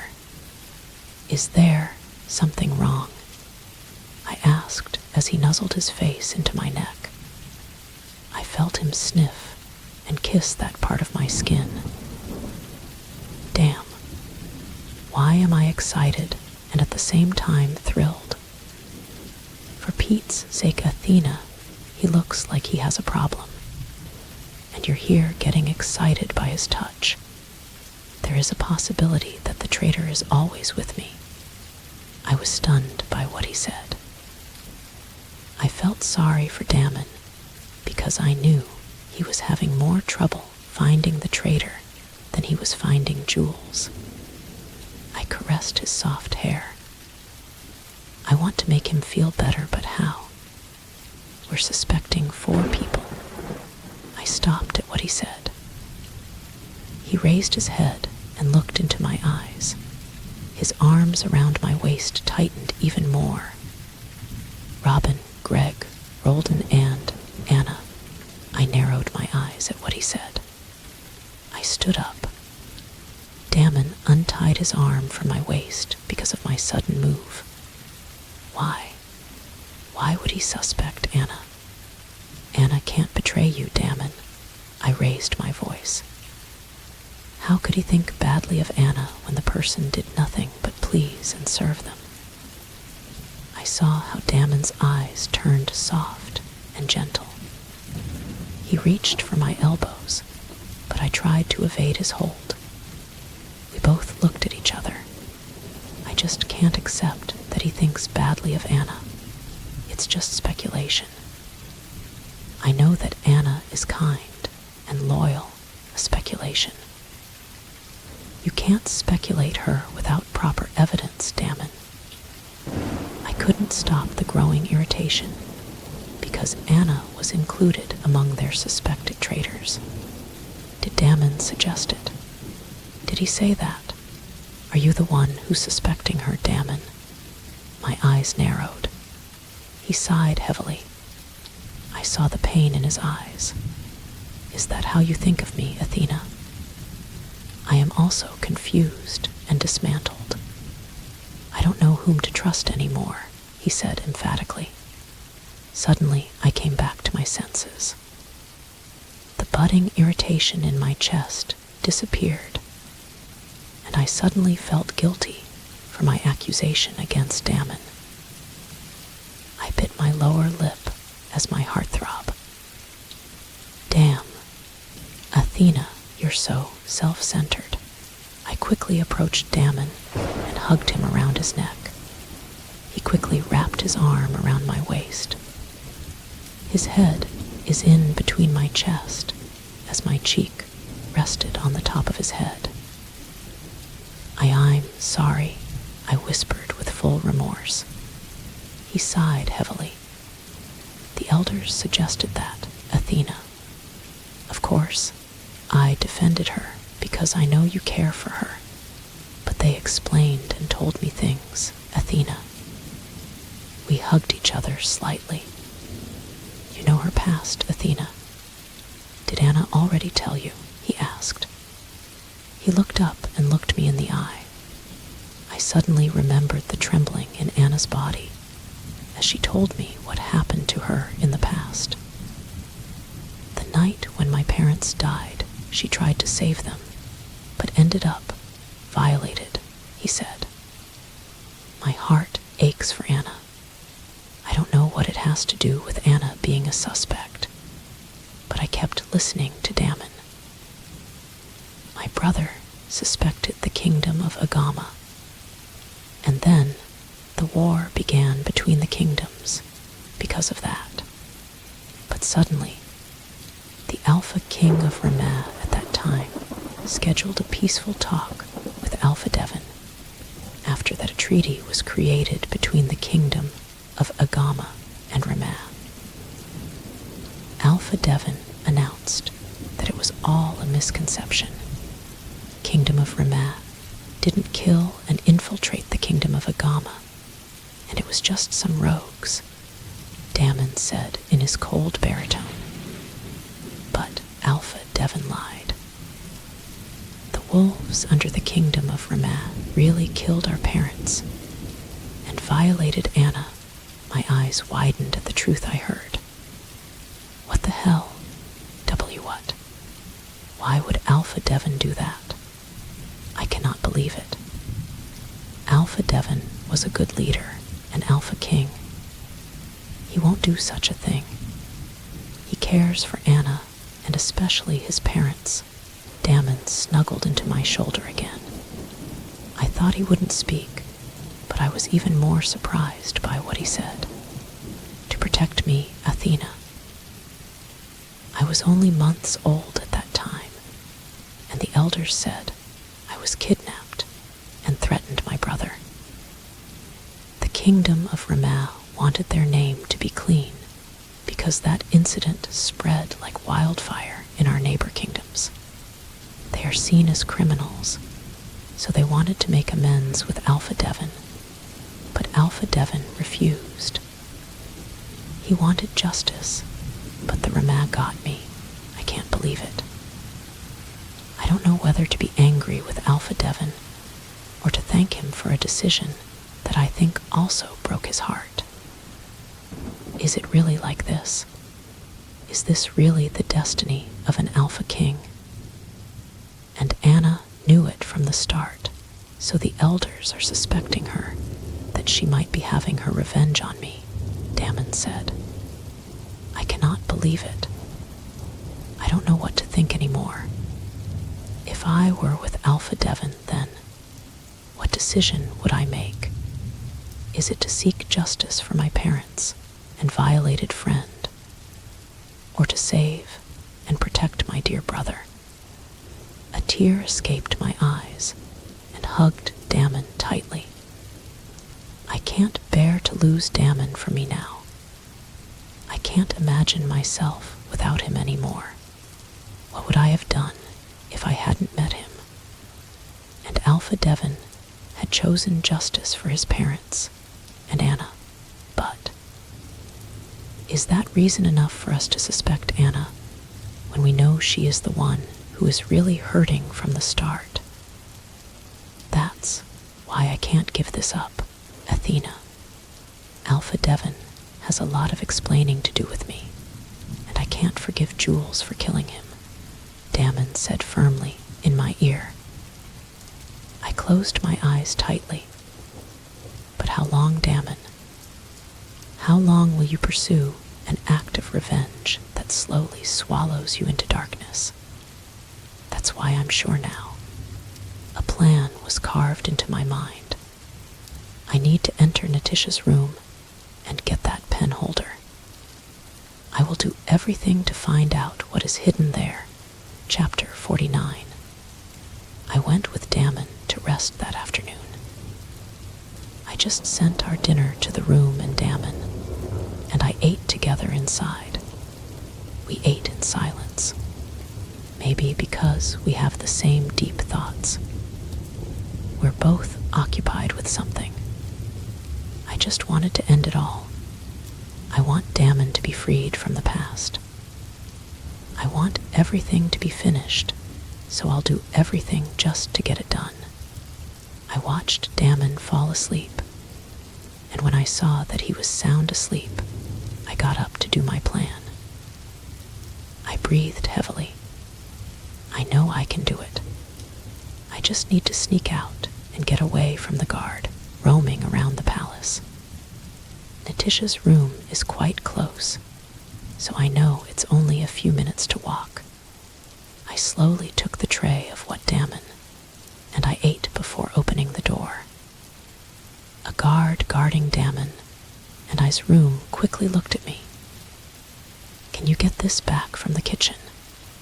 I said, handing the tray to him. "I will, Luna. I will immediately send my replacement," he said before leaving. I watched the guard walk away, and when I saw him turn to the hallway, I quickly left the room. I have to be fast. I need to get back before his replacement arrives to watch over our room. I quickly hid in a corner when I saw guards walking down the hallway. I'm dead if I get caught. When they passed, I quickly walked toward the corner where Natisha's room was. When I arrived, my eyes rolled to see that it was locked. What the hell? How can I get in? I quickly hid behind a large flower pot when another guard came by. I took a deep breath. How do I get in? I am so stupid. I didn't even think it might be locked. I was too complacent like before to get into it quickly. This is frustrating. While thinking about what to do, I heard many footsteps coming in my direction. I insisted on hiding even more. I'm guaranteed to be dead when they are in wolf form because they can easily smell me. I just hope they remained in their human form. Is the alpha asleep already? I frowned when I heard Stone's voice. The Luna is with him, Stone. And this is so disappointing that you asked Alpha more than my condition.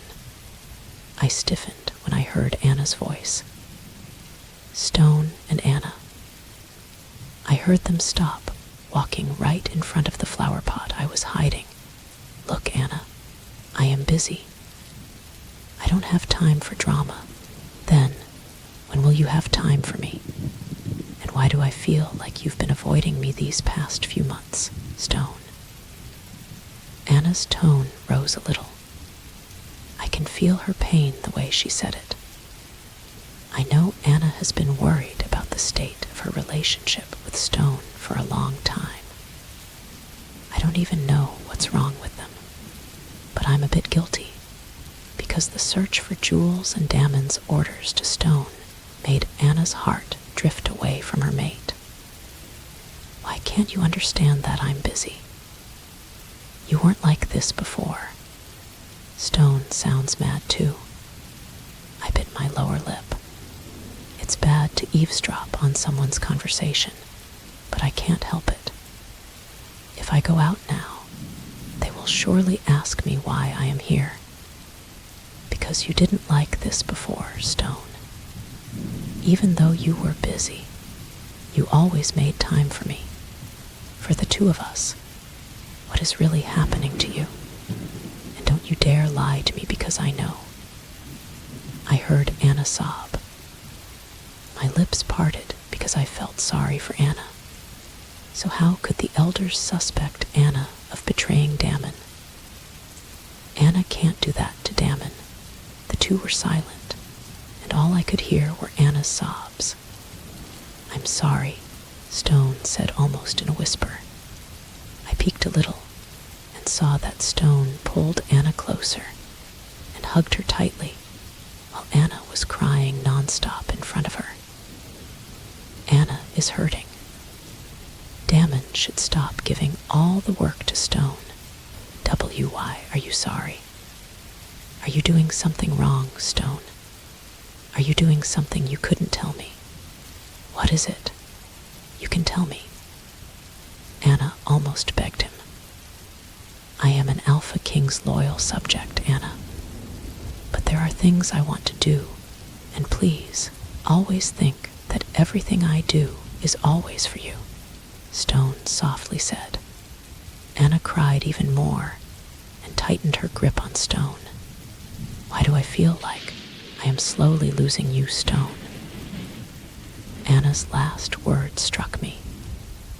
It seems like just the other day I thought the same thing about Damon. Since the problem with Jules came, I feel like I'm slowly being distanced from Damon by a dark and secret past, and I'm scared that Damon might forget me. I don't want that. Soon the two left. Stone was guiding Anna to walk. I don't know where they are going. I hope they will both be okay. Hopefully, their relationship will be better. I sighed and looked at the flower pot where I was hiding. I frowned when I saw a wire there. It looks like it just got lost in the flower pot. I stared at it and stopped when an idea came to me. I can use this wire to unlock the door. I'm good at this. How many times have I run away from home with my hairpin, just to escape the house and party the night away? I took the wire and turned it where I wanted. I looked at the keyhole of Natisha's bedroom door and estimated its size. When I thought it was all right, I tried to shoot through the keyhole, but I failed. That doesn't fit because I have to fix it again.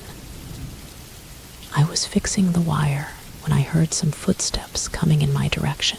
Shit. I need it fixed. Damn it. I tried to put it in the keyhole, but damn.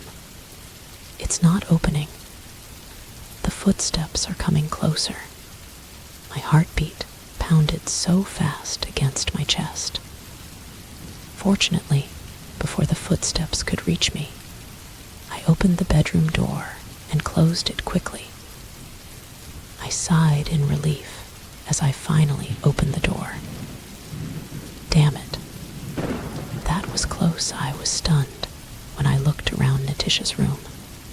My lips twitched when I saw that Natisha's room was almost empty. What the hell happened here? I thought Natisha's stuff wasn't being removed. Why are Natisha's things not here anymore? I tried to search every corner of the room, but I failed to see a thing. It was empty. Where are Natisha's things? I don't understand why this happened. I was roaming around the room when my eyes stopped in the cabinet where I saw the pen holder before. I came here and tried to open every cabinet, but it was empty. I sighed heavily. Who removed the things here? Is it Anna? Damon. Who? Out of annoyance, I kicked the cabinet, but because of that, something rolled out from under the cabinet, and my eyes widened when I saw the pen holder. Chapter 50.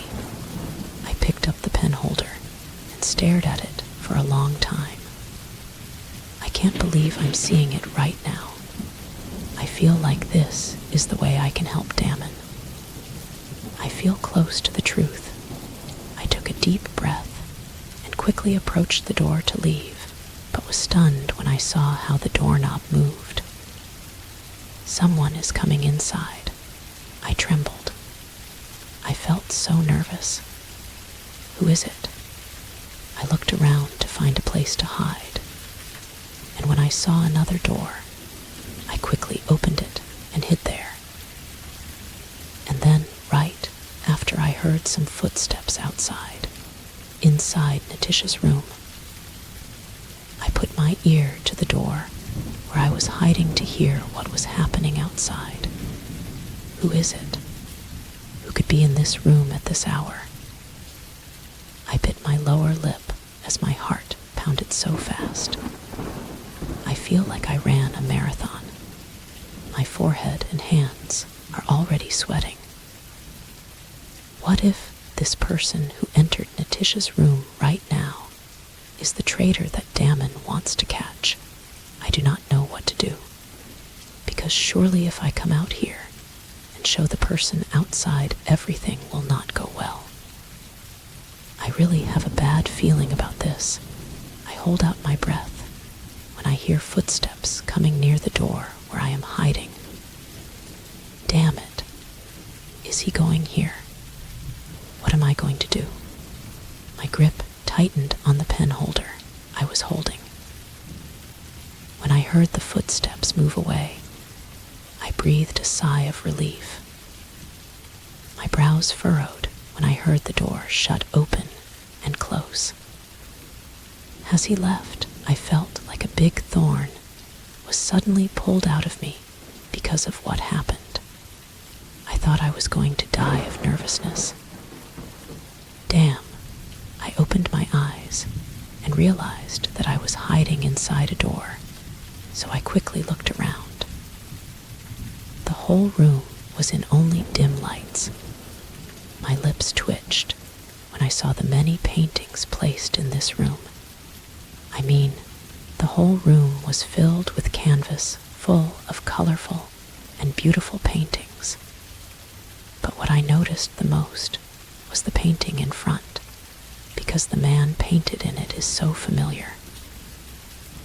I slowly approached it and touched the signature placed at the bottom of the canvas. Natisha, I read. I felt some pain in my chest when I read that. If so, Natisha knows how to paint. I bit my lower lip as my eyes darted to the painting. This man is so familiar, but I only remember my hatred for him. He has the same eyes as Alpha Devon and Damon, but the cockiness and bright color of his eyes remained. While Alpha Devon and Damon share the same dark eyes, Jules has the brightest. Natisha, who did you really love? I uttered as I stared at her painting. A painting of a man who claimed as her mate. Jules Simpson, in the stories of Anna Natisha, was in love with Alpha Devon. But with Alpha Devon's story in the book, it was like something is going on with Natisha and Jules. And right now, in front of my own eyes, looking at her painting with Jules in it, I feel like she was in love with this man, but I am confused. What really happened then? Jules is vengeful right now because he hates Alpha Devon, and he's throwing all his hate at Damon.